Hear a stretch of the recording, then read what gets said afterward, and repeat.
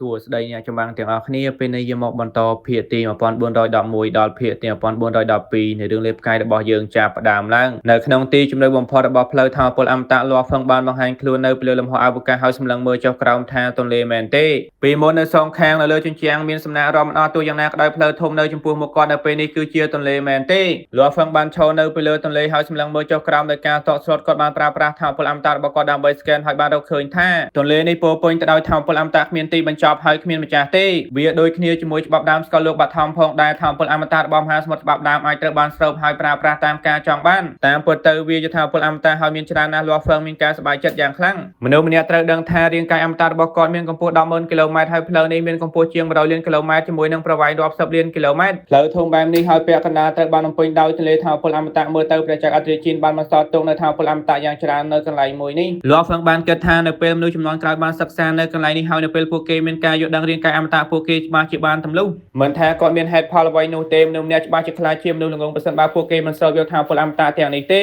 ដោយគំនិតតែមួយថាមពលអមតៈនៅខាងក្រោមចាប់ផ្ដើមកើនឡើងភ្លាមៗហើយត្រូវបានស្រូបយកដោយលាស់ហ្វឹងចាប់តាំងពីជាន់ទី1ដល់ជាន់ទី3លាស់ហ្វឹងគ្រាន់តែបានប្រើប្រាស់ថាមពលអមតៈបន្តិចតែប៉ុណ្ណោះទោះយ៉ាងណាក៏ដោយចំពោះរាងកាយសត្វចម្លែកស្នែងមាសដោយសារតែរាងកាយសត្វចម្លែកស្នែងមាសបានឈានដល់ស្ទើរជីវិតរាងកាយអមតៈ 16,000 ដងដើម្បីបំពេញរាងកាយអមតៈឡើងវិញរាងកាយសត្វចម្លែកស្នែងមាសនៅតែខ្វះខាតថាមពលអមតៈយ៉ាងច្រើននៅពេលមានថាមពលអមតៈកាន់តែច្រើនខ្ញុំអាចធ្វើឲ្យសែនជីវិតរាងកាយអមតៈមានការកើនឡើងតាមការយល់ដឹងរបស់ខ្ញុំកន្លងមកលាស់ហ្វឹងមិនស្ទាក់ស្ទើរទៀតទេរាងកាយផែនដីឆាប់ធ្វើកំណែទម្រង់សែនជីវិតរាងកាយអមតៈភ្លាមទៅភ្នែករបស់លាស់ហ្វឹងបានភ្លឺឡើងភ្លាមរាងកាយផែនដីចាប់ផ្ដើមបែកបាក់ខ្លាចជាថាមពលអមតៈគ្មានទីបញ្ចប់បន្ទាប់មកថាមពលអមតៈគ្មានទីបញ្ចប់ចាប់ផ្ដើមផ្លាស់ប្ដូររចនាសម្ព័ន្ធជីវិតហើយរួមបញ្ចូលគ្នាយ៉ាងឆាប់រហ័សបង្កើតបានជារាងកាយផែនដីថ្មីក្រោយមករាងកាយផែនដីចាប់ផ្ដើមស្រូបយកទឹកទន្លេថាមពលអមតៈនៅជុំវិញយ៉ាងឆ្កួតហើយបំពេញថាមពលអមតៈយ៉ាងលឿនក្នុងពេលជាមួយគ្នារាងកាយសត្វចម្លែកស្នែងមាសក៏បានធ្វើកំណែទម្រង់សែនជីវិតរាងកាយអមតៈឡើងវិញផងដែរមួយសន្ទុះក្រោយមកអ្វីៗបានឈប់ទាំងស្រុងនៅពេលនេះសែនជីវិតរាងកាយអមតៈរបស់ខ្ញុំបានឈានដល់ប្រហែលជា 28,000 ដងហើយប៉ុន្តែវានៅឆ្ងាយអំពីគោលដៅរបស់ខ្ញុំលាស់ហ្វឹងបានគិតគាត់ត្រឡប់ទៅវិញនៅពេលគាត់កំពុងធ្វើដំណើរទៅកាន់ចលងភ្នំស្ដេចព្រះរាងកាយមហាសមុទ្រគ្មានទីបញ្ចប់នៅក្នុងស្កលលោកបឋមគាត់បានទទួលឈាមស្បែកជាមួយសពព្រះពុទ្ធយ៉ាងច្រើនជាលើកដំបូងធ្វើឲ្យគាត់អាចបំបែកហើយឈានដល់សែនជីវិតរាងកាយអមតៈ 16,000 ដងទោះយ៉ាងណាក៏ដោយនៅពេលលាស់ហ្វឹងកំពុងរងចាំក្រុមធានផ្សេងទៀតមកដល់ជាន់ទី3របស់គីអ៊ូឈីនៅក្នុងកន្លែងហ្វឹកហាត់នៅក្រោមការបង្កើនល្បឿនមានលំហូរពេលវេលាដើរលឿនជាងធម្មតា 10,000 ដងលាស់ហ្វឹងបានធ្វើការបំបែកជាបន្តបន្ទាប់ហើយទីបំផុតឈានដល់សែនជីវិតរាងកាយអមតៈ 28,000 ដងនៅពេលនេះលាស់ហ្វឹងបានឆ្លៀតឱកាសដើម្បីស្រូបយកថាមពលអមតៈគ្មានទីបញ្ចប់ហើយឈានដល់ចំណុចកម្ពស់របស់គាត់តាមពិតទៅសូម្បីតែជាមួយនឹងទេពកោសល្យពីធម្មជាតិការបង្កើតឲ្យមានឈាមសក់ជាមួយស្បែកព្រះពុទ្ធច្រើនក៏ដោយលាស់ហ្វឹងមានការខកចិត្តបន្តិចនៅពេលគាត់បានឈានដល់សែនជីវិតរាងកាយអមតៈ 30,000 ដងយ៉ាងណាមិញសែនជីវិតរាងកាយអមតៈ 30,000 ដងគ្រាន់តែជាដំណាក់កាលដំបូងតែប៉ុណ្ណោះការឆ្លាតរចនាសម្ព័ន្ធទម្រង់ជីវិតទាំងនេះលាស់ហ្វឹងបានឈរនៅពីលើទន្លេថាមពលអមតៈហើយសម្លឹងមើលការឆ្លាតទម្រង់ជីវិតកាន់តែស្មុគស្មាញនៅសងខាងពួកគេរួមមានទម្រង់ជីវិតរុក្ខជាតិទម្រង់ជីវិតសាច់និងឈាមទម្រង់ជីវិតថ្មទម្រង់ជីវិតថាមពលទម្រង់ជីវិតលោហៈជាដើមការឆ្លាតទម្រង់ជីវិតទាំងនេះសុទ្ធតែមានសែនជីវិតរាងកាយអមតៈចាប់ពី 10,000 ដងទៅ 30,000 ដងហើយមានពួកគេច្រើនណាស់លាស់ហ្វឹងបានផ្ដោតសំខាន់ទៅលើទម្រង់ជីវិតសាច់និងឈាមហើយផ្នែកផ្សេងទៀតត្រូវបានទុកចោលជាបណ្ដោះអាសន្នជាការប៉ុណ្ណានៅពេលគាត់សិក្សាអំពីទម្រង់ជីវិតសាច់និងឈាមលាស់ហ្វឹងទទួលបានថាប្រយោជន៍បន្ថែមមួយចំនួនអំពីទម្រង់ជីវិតផ្សេងទៀតពេលវេលាបានកន្លងផុតទៅពីមួយថ្ងៃទៅមួយថ្ងៃនៅពេលលាស់ហ្វឹងកំពុងតែសិក្សាការឆ្លាតទម្រង់ជីវិតទាំងនេះនៅក្នុងស្កលលោកបឋមរាងកាយមហាសមុទ្រគ្មានទីបញ្ចប់ក៏កំពុងតែសិក្សាផងដែរហើយនៅក្នុងកន្លែងហ្វឹកហាត់នៅក្នុងទូកភ្នៅរាងកាយសត្វចម្លែកស្នែងមាសកំពុងធ្វើការពិសោធន៍ម្ដងហើយម្ដងទៀតនៅថ្ងៃទី 15លាស់ហ្វឹងបានទម្លាយសារជាថ្មីម្ដងទៀតធ្វើរចនាសម្ព័ន្ធសែនជីវិតរាងកាយអមតៈរបស់គាត់មានការកើនឡើងដល់ប្រហែលជា 32,000 ដងភ្លាមទន្លេថាមពលអមតៈនៅជុំវិញលាស់ហ្វឹងបានហក់ឡើងហើយព័ទ្ធជុំវិញរាងកាយរបស់គាត់ចូលទៅក្នុងខ្លួនរបស់គាត់ជានិច្ចដំណាក់កាលទី1ចំពោះផ្លូវថាមពលអមតៈគឺរាងកាយអមតៈរបស់គាត់មានការកើនឡើង10 ដងភ្លាមរាងកាយរបស់លាស់ហ្វឹងបានឡើងដល់កម្ពស់ 1 លានគីឡូម៉ែត្រយ៉ាងលឿនសូម្បីតែរាងកាយសត្វចម្លែកស្នែងមាសក៏បានឈានដល់កម្ពស់ 1 លានគីឡូម៉ែត្រផងដែរលាស់ហ្វឹងបានសោយឡើងខ្លាំងហើយឈរនៅចុងផ្លូវទន្លេថាមពលអមតៈនៅចុងផ្លូវទន្លេថាមពលអមតៈក៏មានទ្វារមួយទៀតហើយមានការឆ្លាតទម្រង់ជីវិតមិនទាន់ពេញលេញផងដែរនៅតែជាទម្រង់ជីវិតសាច់និងឈាមមែនទេលាស់ហ្វឹងបានគិតថាកំប្រាប់ខ្ញុំថាការសាកល្បងរបស់ព្រះចៅអធិរាជនៅលើទ្វារឈើគឺផ្អែកលើក្រុមទាហានមែនទេប្រសិនបើទាហានទម្រង់ជីវិតរុក្ខជាតិចូលមកការធ្វើតេស្តនៅលើទ្វារឈើជាការឆ្លាតទម្រង់ជីវិតរុក្ខជាតិមែនទេលាស់ហ្វឹងមិនស្ទាក់ស្ទើរទេហើយបានបំពេញការឆ្លាតទម្រង់ជីវិតនេះយ៉ាងលឿនការឆ្លាតនេះជារចនាសម្ព័ន្ធសែនជីវិតរាងកាយអមតៈ 30,000 ដងលាស់ហ្វឹងបានគិតបន្តិចហើយបញ្ចប់វាយ៉ាងឆាប់រហ័សភ្លាមទ្វារឈើចាប់ផ្ដើមបាញ់ចេញនៅពន្លឺពណ៌បៃតងព័ទ្ធជុំវិញលាស់ហ្វឹងហើយបញ្ជូនគាត់ទៅកាន់ផ្លូវព្រះពុទ្ធកាន់តែជ្រៅជាងមុនភ្លាមលាស់ហ្វឹងបានបង្ហាញខ្លួននៅពីលើលំហអវកាសហើយនៅចំពោះមុខគាត់នៅតែជាទន្លេថាមពលអមតៈហើយនៅសងខាងផ្លូវនៅតែជាជញ្ជាំងទោះយ៉ាងណាក៏ដោយផ្លូវកាន់តែធំហើយកាន់តែជ្រៅជាងមុនការឆ្លាតទម្រង់ជីវិតនៅលើជញ្ជាំងកាន់តែស្មុគស្មាញជាងមុនផងដែរផ្លូវទី1មានការឆ្លាតសែនជីវិតរាងកាយអមតៈល្អឥតខ្ចោះហើយផ្លូវទី2មានការឆ្លាតសែនជីវិតរាងកាយអមតៈចាប់ពី 10,000 ដងទៅ 30,000 ដងមើលទៅផ្លូវទី3គួរតែមានការឆ្លាតសែនជីវិតរាងកាយអមតៈចាប់ពី 30,000 ដងទៅ 60,000 ដងនៅពេលកន្លែងមើលទៅលាស់ហ្វឹងមានអារម្មណ៍ថាការឆ្លាតកាន់តែស៊ីជម្រៅជាងមុន ចំពោះផ្លូវទាំងពីរមុនខ្ញុំបានឆ្លងកាត់វាយ៉ាងងាយស្រួលចំពោះផ្លូវទី3នេះខ្ញុំខ្លាចថាវាមិនងាយស្រួលនោះទេលោកហ្វឹងបានហោះទៅមុខហើយសម្លឹងមើលការឆ្លាក់ទម្រង់ជីវិតសាច់និងឈាមទី1នៅខាងស្ដាំតាមការទូទាយរបស់លោកហ្វឹងនេះគួរតែជាការឆ្លាក់ទម្រង់ជីវិតមានសែនជីវិតរាងកាយអមតៈប្រហែលជា 35,000 ដងទោះយ៉ាងណាក៏ដោយការឆ្លាក់ទម្រង់ជីវិតនេះបានជាប់គាំងក្នុងមួយរំពេចភ្នែកលោកហ្វឹងបានដឹងថាការឆ្លាក់ភាគច្រើនគាត់មិនយល់ទេប្រសិនបើគាត់មិនអាចយល់បានទេវាពិតជាចាស់ជាក្នុងការមើលហើយគាត់ច្បាស់ជាមិនអាចចងចាំបានទេនៅពេលគាត់យល់ច្បាស់ទើបគាត់អាចចងចាំបានលោកហ្វឹងបានទុកចោលជាបណ្ដោះអាសន្នចំពោះទម្រង់ជីវិតផ្សេងទៀតហើយផ្ដោតទាំងស្រុងទៅលើការសិក្សាទម្រង់ជីវិតសាច់និងឈាមចំពោះការឆ្លាក់ទី1លោកហ្វឹងបានឈរនៅពីលើទន្លេថាពលអមតៈហើយសម្លឹងមើលការឆ្លាក់ទី1អស់ពេល3ខែនៅពេលគាត់កំពុងតែសម្លឹងមើលរាងកាយមហាសមុទ្រគ្មានទីបញ្ចប់នៅក្នុងសាកលលោកបាថមកំពុងប្រើប្រាស់ទេពកោសល្យពីធម្មជាតិការបង្កើតដើម្បីសិក្សាឈាមស្បែកជាមួយសក់ព្រះពុទ្ធហើយរាងកាយសត្វចម្លែកឆ្នៃមាសកំពុងធ្វើការពិសោធន៍ជាបន្តបន្ទាប់នៅក្នុងកន្លែងហ្វឹកហាត់មានលំហូរពេលវេលាដើរលឿនជាងធម្មតា 10,000 ដងទោះបីជាមើលទៅត្រឹមតែ3ខែក៏ដោយតាមពិតទៅក៏បានចំណាយពេលពី 2,000 ឆ្នាំដើម្បីស្វែងយល់ចំពោះការឆ្លាក់ទី2លោកហ្វឹងបានឈរហើយសម្លឹងមើលអស់ពេលជាង1ខែចំពោះការឆ្លាក់ទី3លោកហ្វឹងបានឈរហើយសម្លឹងមើលអស់ពេលជាងកន្លះឆ្នាំលោកហ្វឹងបានឈរសម្លឹងមើលការឆ្លាក់ទម្រង់ជីវិតសាច់និងឈាមហើយសម្លឹងមើលពីទាបទៅខ្ពស់បន្ទាប់មកប្រៀបធៀបវាជាមួយទេពកោសល្យពីធម្មជាតិការបង្កើតរបស់រាងកាយមហាសមុទ្រគ្មានទីបញ្ចប់គាត់បានសិក្សាអំពីរចនាសម្ព័ន្ធជីវិតព្រះពុទ្ធយ៉ាងយកចិត្តទុកដាក់នៅក្រោមការបង្កើតល្បឿន 10,000 ដងក៏បានសិក្សាអំពីការឆ្លាក់ទម្រង់ជីវិតនីមួយៗវាពិតជាកម្លាំងណាស់ស្ទើរតែដូចជាការបង្កើតសិល្បៈសម្ងាត់មួយហើយការស្វែងយល់របស់លោកហ្វឹងអំពីរចនាសម្ព័ន្ធសែនជីវិតរាងកាយអមតៈចាប់ផ្ដើមមានការកើនឡើងក្នុងពេលមួយឆ្នាំកន្លះរចនាសម្ព័ន្ធសែនជីវិតរាងកាយអមតៈរបស់លោកហ្វឹងបានកើនឡើងដល់ 40,000 ដងបន្ទាប់ពីចំណាយពេលប្រហែល80ឆ្នាំសែនជីវិតរាងកាយអមតៈរបស់លោកហ្វឹងបានឡើងដល់ 50,000 ដងហើយទោះយ៉ាងណាក៏ដោយក្នុងពេល 1,000 ឆ្នាំបន្ទាប់លោកហ្វឹងនៅតែជាប់គាំងហើយមិនអាចទំនេរបានទៀតទេលោកហ្វឹងមិនអាចទ្រាំទ្របានទេផ្លូវទៅកាន់ព្រះពុទ្ធនេះពិតជាកំណត់មានតម្លៃបំផុតសូម្បីតែមកដល់ទន្លេឧភាគខាងកើតក៏គ្មានការឆ្លាតទម្រង់ជីវិតលម្អិតបែបនេះផងដែរគាត់ត្រូវតែសិក្សាកន្លែងនេះដោយសារតែនៅពេលគាត់ចាកចេញគាត់ច្បាស់ជាភ្លេចអ្វីៗទាំងអស់ដែលគាត់មិនអាចយល់បានគាត់មិនអាចចងចាំពួកគេបានទេខ្ញុំមានពេលមួយសម័យកាលបេសកកម្មមានចំណងជើងវែងបំផុតគឺមានពេលត្រឹមតែមួយសម័យកាលតែប៉ុណ្ណោះសម័យកាលបន្ទាប់ជាបេសកកម្មបន្ទាប់ខ្ញុំត្រូវតែប្រឹងប្រែងទាំងស្រុងដើម្បីអាចទទួលបានច្រើនតាមដែលធ្វើទៅបានក្នុងពេលមួយសម័យកាលការឆ្លាតទម្រង់ជីវិតមានតម្លៃបែបនេះពួកវាត្រូវបានដាក់នៅចំពោះមុខខ្ញុំធ្វើឲ្យខ្ញុំអាចសិក្សាពួកគេហើយខ្ញុំមានទេពកោសល្យពីធម្មជាតិការបង្កើតអត្ថប្រយោជន៍ដ៏អស្ចារ្យទាំងពីរនេះកំពុងជួយខ្ញុំប្រសិនបើខ្ញុំខកខានឱកាសមួយនេះខ្ញុំច្បាស់ជាសោកស្ដាយដល់ស្លាប់នៅពេលអនាគតខ្ញុំត្រូវចំណាយពេលយ៉ាងហោចណាស់1លានដងហើយខ្ញុំប្រហែលជាមិនអាចមានការយល់ដឹងច្រើនបែបនេះទេលោកហ្វឹងមិនហ៊ានសម្រាប់តតែសោះនៅខាងក្រៅអគារអូឈីភ្លាមទីហ៊ានម្នាក់ត្រូវបានបញ្ជូនចេញពីក្នុងបន្ទប់ហើយនៅជាន់ទី3នៅក្នុងវាំងពណ៌ប្រាក់នៅក្បែរអគារអូឈីមេតបធំទាំង4កំពុងតែសម្លឹងមើលទីហ៊ានត្រូវបានគេបញ្ជូនចេញមកខាងក្រៅនៅក្នុងអគារអូឈីក្រុមទីហ៊ានផ្សេងទៀតត្រូវបានគេបញ្ជូនចេញហើយពេលវេលារបស់ពួកគេនៅក្នុងជាន់ទី4បានដល់ទីបញ្ចប់ហើយទីហ៊ានយិនហេសមិទ្ធផលរបស់គាត់គឺខ្ពស់ជាងគេដូច្នេះគាត់អាចស្នាក់នៅបានយូរជាងគេខ្ញុំឆ្ងល់ថាតើគាត់អាចទទួលបានថាពលអមតៈច្រើនប៉ុណ្ណាទៅមេតបខ្ពស់ហើយរឿងមកបានទៀនឡើងហើយមេតបទាំង3នាក់ផ្សេងទៀតបានសម្លឹងមើលទៅកាន់អគារអូឈីផងដែរពួកគេមិនអាចមើលឃើញខាងក្នុងបានទេទោះយ៉ាងណាក៏ដោយពួកគេបានដឹងច្បាស់ណាស់ថាចាប់តាំងពីទីហ៊ានយិនហេបានដើរចូលទៅកាន់តែជ្រៅនោះមានន័យថាគាត់អាចចូលទៅកាន់ជាន់ទី5ហើយបន្តទៅមុខទៀតបេសកកម្មមានចំណងជើងវែងបំផុតគឺមួយសម័យកាលហើយជាន់ទី4ក៏អាចស្នាក់នៅបានពាក់កណ្ដាលសម័យកាលលោកហ្វឹងខ្លួនឯងមិនដឹងទាល់តែសោះថាគាត់អាចស្នាក់នៅបានពាក់កណ្ដាលសម័យកាលនៅលើផ្លូវព្រះពុទ្ធតាមពិតទៅវាគ្មានប្រយោជន៍ទេទោះបីជាគាត់ដឹងក្តីគាត់នៅតែបន្តប្រឹងប្រែងសិក្សាយ៉ាងខ្លាំងហើយសិក្សាវាយ៉ាងឆ្កួតនៅឆ្នាំទី4200នៅលើផ្លូវព្រះពុទ្ធនៅចុងបញ្ចប់នៃផ្លូវព្រះពុទ្ធគឺមានការឆ្លាតទម្រង់ជីវិតដ៏ធំសម្បើមមួយលោកហ្វឹងបានឈរនៅកន្លែងនោះហើយមិនធ្វើការផ្លាស់ទីទាល់តែសោះក្នុងពេល2000ឆ្នាំមកហើយភ្លាមគាត់ចាប់ផ្ដើមសោយឡើងខ្លាំងដោយសារតែគាត់មានអារម្មណ៍នៃការត្រាស់ដឹងក្នុងមួយរំពេចភ្នែករាងកាយអមតៈរបស់លោកហ្វឹងចាប់ផ្ដើមបែកខ្ញែកបន្តមកថាពលអមតៈរបស់គាត់បានផ្លាស់ប្ដូរយ៉ាងខ្លាំងក្រោយមកថាពលអមតៈគ្មានទីបញ្ចប់ចាប់ផ្ដើមរួមបញ្ចូលគ្នាម្ដងទៀតក្នុងពេលដំណើរគ្នាទន្លេថាពលអមតៈនៅជុំវិញគាត់បានហក់ឡើងរួមបញ្ចូលគ្នាទៅក្នុងរាងកាយរបស់លោកហ្វឹងផងដែរភ្លាមរាងកាយអមតៈរបស់លោកហ្វឹងចាប់ផ្ដើមមានការកើនឡើងជាបន្តឈានដល់កម្ពស់100លានគីឡូម៉ែត្រទីបំផុតក៏បានឈានដល់សែនជីវិតរាងកាយអមតៈ 60,000 ដងហើយជាមួយរាងកាយអមតៈជាង100លានគីឡូម៉ែត្រតាមធម្មតារាងកាយអមតៈកាន់តែធំកាន់តែលំបាកក្នុងការផ្លាស់ទីទោះយ៉ាងណាក៏ដោយសែនជីវិតរាងកាយអមតៈរបស់លោកហ្វឹងគឺជាង 60,000 ដងដោយមានរាងកាយអមតៈធំបែបនេះល្បឿនជាមួយការផ្លាស់ទីរបស់គាត់កាន់តែខ្លាំងហើយរាងកាយផែនដីជាមួយរាងកាយសត្វចម្លែកឆ្នៃមាសគឺដូចគ្នាតបន្តទៅផ្នែកបន្ទាប់លោកហ្វឹងបានដើរទៅកាន់ទ្វារឈើហើយចំណាយពេលខ្លះដើម្បីបំពេញការឆ្លាតទម្រង់ជីវិតនៅមាត់ទ្វារក្នុងមួយរំពេចភ្នែកពន្លឺពណ៌បៃតងបានភ្លឺឡើងហើយលោកហ្វឹងត្រូវបានគេបញ្ជូនទៅម្ខាងទៀតនៅចំពោះមុខគាត់ជាផ្លូវមួយនៅសងខាងផ្លូវគឺជាជញ្ជាំងគ្មានថាពលអមតៈជាមួយទន្លេនៅខាងក្នុងនោះទេជញ្ជាំងក៏គ្មានការឆ្លាតទម្រង់ជីវិតផងដែរវាជាកន្លែងទន្លេទាំងស្រុងលោកហ្វឹងមានការភ្ញាក់ផ្អើលយ៉ាងខ្លាំងលោកហ្វឹងបានកន្លែងមើលជញ្ជាំងទាំងសងខាងនៅចំពោះមុខគាត់ដោយការយកចិត្តទុកដាក់ប៉ុន្តែគ្មានការឆ្លាតទម្រង់ជីវិតណាមួយទេកុំប្រាប់ខ្ញុំថាការឆ្លាតទម្រង់ជីវិតទាំងនេះគឺគ្មានគំរូទេមែនទេលោកហ្វឹងមានការចង់ដឹងចង់ឃើញយ៉ាងខ្លាំ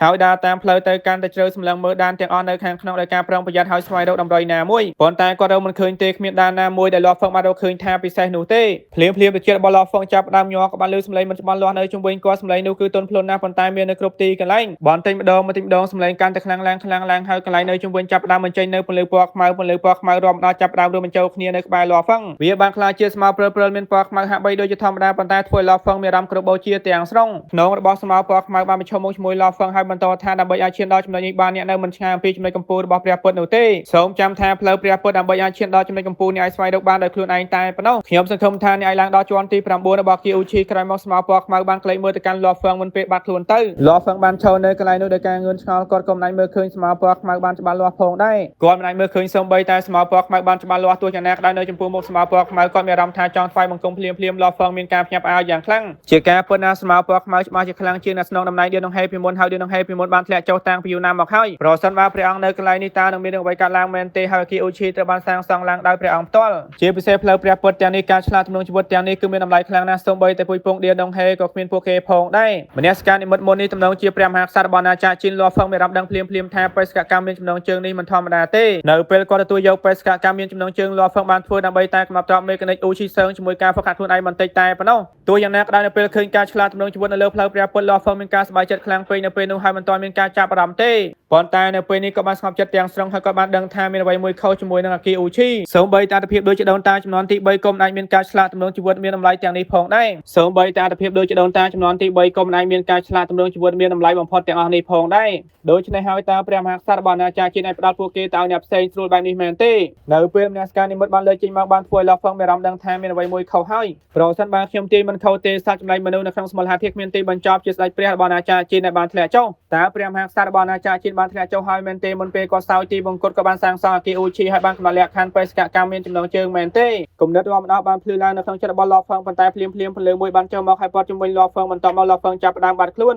នៅជាន់ទី5របស់គីអ៊ូឈីជាអាណាចក្រព្រឹត្តិការណ៍គ្មានទីបញ្ចប់ប្រែមកឡោះហ្វឹងបានបង្ហាញខ្លួននៅខាងក្នុងឡោះហ្វឹងបានក្លែងមើលអាណាចក្រព្រឹត្តិការណ៍គ្មានទីបញ្ចប់នៅជុំវិញគាត់ថានេះគួរតែជាជាន់ទី5ឡោះហ្វឹងបានសោយថារង្វាន់នៅជាន់ទី4គឺអស្ចារ្យខ្លាំងពេកហើយបន្តពីចំណាយពេលជាង4000ឆ្នាំរាងកាយអមតៈរបស់ខ្ញុំមានការកើនឡើង2ដងហើយសែនជីវិតរាងកាយអមតៈរបស់ខ្ញុំគឺ60000ដងវានៅឆ្ងាយអំពីសែនជីវិតរាងកាយអមតៈ90000ដងបន្តិចតែប៉ុណ្ណោះបន្តពីឆ្លងកាត់ជាន់ទី4បានធ្វើឲ្យឡោះហ្វឹងដឹងថាបេសកកម្មមានចំណងជើងគឺមិនធម្មតាទេវាគឺមានអាថ៌កំបាំងដ៏ធំបំផុតមួយនៅខាងក្នុងសត្វដ៏ធំសម្បើមដែលគេសង្ស័យថាជាស្ដេចព្រះរបស់អាណាចក្រជីនតើវាស្លាប់ហើយរសាត់ចូលទៅក្នុងសមុទ្រហាធាតុគ្មានទីបញ្ចប់តាមវិធីណាទៅហេតុអ្វីបានជាឆន្ទៈរបស់ស្កលោកបាថមដឹកនាំសត្វដ៏ធំសម្បើមនេះមកការតែពិសេសព្រះម្ចាស់ផ្កាយរន្ទះបានប្រើប្រាស់ធម្មពលផ្ទុយគ្នាទាំងស្រុងជាមួយធម្មពលអមតៈមុនពេលគាត់ស្លាប់តើធម្មពលទាំងនោះបានមកពីណាទៅឡោះហ្វឹងមានសំណួរយ៉ាងច្រើននៅក្នុងចិត្តនៅក្នុងវាំងពណ៌ប្រាក់នៅខាងក្រៅអាគីអ៊ូឈីមេតបធំទាំង4បានការពារឆ្លងភ្នំស្ដេចព្រះតាំងពីយូរណាស់មកហើយសុទ្ធតែរងចាំនៅលើបល្ល័ង្ករបស់ពួកគេនៅពេលឡោះហ្វឹងនៅក្នុងផ្លូវព្រះពុទ្ធពួកគេមិនអាចមើលឃើញអ្វីទាំងអស់ពួកគេបានត្រឹមតែរងចាំតែប៉ុណ្ណោះភ្លាមអេក្រង់ពន្លឺកំពុងតែហត់នៅចំពោះមុខពួកគេស្រាប់តែបង្ហាញទស្សនវិជ្ជាមួយនៅជាន់ទី5របស់គីអ៊ូឈីមេតបអាប់ខ្មៅនៅលើបល្ល័ង្កខាងឆ្វេងបានស្ដេចឡើងដោយការរំភើបថាគាត់បានចូលទៅកាន់ជាន់ទី5ហើយវាមិនទាន់បានពាក់កណ្ដាលស្បែកកាន់នៅឡើយទេហើយគាត់បានចូលទៅកាន់ជាន់ទី5ហើយមែនទេមិនថាយ៉ាងណាក៏ដោយគាត់បានចាប់ផ្ដើមទំនេរពីជាន់ទី5ទៅដល់ជាន់ទី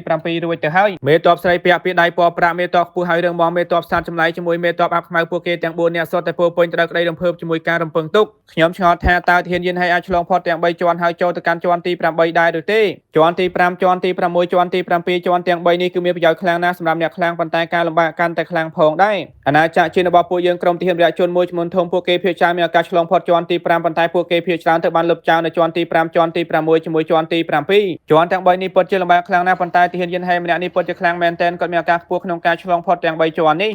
ះមេតបធំទាំង4សុទ្ធតែពោពេញទៅដោយការរំពឹងទុកដោយសារតែអាគីអ៊ូឈីបានរក្សាទុកនៅអាថ៌កំបាំងដ៏ធំបំផុតមួយដូចជានៅជាន់ទី8និងជាន់ទី9មេតបធំទាំង4មិនអាចមើលឃើញនៅខាងក្នុងបានទេតើមានពួកគេណាម្នាក់ដឹងថាមានក្រុមទាហានច្រើនប៉ុណ្ណាបានឡើងទៅដល់ជាន់ទី8ប៉ុន្តែពួកគេនៅតែបរាជ័យជាន់ទី8ក៏ជាឧបសគ្គចុងក្រោយផងដែរនៅពេលមនុស្សម្នាក់អាចឆ្លងផុតជាន់ទី8ដោយជោគជ័យគាត់អាចចូលទៅកាន់ជាន់ទី9បាននៅពេលឡើងដល់ជាន់ទី9ហើយជោគជ័យគាត់ច្បាស់ជាទទួលបានតំណែងនៅជាន់ទី5របស់គីអ៊ូឈីនៅក្នុងអាណាចក្រព្រិលគ្មានទីបញ្ចប់ឡោះហ្វឹងបានស្ទង់មើលជុំវិញខ្លួនរបស់គាត់មានតែខ្ញុំមែនទេលបហ្វឹងបានគិតថាតើទាហានផ្សេងទៀតនៅឯណាទៅមានទាហាន15នាក់នៅជាន់ទី4នៅពេលនោះភ្លាមព្រើជាមួយខ្យល់នៅជុំវិញស្រាប់តែបើកបក់មកហើយព័ទ្ធជុំវិញលបហ្វឹងបន្តមកសម្លេងបរានមួយត្រូវបានបន្លឺឡើងនៅក្នុងចិត្តរបស់គាត់ថាទាហានយិនហេចំពោះក្រុមទាហានផ្សេងទៀតត្រូវបានកម្ចាត់ចោលអស់ហើយចាប់ពីជាន់ទី5ទៅមានតែអ្នកតែប៉ុណ្ណោះអាចឆ្លងផុតបាននៅជាន់ទី5មានគូប្រជែងខ្លាំងដរាបណាអ្នកយកឈ្នះលើគាត់បានអ្នកច្បាស់ជាអាចចូលទៅកាន់ជាន់ទី6បើមិនបានអ្នកបរាជ័យអ្នកត្រូវចាកចេញពីក្នុងអាគីអ៊ូឈីលបហ្វឹងបានងក់ក្បាលថាមានតែ3ជាន់ដំបូងតែប៉ុណ្ណោះមានគ្រោះថ្នាក់ដល់ស្លាប់ចាប់ពីជាន់នេះតទៅគ្មានគ្រោះថ្នាក់អ្វីទាំងអស់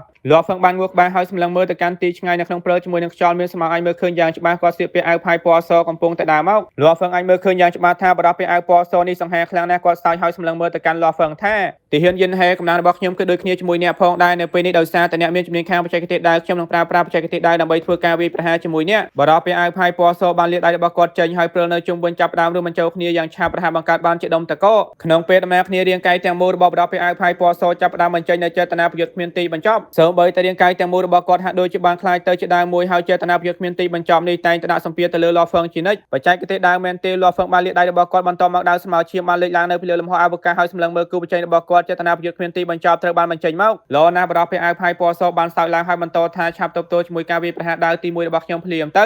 ភ្លាមស្មារតីរបស់បរិបពាក់អាវផាយពណ៌សប្រៀបដូចជាបិសាចហើយស្មារតីគឺមានភាពស្ងប់ស្ងាត់ខ្លាំងណាស់ក្នុងមួយរំពេចស្មារតីមួយទៀតបានលេចចេញមកនៅចំពោះមុខលាប់ហ្វឹងភ្លាមមានស្មារតីរាប់ពាន់លានហាក់ដូចជាគាត់បានចូលទៅក្នុងអាណាចក្រស្មារតីការពារជាមួយការវាយប្រហារដើររាប់អស់ទាំងនេះមែនទេតើលាប់ហ្វឹងអាចការពារបានតាមវិធីណាទៅតើការបំភាន់ទាំងនេះអាចបំភាន់ខ្ញុំបានមែនទេភ្លាមឆន្ទៈរបស់លាប់ហ្វឹងចាប់ផ្ដើមទុះឡើងហើយបំផ្លាញអ្វីៗទាំងអស់នៅចំពោះមុខគាត់ប៉ុន្តែស្មារតីមួយបានមកដល់នៅចំពោះមុខលាប់ហ្វឹងរួចទៅហើយសម្លេងពងត្រូវបានលើកដើរតកជាមួយដើរស្មៅឈាមបានប៉ាគ្នាហើយបរិបពាក់អាវផាយពណ៌សត្រូវបានបញ្ជូនឲ្យហោះទៅកាន់ទីឆ្ងាយភ្លាមការវាយប្រហារដើរទី2បរិបពាក់អាវផាយពណ៌សបានហោះទៅលើផ្ទៃមេឃក្នុងល្បឿនកាន់តែលឿនអូរ៉ារបស់គាត់ចាប់ផ្ដើមលោតឡើងទៅលើផ្ទៃមេឃវាដូចជាអណ្ដាតភ្លើងកំពុងតែឆាបឆេះយ៉ាងឆ្កួតហើយថាមពលដើរប្រឆាំងជាមួយឋានសួគ៌ត្រូវបានបញ្ចេញជាមួយនឹងការវាយប្រហារតែមួយស្កលលោកទាំងមូលហាក់ដូចជាត្រូវបានកាត់ចេញជាពីរភ្លាមដើរស្មៅឈាមរបស់លាប់ហ្វឹងចាប់ផ្ដើមញ័រហើយពលឺដើរស្ដើងមួយបានលើកចេញមកបន្តមកវាកាន់តែក្រាស់ទៅនៅពេលដើរទាំងពីរប៉ះគ្នាពលឺដើររបស់លាប់ហ្វឹងបានคล้ายទៅជាស្កលលោកខ្នាតតូចមួយហើយក្រោមបណ្ដប់ទៅលើពលឺដើរបដោះពាក់អាវផាយពណ៌សឆាបបំបាយស្កលលោកខ្នាតតូចភ្លាមទៅពលឺដើរទាំងពីរនៅតែបន្តប៉ះគ្នាដើរទី3បដោះពាក់អាវផាយពណ៌សបានក្រហមឡើងរាងកាយទាំងមូលរបស់គាត់ចាប់ផ្ដើមវល់ហើយវាយប្រហារចេញទៅដើរទី9ដើរទី36ដើរទី99ដើរទី360ការវាយប្រហារដើរនៅតែបន្តកើនឡើងហើយបរិបពាក់អាវផាយពណ៌សគឺដូចជាបិសាចឈួរនៅពេលដើរមួយត្រូវបានទប់ស្កាត់គាត់ចាប់ផ្ដើមបញ្ចេញបច្ចេកទេសដើរមួយទៀតភ្លាមរាល់បច្ចេកទេសដើរគឺខុសគ្នាទាំងស្រុងទោះយ៉ាងណាក្តៅលាប់ហ្វឹងបានបញ្ចេញទៅក្រៅទាំងអស់នៅពេលចាប់ផ្ដើមដោយមានការសប្បាយចិត្តយ៉ាងខ្លាំងនៅពេលគាត់ដូចជាបិសាចឈួរកំពុងតែវាយប្រហារគ្នាម្ដងហើយម្ដងទៀតវាពិតជាបែបនេះមែនលាប់ហ្វឹងយល់ថាជាន់ទី5នេះគ្រាន់តែជារង្វាន់តែប៉ុណ្ណោះគ្មានឆ្ងល់ទេចាប់ពីជាន់ទី4ទៅសុទ្ធតែជារង្វាន់បច្ចេកទេសដើរបរិបពាក់អាវផាយពណ៌សនៅចំពោះមុខលាប់ហ្វឹងសុទ្ធតែជាការណែនាំចំពោះលាប់ហ្វឹងនៅពេលពួកគេវាយប្រហារគ្នាហើយបច្ចេកទេសបរិបពាក់អាវផាយពណ៌សសុទ្ធតែបែងចែកតាមច្បាប់ដើមមូលដ្ឋានបំផុតទាំង10មាសទឹកឈើភ្លើងផែនដីខ្យល់ផ្គរលាន់ពន្លឺលំហនិងពេលវេលាទោះបីជាច្បាប់នៃភាពវឹកវរបាថោមានភាពអាចកំបាំងហើយមិនអាចយល់បានទាំងស្រុងក៏ដោយប៉ុន្តែផ្លូវព្រះពុទ្ធគឺដើម្បីយល់ដឹងអំពីច្បាប់នៃភាពវឹកវរបាថោទោះយ៉ាងណាក្តីអ្វីគ្រប់យ៉ាងគឺផ្អែកលើច្បាប់ដើមជាមូលដ្ឋានបំផុតទាំង10មិនថាច្បាប់ដើមឬបញ្ចូលគ្នាឬការវិវត្តរបស់ស្កលលោកនោះទេច្បាប់សាមញ្ញបំផុតទាំង10គឺជាមូលដ្ឋានគ្រឹះទោះយ៉ាងណាក្តីចំពោះការយល់ឃើញរបស់លាប់ហ្វឹងបច្ចេកទេសដើរបដោះពាក់អាវផាយពណ៌សនេះគ្រាន់តែច្បាប់ដើមមាសគឺមាន16ដើមហើយដើមនីមួយៗគឺខុសគ្នាទាំងស្រុងកាន់តែពិសេសកម្លាំងដើមនីមួ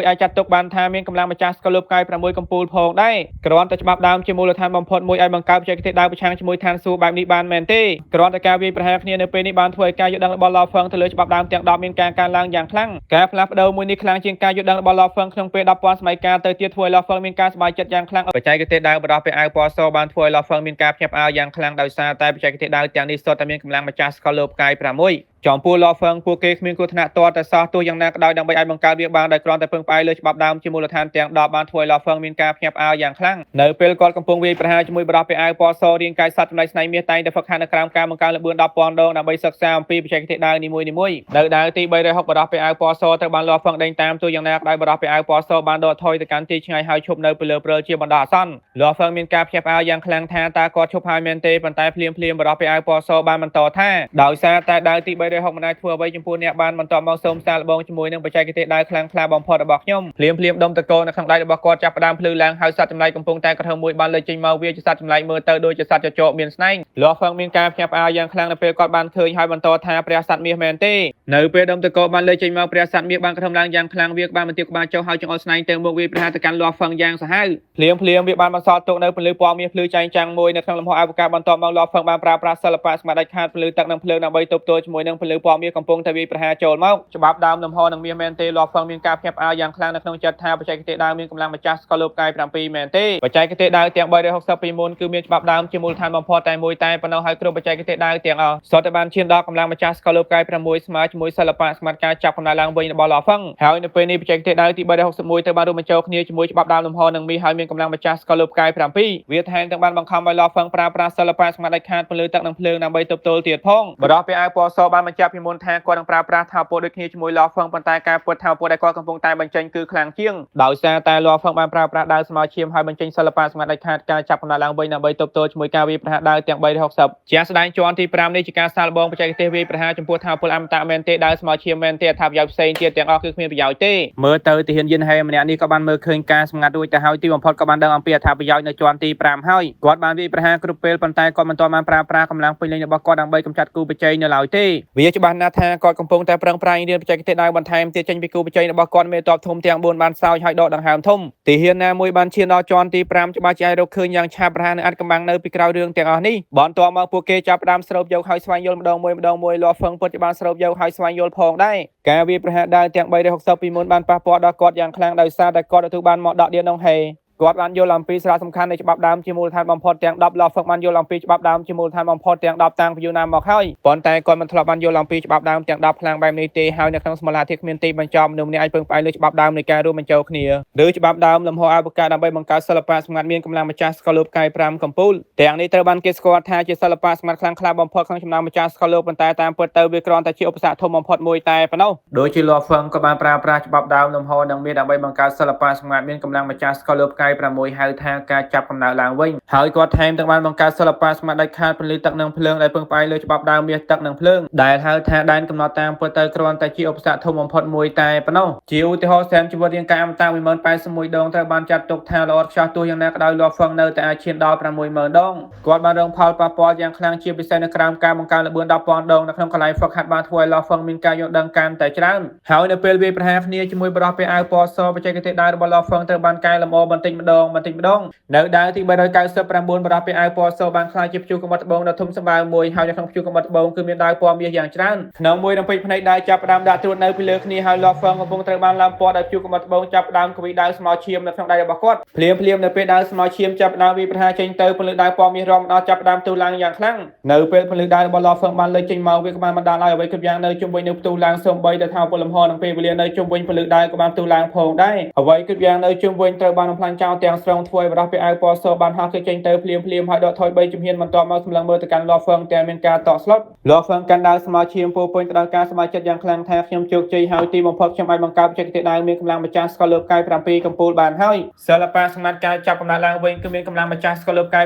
6ហើយសិល្បៈសម្ងាត់ដាច់ខាតពន្លឺទឹកនិងភ្លើងគឺមានកម្លាំងម្ចាស់ស្កលលើបកាយ7ចាប់តាំងពីគាត់បានបង្កើតសិល្បៈសម្ងាត់ដាច់ខាតពន្លឺទឹកនិងភ្លើងមកវាពិតជាលំបាកខ្លាំងណាស់ក្នុងការទម្លាយគឺត្រឡប់ទៅវិញនៅក្នុងវាលភពផ្សែងទាំង9 Law Firm បានសម្លាប់ព្រះពុទ្ធនៅក្រោមភ្នែកព្រះពុទ្ធជាង 10,000 នាក់នៅពេលនោះគឺថាគាត់បានបញ្ចេញកម្លាំងទៅក្រៅទាំងអស់តាមពិតទៅនៅក្នុងសមរភូមិមួយនៅបច្ចេកទេសដាវរបស់ Law Firm មានការកើនឡើងរួចទៅហើយគាត់មានអារម្មណ៍ថាគាត់ចិត្តទម្លាយហើយទោះយ៉ាងណាក៏ដោយនៅពេលនោះគាត់នៅតែមិនទាន់មានការយល់ដឹងគ្រប់គ្រាន់ប៉ុន្តែលើកនេះនៅក្រោមការវាយប្រហារដាវទាំង360បានធ្វើឲ្យ Law Firm មានការយល់ដឹងអំពីច្បាប់ដើមទាំង10កាន់តែខ្លាំងកាន់តែពិសេសនៅក្រោមលក្ខខណ្ឌត្រឹមត្រូវដោយប្រើប្រាស់ច្បាប់ដើមមានទឹកភ្លើងលំហរួមបញ្ចូលគ្នាតាមធម្មជាតិក៏បានបង្កើតសិល្បៈសម្ងាត់ដាច់ខាតមានកម្លាំងម្ចាស់ស្កលលើបកាយ7កំពូលបច្ចេកទេសដាវមួយនេះត្រូវបានបង្កើតឡើងនៅក្នុងអគារ Uchi ហើយលោកនេះខ្ញុំត្រូវទៅឡើងដល់ជាន់ទី9របស់អគារ Uchi ដូច្នេះហើយសិល្បៈសម្ងាត់មួយនេះខ្ញុំនឹងហៅវាថាផ្លូវឋានសួគ៌ទាំង9 Law Firm បានគិតនៅពេលនេះ Law Firm មានបច្ចេកទេសដាវ3ទី1គឺការចាប់កំណើតឡើងវិញទី2គឺពន្លឺទឹកនិងភ្លើងហើយទី3គឺផ្លូវឋានសួគ៌ទាំង9ទាំងនេះជាបច្ចេកទេសដាវទាំងអស់ត្រូវឆ្លាក់នៅលើដាវស្មោឈាមជាការពិតណាស់នេះជាអគារ Uchi Law Firm មិនទាន់មានការផ្ញើក្នុងការឆ្លាក់ពួកគេចូលទេបច្ចេកទេសដាវរបស់ខ្ញុំបានឈានដល់កម្លាំងម្ចាស់ស្កលលើបកាយ7កំពូលហើយវាពិតជារឿងធម្មតាណាស់ក្នុងចំណោមដៀនដងហេចំនួនមុន Law Firm មានការសប្បាយចិត្តយ៉ាងខ្លាំងដោយសារតែក្នុងចំណោមដៀនដងហេចំនួនមុនទាំងអស់មានតែពួកគេ2នាក់តែប៉ុណ្ណោះអាចបង្កើតសិល្បៈសម្ងាត់មានកម្លាំងម្ចាស់ស្កលលើបកាយ8នៅថ្នាក់ម្ចាស់ស្កលលោកនៅពេលបច្ចេកទេសដាវរបស់ខ្ញុំបានឈានដល់ចំណុចនេះហើយខ្ញុំអាចស្វែងយល់បានទាំងស្រុងនៅការឆ្លាក់ជាន់ទី3របស់ស្លាបសម្រាប់ UE ហើយខ្ញុំអាចស្វែងយល់អំពីការឆ្លាក់នៅជាន់កាន់តែខ្ពស់របស់ពណ៌ផ្កាយក៏ត្រឡប់ទៅវិញនៅពេល Law Firm បានសម្លាប់ម្ចាស់ស្កលលោកអូស៊ីងទោះបីជា Law Firm ទទួលបានស្លាបទាំងពីរផ្សេងទៀតក៏ដោយចំពោះការឆ្លាក់ជាន់ទី3របស់ស្លាបសម្រាប់ UE Law Firm មិនអាចយល់បានតតែសោះវាពិតជាលំបាកខ្លាំងពេកហើយប៉ុន្តែនៅពេលនេះបច្ចេកទេសដាវរបស់គាត់បានឈានដល់សិល្បៈសម្ងាត់មានកម្លាំងម្ចាស់ស្កលលើបកាយ7កំពូលហើយគឺខុសគ្នាទាំងស្រុងការឆ្លាក់ជាន់ទី1របស់ស្លាបសម្រាប់ UE គឺភាពចលាចលលំហអវកាសហើយការឆ្លាក់ជាន់ទី2គឺប្រទេសមាសតើការឆ្លាក់ជាន់ទី3របស់ស្លាបសម្រាប់ UE គឺបែបណាទៅ Law Firm មានការរំពឹងទុកយ៉ាងខ្លាំងនៅក្នុងជាន់ទី3នៅក្នុងវាំងពណ៌ប្រាក់មេតបអាប់ខ្មៅបានទានឡើងថាបច្ចេកទេសដាវរបស់គាត់បានទម្លុះហើយវាគួរតែនៅកម្រិតព្រះពុទ្ធពាក់កណ្ដាលហើយសិល្បៈសម្ងាត់មានកម្លាំងម្ចាស់ស្កលលើបកាយ6ត្រូវបានចាត់ទុកថាជាព្រះពុទ្ធធម្មតាតែប៉ុណ្ណោះហើយសិល្បៈសម្ងាត់មានកម្លាំងម្ចាស់ស្កលលើបកាយ7ត្រូវបានចាត់ទុកថាជាព្រះពុទ្ធថ្នាក់កណ្ដាលចំពោះសិល្បៈសម្ងាត់មានកម្លាំងម្ចាស់ស្កលលើបកាយ8ត្រូវបានចាត់ ទុកថាជាព្រះពុទ្ធកម្ពុជានៅពេលនោះអ្នកបង្កើតបន្ថៅធំបានបង្កើតបច្ចេកទេសបន្ថៅយៈផ្ទាល់ខ្លួនរបស់គាត់នៅកម្រិតមួយនេះបន្ទាប់មកគាត់បានពឹងផ្អែកលើកំណត់ត្រាបិខារបស់គាត់ដើម្បីបញ្ចេញការវាយប្រហារមានកម្លាំងម្ចាស់ស្កលលើបកាយ9ព្រះពុទ្ធមានកម្លាំងម្ចាស់ស្កលលើបកាយ9ជាដែនកំណត់របស់ព្រះពុទ្ធអាចបញ្ចេញបានទាំងស្រុងជាការពុទ្ធណាដែលពឹងផ្អែកលើកំណត់ត្រាបិខាមនុស្សម្នាក់អាចបញ្ចេញកម្លាំងកាន់តែខ្ពស់ជាងនេះដូចជាជឿហ្វាន់ជឺជាដើមចំពោះព្រះពុទ្ធមានកម្លាំងម្ចាស់ស្កលលើបកាយ10នៅជាភាពដាច់ខាតក្នុងចំណោមព្រះពុទ្ធប៉ុន្តែពួកគេត្រូវការជំនួយចេញពីកំណត់ត្រាបដាច់ខាតជាការពុទ្ធណាចំពោះអ្នកចម្បាំងមានទេពកោសល្យប្រឆាំងជាមួយឋានសួគ៌មួយចំនួនមិនត្រូវបានរាប់បញ្ចូលនោះទេដូចជាលោកហ្វឹងក៏អាចបង្កើតសិល្បៈសម្ងាត់មានកម្លាំងម្ចាស់ស្កលលើបកាយ7នៅថ្នាក់ម្ចាស់ស្កលលើបបាននៅពេលគាត់ខ្លាចជាព្រះពុទ្ធក៏អាចបញ្ចេញការវាយប្រហារមានកម្លាំងម្ចាស់ស្កលលើបកាយ10បានទាំងស្រុងដូចជាដូនតាព្រីម៉ូលផងដែរមុនពេលគាត់ត្រូវបានបង្ក្រាបដោយស្កលលើបបាត់ធំគាត់បានបង្កើតសិល្បៈសម្ងាត់ដាច់ខាតហៅថាចក្រវាលនិមិត្តដោយគ្មានជំនួយចេញពីកំណត់ត្រាបដាច់ខាតដូនតាព្រីម៉ូលអាចបញ្ចេញការវាយប្រហារមានកម្លាំងម្ចាស់ស្កលលើបកាយ10បានការតែពិសេសបន្ទាប់ពីត្រូវបានបង្ក្រាបដោយស្កលលើបបាត់ធំក្នុងពេលច្រើនឆ្នាំមកនេះគាត់បានទម្លាយម្ដងទៀតនៅពេលនេះក៏បានឈានដល់កម្រិតព្រះពុទ្ធចាត់ទុកជាមុខហើយទោះយ៉ាងណាក៏ដោយគាត់ត្រូវបានគៀបសង្កត់ដោយស្កលលើបបាត់ធំជាបន្តបន្ទាប់ម្ចាស់ស្កលលើកអាចបង្កើតសិល្បៈសម្ងាត់មានកម្លាំងម្ចាស់ស្កលលើបកាយ7មែនទេពិតជាមិនគួរជឿខ្លាំងពេកហើយនៅពេលខ្ញុំជាម្ចាស់ស្កលលើកខ្ញុំនៅតែខ្សោយជាងគាត់បន្តិចមេតខ្ពស់ហើយរឹងមាំបានទៅទៀតឡើងទោះបីជាជាន់ទី5នេះពិបាកក្តៅឲ្យតែគាត់អាចទប់ស្កាត់ការវាយប្រហារបានវានៅតែមិនអីទេទោះយ៉ាងណាក្តៅខ្ញុំមិននឹកស្មានថាធានយន្តហេខ្លាំងបែបនេះទេមេតបស្រីពាក់ពីដៃពណ៌ប្រាក់នៅក្បែរនោះបានរអ៊ូតិចចំពោះការឆ្លងកាត់ជាន់ទី5មែនទេគឺនៅពេលណាបច្ចេកទេសវាយប្រហាររបស់គាត់បានឈានដល់កម្លាំងម្ចាស់ស្កលលើបកាយ7ដោយសារតែបច្ចេកទេសដៅបដោះពីអាវពណ៌សទាំង360គ្រាន់តែមានកម្លាំងម្ចាស់ស្កលលើបកាយ6កំពូលតែប៉ុណ្ណោះដោយសារតែបច្ចេកទេសដៅបដោះពីអាវពណ៌សទាំង360ដំបងគ្រាន់តែមានកម្លាំងម្ចាស់ស្កលលើបកាយ6តែប៉ុណ្ណោះហើយបច្ចេកទេសដៅរួមបញ្ចូលគ្នាជាមួយច្បាប់ដើមដៅបដោះពីអាវពណ៌សគ្រាន់តែមានកម្លាំងម្ចាស់ស្កលលើបកាយ7នោះទេនៅដាវទី450លោកហ្វឹងដូចជាបិសាយបច្ចេកទេសដៅគួរភ័យខ្លាចបំផុតរបស់គាត់បានវាយលោកទៅលើរាងកាយរបស់បដោះពីអាវពណ៌សភ្លាមបដោះពីអាវពណ៌សត្រូវបានវាយប្រហារធ្លាក់ចូលទៅក្នុងវាលព្រើគ្មានទីបញ្ចប់បណ្ដាលឲ្យដីផ្ទុះឡើងបន្ទាប់មកបដោះពីអាវពណ៌សបានក្រោកឈរឡើងហើយបន្តថាអ្នកខ្លាំងណាស់ខ្ញុំព្រមចុះចាញ់ហើយបន្តមកគាត់ចាប់ផ្ដើមបាក់ខ្លួនបន្តិចម្ដងលោកហ្វឹងបានឈរនៅកន្លែងនោះហើយមានការភ្ញាក់ផ្អើលយ៉ាងខ្លាំងថាតើវាចាប់ហើយមែនទេវានៅខ្វះតែបន្តិចទៀតទេលោកហ្វឹងមានការថប់បារម្ភជាមួយការបញ្ចង់យ៉ាងខ្លាំងបន្ទាប់ពីគាត់បានបង្កើតសិល្បៈសម្ងាត់មានកម្លាំងម្ចាស់ស្កលលើបកាយ7ហៅថាផ្លូវឋានសួគ៌ទាំង9លោកហ្វឹងបានចំណាយពេលទាំងអស់របស់គាត់ដើម្បីលេងជាមួយនឹងបដោះពីអាវពណ៌សគាត់បានប្រឹងប្រែងយ៉ាងខ្លាំងក្នុងការបង្កើតបច្ចេកទេសដើមមានកម្លាំងខ្លាំងជាងមុនហើយគាត់បានបង្ក្រាបបដោះពីអាវពណ៌សគ្រប់ពេលវេលាបន្ទាប់មកគាត់ចាប់ផ្ដើមស្រូបយកការយល់ដឹងខ្លះៗចេញពីបដោះពីអាវពណ៌សហើយគាត់នឹងបញ្ចូលអ្វីដែលស័ក្តិសមជាមួយគាត់ទៅក្នុងបច្ចេកទេសដើមរបស់គាត់លោកហ្វឹងចង់បង្កើតបច្ចេកទេសដើមមានកម្លាំងម្ចាស់ស្កលលើបកាយ8ក្នុងចំណោមបៀននឹងហេចំនួនមុនទាំងអស់មានតែពួកគេ2នាក់តែប៉ុណ្ណោះអាចបង្កើតសិល្បៈសម្ងាត់មានកម្លាំងម្ចាស់ស្កលលើបកាយ8នៅថ្នាក់ម្ចាស់ស្កលលើបបានលោកហ្វឹងក៏ចង់ធ្វើបានផងដែរទោះយ៉ាងណាក៏ដោយវាពិតជាលំបាកខ្លាំងពេកហើយនៅពេលបដោះពីអាវពណ៌សបានចាចេញទៅលោកហ្វឹងនៅតែមិនទាន់បានជោគជ័យមើលទៅដូចជាបច្ចេកទេសដើមមានកម្លាំងម្ចាស់ស្កលលើបកាយ8មិនងាយស្រួលក្នុងការបង្កើតទេលោកហ្វឹងបានឧទានឡើងលោកហ្វឹងបានគិតថាបដោះពីអាវពណ៌សបានបញ្ចេញការវាយប្រហារដាវ450ដងក្នុងចំណោមនោះការវាយប្រហារដាវទាំង360ដំបូងត្រូវបានបង្កើតឡើងចេញពីច្បាប់ដើមជាមូលដ្ឋានបំផុតទាំង10ហើយបច្ចេកទេសដើមមានច្បាប់ដើមនៃការរួមបញ្ចូលគ្នាគឺមាន90ការតែពិសេសបច្ចេកទេសដើមទាំងនោះបដោះពីអាវពណ៌សបានបង្ហាញពួកគេទាំងអស់មុនពេលគាត់ដកថយបន្តពីបេសកកម្មត្រូវបានបញ្ចប់តើគាត់ទទួលស្គាល់ការបរាជ័យហើយខ្ញុំជោគជ័យមែនទេលោកហ្វឹងស្រាប់តែគិតថាប្រសិនបើខ្ញុំមិនទាន់បានបង្កើតបច្ចេកទេសដើមផ្ទាល់ខ្លួនរបស់ខ្ញុំទេប៉ុន្តែប្រើប្រាស់បច្ចេកទេសសម្ងាត់ចេញពីកំណត់ត្រាប់ដាច់ខាតតើនឹងមានលទ្ធផលបែបណាទៅដោយពឹងផ្អែកលើកំណត់ត្រាប់ដាច់ខាតសិល្បៈសម្ងាត់ដែលបញ្ចេញតាមធម្មតាខ្លាំងជាងមួយកម្រិតលោកហ្វឹងបានយល់ភ្លាមថានេះជាអគារអ៊ូឈីហើយត្រូវបានបន្សល់ទុកដោយប្រជាអធិរាជផ្ទាល់មិនថាគូប្រជែងពឹងផ្អែកលើកំណត់ត្រាប់ឬខ្លួនគាត់ផ្ទាល់នោះទេអគារអ៊ូឈីច្បាស់ជាអាចធ្វើការវាយតម្លៃបានភ្លាមពលលើមួយបានធ្លាក់ចូលមកពីលើផ្ទៃមេឃហើយព័ទ្ធជុំវិញលោកហ្វឹងបន្តមកលោកហ្វឹងចាប់ផ្ដើមបាត់ខ្លួនចេញពីជាន់ទី5របស់គីអ៊ូឈីនៅជាន់ទី6របស់គីអ៊ូឈីនៅពេលលោកហ្វឹងបង្ហាញខ្លួនគាត់ចាប់ផ្ដើមស្ទង់មើលនៅជុំវិញខ្លួនរបស់គាត់ថានេះជាអាណាចក្រភ្នំគ្មានទីបញ្ចប់ភ្លាមសំឡេងមួយត្រូវបានបន្លឺឡើងថាតារាមណាអ្នកនៅរស់អ្នកត្រូវបានចាត់ទុកថាឆ្លងកាត់ជាន់ទី6ហើយអាចចូលទៅកាន់ជាន់ទី7បានហើយលោកហ្វឹងបានសើចថាតារាមណាខ្ញុំនៅរស់មែនទេតម្រូវការរបស់គាត់ពិតជាទាបណាស់វាហាក់បីដូចជាជាន់នេះពិតជាលំបាកខ្លាំងណាស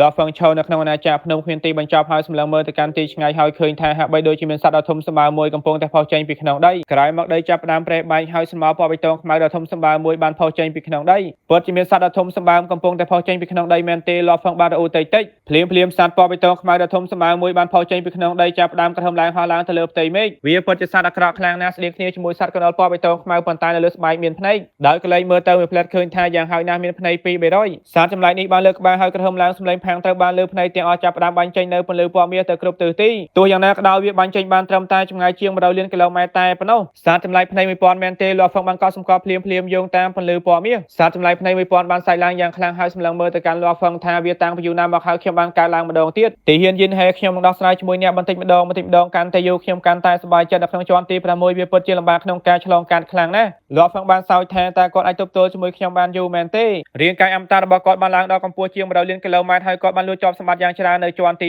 3ជាពិសេសបន្ទាប់ពីទាហានទម្រង់ជីវិតរុក្ខជាតិបានស្លាប់គាត់ទទួលបានកំណត់ទ្រព្យមេកានិកយ៉ាងច្រើនដោយមានកំណត់ទ្រព្យមេកានិកកាន់តែច្រើនប្រសិនបើគាត់ប្រើប្រាស់វាបានល្អគាត់ច្បាស់ជាអាចបញ្ចេញការវាយប្រហារកាន់តែខ្លាំងដូច្នេះហើយដើម្បីឲ្យបង្ខំឲ្យខ្ញុំឈានដល់ចំណុចដែលខ្ញុំមិនអាចនៅរស់បានវាពិតជាលំបាកខ្លាំងពេកហើយលាប់ហ្វឹងបានគិតភ្លាមសត្វចម្លែកផ្នែក1000ចាប់ផ្ដើមក្រហមឡើងយ៉ាងខ្លាំងបន្ទាប់មកបំណែកដីនៅជុំវិញចាប់ផ្ដើមស្ទុះឡើងបំណែកដីនីមួយៗមានកប់ចិត្តជាង100លានគីឡូម៉ែត្រនៅពេលសម្លឹងមើលមួយផ្លែមានពួកគេជាង1000ដុំបន្ទាប់មកបំណែកដីទាំងអស់ចាប់ផ្ដើមរួមបញ្ចូលគ្នាយ៉ាងលឿនបង្កើតបានជាដាវពណ៌ខ្មៅដាវនីមួយៗគឺមានប្រវែងប្រហែលជា30,000គីឡូម៉ែត្រហើយដាវទាំង1000កំពុងតែហោះនៅពីលើលំហអវកាសបន្ទាប់មកសត្វចម្លែកផ្នែក1000បានកលែងមើលទៅកាន់លាប់ហ្វឹងថាទាហានយិនហេខ្ញុំសង្ឃឹមថាអ្នកមិនស្លាប់លឿនខ្លាំងពេកទេភ្លាមដាវពណ៌ខ្មៅទាំង1000បានហោះឆ្ពោះទៅកាន់លាប់ហ្វឹងដូចជាការបង្កើននៅក្នុងជួរកងទ័ពលាប់ហ្វឹងបានងក់ក្បាលហើយបន្តថាមើលទៅការលំបាកបំផុតក្នុងការដោះស្រាយជាមួយអ្នកដោយសារតែអ្នកអាចគ្រប់គ្រងអាវុធវិញ្ញាណបានច្រើនវានៅតែល្អប្រសិនបើវាគ្រាន់តែ1000ដាវមនុស្សម្នាក់ត្រូវដឹងថានៅពេលអ្នកចម្បាំងខ្លាំងម្នាក់គ្រប់គ្រងអាវុធវិញ្ញាណដើម្បីអាចធ្វើឲ្យអាវុធបញ្ចេញកម្លាំងពេញលេញមនុស្សម្នាក់ត្រូវគ្រប់គ្រងពួកគេទាំងអស់ដូច្នេះហើយតាមធម្មតាមនុស្សម្នាក់អាចគ្រប់គ្រងបានតែមួយប៉ុន្តែប្រសិនបើពួកគេគ្រប់គ្រងពី10ទៅ100វាច្បាស់ជាធ្វើឲ្យកម្លាំងពួកគេចុះខ្សោយដូច្នេះហើយការគ្រប់គ្រងអាវុធតែមួយនៅតែល្អជាងមានតែនៅក្រោមកលៈទេសៈពិសេសដូចជាលាប់ហ្វឹងមាននឹងកាយក្លូនច្រើនតែប៉ុណ្ណោះទើបអាចបំបែកម្នាក់ស្ការបានច្រើនហើយតាមធម្មជាតិពួកគេម្នាក់ៗអាចបញ្ចេញថាមពលពេញលេញបានទាំងស្រុង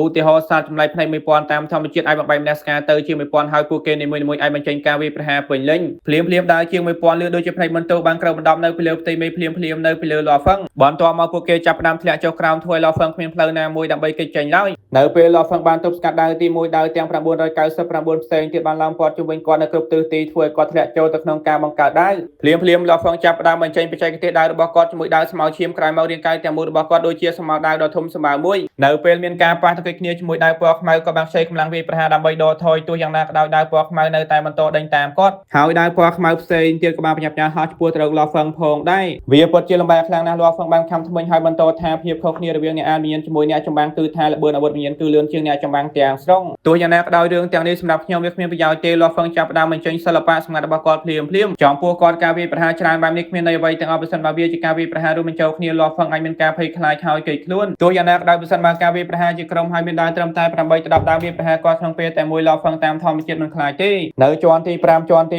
6ជាន់ទី7ក្នុងចំណោមជាន់ទាំង3នេះជាន់ទី6ប្រហែលជាងាយស្រួលបំផុតសម្រាប់ទាហានយិនហេមេតបអាប់ខ្មៅបានសម្លឹងមើលអេក្រង់ពន្លឺហើយដកដង្ហើមធំបច្ចេកទេសផ្លាស់ទីរបស់ទាហានយិនហេគឺជាអ្វីដែលធ្វើឲ្យខ្ញុំមានការភ្ញាក់ផ្អើលបំផុតហើយការធ្វើតេស្តសំខាន់បំផុតនៅជាន់ទី6គឺការផ្លាស់ទីមានមនុស្សច្រើនណាស់បានឆ្លងកាត់ជាន់ទី6ពីមុនមកហើយការផ្លាស់ទីរបស់គាត់ខ្លាំងជាងពួកគេទាំងស្រុងវាច្បាស់ជាងាយស្រួលជាងពួកគេផងដែរមេតបស្រីពាក់ពាក្យដៃពណ៌ប្រាក់បានសោយយ៉ាងសន្ទុនហើយបន្តថារឿងតែមួយគាត់ដែលខ្ញុំគិតគឺថាតើទាហានយិនហេអាចបង្ខំឲ្យឈានយិនប្រើប្រាស់បច្ចេកទេសរបស់គាត់ដល់ចំណុចណាទៅមេតបខ្ពស់ហើយរឹងមាំនៅក្បែរនោះបានងក់ក្បាលថានៅពេលនោះមកដល់ឈានយិនច្បាស់ជាមានអារម្មណ៍ថាខ្មាស់អៀនទាហានយិនហេច្បាស់ជាបង្កើនការវាយប្រហាររបស់គាត់រហូតដល់ឈានយិនគ្មានវិធីដើម្បីទប់ទល់ទេទើបគាត់ឈប់ខ្ញុំភ្នាល់ថាឈានយិនច្បាស់ជាបញ្ចេញសិល្បៈសម្ងាត់ពន្លឺបេះដូង1000ដើម្បីកម្ចាត់ទាហានយិនហេមេតបសត្វចម្លែកនៅខាងស្ដាំបាននិយាយនៅជាន់ទី6លាប់ហ្វឹងនៅតែធម្មតានៅពេលនោះដើម្បីហ្វឹកហាត់បច្ចេកទេសផ្លាស់ទីនៅក្នុងកន្លែងហ្វឹកហាត់លាប់ហ្វឹងបានប្រើប្រាស់គ្រឿងមជ្ឈបាយដើម្បីវាយប្រហារជាមួយអ្នកចម្បាំងដាច់ខាតនៅក្នុងលំហនិមិត្តតាមធម្មជាតិមានអ្នកគ្រប់គ្រងអាវុធវិញ្ញាណច្រើនណាស់សូម្បីតែដូនតាចំនួនទី3ផងដែរលាប់ហ្វឹងនៅតែអាចទប់ទល់បានបច្ចេកទេសវាយប្រហាររបស់គាត់គឺប្រឆាំងជាមួយការវាយប្រហារយ៉ាងជិតស្និទ្ធប្រឆាំងជាមួយការវាយប្រហារដោយអាវុធវិញ្ញាណប្រឆាំងជាមួយការវាយប្រហារចងជាដើមសំឡេងផាំងត្រូវបានឮជាបន្តបន្ទាប់នៅពេលលាប់ហ្វឹងត្រូវបានឡើងព័ទ្ធដោយដាវជាង1000ដើមដាវស្មៅឈាមបានប្រែទៅជាស្មៅដាវព្រិលដាវស្មៅឈាមចាប់ផ្ដើមប៉ះទង្គិចជាមួយដាវទាំង1000ដើមពីមួយទៅមួយបង្កើតបានជាសំឡេងយ៉ាងស្រទន់នៅពេលដាវស្មៅឈាមប៉ះទង្គិចជាមួយដាវនៅជុំវិញម្ដងម្កាលរាងកាយរបស់លាប់ហ្វឹងច្បាស់ជាប៉ះទង្គិចជាមួយដាវទោះយ៉ាងណាក៏ដោយលាប់ហ្វឹងនៅតែធម្មតាប្រសិនបើវានៅតែបន្តបែបនេះទោះបីជាអ្នកចំណាយពេលមួយសម័យកាលក៏ដោយអ្នកច្បាស់ជាមិនអាចធ្វើអ្វីខ្ញុំបានទេលាប់ហ្វឹងបានសម្លឹងមើលទៅកាន់សត្វចម្លែកភ្នែក1000សត្វចម្លែកភ្នែក1000បានប្រឹងប្រែងយ៉ាងខ្លាំងដើម្បីគ្រប់គ្រងដាវទាំង1000ដើមនៅពេលសត្វចម្លែកភ្នែក1000បានឃើញបែបនេះគាត់ដឹងថាគូប្រជែងហាក់ដូចជាធម្មតាខ្លាំងណាស់វាក៏មានការភ្ញាក់ផ្អើលផងដែរតាំងពីគាត់នៅកន្លែងមួយនេះលាប់ហ្វឹងជាទាហានមានបច្ចេកទេសផ្លាស់ទីខ្លាំងបំផុតដែលគាត់បានជួបប្រទះសូម្បីតែនៅពេលនេះគាត់ហាក់ដូចជាមិនអាចសូម្បីតែដូចទាហានម្នាក់នេះទៅដល់ដែនកំណត់របស់គាត់នៅឡើយទេទាហានតូចសត្វចម្លែកភ្នែក1000បានក្រហមឡើងភ្លាមដាវទាំង1000បានផ្លាស់ប្ដូរការវាយប្រ ប្រហារទៅកាន់លាប់ហ្វឹងហើយពួកគេចាប់ផ្ដើមបើកការវាយប្រហារម្ដងមួយទោះយ៉ាងណាក៏ដោយវាគ្រាន់តែជាការសម្របសម្រួលសាមញ្ញបំផុតតែប៉ុណ្ណោះប៉ុន្តែនៅពេលនេះនៅពេលពួកគេផ្លាស់ទីដាវទាំង10ចាប់ផ្ដើមផ្លាស់ទីជាមួយគ្នាក្នុងមួយរំពេចភ្នែកដាវទាំង1000ត្រូវបានបែកទៅជា100ក្រុមដាវទាំង10នៅក្នុងក្រុមនីមួយៗបានធ្វើការយ៉ាងល្អជាមួយគ្នាទៅវិញទៅមកធ្វើឲ្យកម្លាំងរួមមានការកើនឡើង10ដងភ្លាមលាប់ហ្វឹងកំពុងតែសម្រាប់យ៉ាងងាយស្រួលពីមុនមកនៅពេលនេះចាប់ផ្ដើមមានការលំបាកហើយតើនេះជាសត្វប្រភេទណាទៅវាអាចប្រើប្រាស់ដាវ1000ក្នុងពេលតែមួយមែនទេហើយបច្ចេកទេសដាវពិតជាមានឥទ្ធិពលខ្លាំងណាស់ភ្លាមលាប់ហ្វឹងកាន់តែឈួតដោយប្រើប្រាស់កម្លាំងទាំងអស់ដើម្បីទប់ទល់ទោះយ៉ាងណាក៏ដោយគាត់មិនត្រឹមតែកិច្ចតែប៉ុណ្ណោះទេគាត់ចាប់ផ្ដើមបើកការវាយប្រហារផងដែរការវាយប្រហារដោយកម្លាំងពេញលេញរបស់ឡាហ្វឹងចាប់ផ្ដើមផ្ទុះឡើងនៅពេលខ្លះគាត់គេចខ្លួនហើយនៅពេលខ្លះគាត់ចាប់ផ្ដើមបើកការវាយប្រ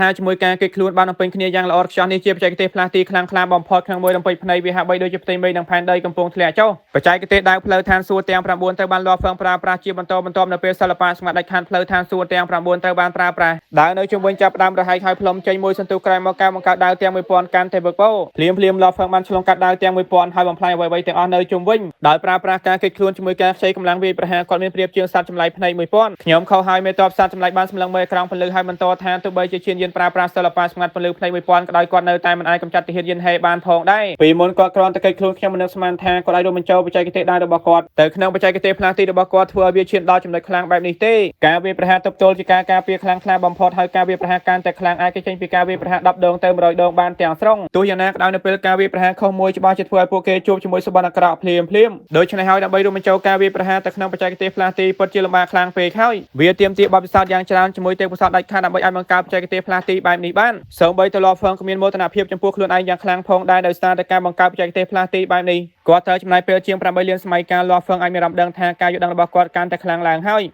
យគាត់បានបញ្ចេញបច្ចេកទេសពន្លឺបេះដូង1000ទោះយ៉ាងណាក៏ដោយពន្លឺបេះដូង1000ត្រូវបានបង្ខំឲ្យដកថយយ៉ាងខ្លាំងមេតបធំទាំង4បានឆ្លោយឆ្លងគ្នាទៅវិញទៅមកទោះបីជាឈានយានប្រើប្រាស់ពន្លឺបេះដូង1000ក៏ដោយគាត់មានអត្ថប្រយោជន៍បន្តិចតែប៉ុណ្ណោះក៏គ្មានមធ្យោបាយដើម្បីកម្ចាត់ទាហានយិនហេបានទេមេតបខ្ពស់ហើយរឿងមកបន្តថាបច្ចេកទេសផ្លាស់ទីរបស់ទាហានយិនហេនៅថ្នាក់ម្ចាស់ស្កលលោកគឺមិនអាចយកឈ្នះបានទាំងស្រុងហើយល្អឥតខ្ចោះរួចទៅហើយនៅក្នុងអាណាចក្រភ្នំគ្មានទីបញ្ចប់នៅជាន់ទី6របស់គីអ៊ូឈីទាហានតូចអ្នកពុតជាខ្លាំងណាស់សូម្បីតែខ្ញុំក៏មិនអាចយកឈ្នះអ្នកបានផងដែរអ្នកពុតជាទាហានខ្លាំងបំផុតដែលខ្ញុំធ្លាប់បានជួបប្រហែលជាអ្នកឲ្យឡើងដល់ជាន់ទី9របស់គីអ៊ូឈីភ្លាមសត្វចម្លែកភ្នែក1000ចាប់ផ្ដើមចូលទៅក្នុងដីហើយបាត់ខ្លួនក្រោយមកដាវទាំង1000នៅជុំវិញឡាហ្វឹងចាប់ផ្ដើមខ្លាចជាពន្លឺរំដោះហោះទៅកាន់ទីឆ្ងាយហើយធ្លាក់ចុះខ្លាចជាភ្នំឡាហ្វឹងបានដកដង្ហើមធំថាវាពុតជាឈួតពេកហើយដាវទាំង1000នោះគឺមានបេះដូងតែមួយឡាហ្វឹងបានរអ៊ូតិចថាថាមកពលផ្ទុះឡើងរបស់គាត់តែងតែដូចគ្នាជាមួយខ្ញុំប៉ុន្តែគាត់អាចបញ្ចេញដល់ចំណុចខ្លាំងបែបនេះបានឡាហ្វឹងបានយល់ថាគាត់មិនខ្សោយទេប៉ុន្តែគូប្រជែងគឺខ្លាំងណាស់គូប្រជែងបែបនេះគាត់គួរតែជាព្រះពុទ្ធចាត់ទុកជាមុខៈនៅពេលនេះពលឺមួយបានធ្លាក់ចុះមកពីលើមេឃហើយព័ទ្ធជុំវិញឡាហ្វឹងបន្តមកឡាហ្វឹងចាប់ផ្ដើមបាត់ខ្លួនចេញពីជាន់ទី6របស់គីអ៊ូឈីនៅជាន់ទី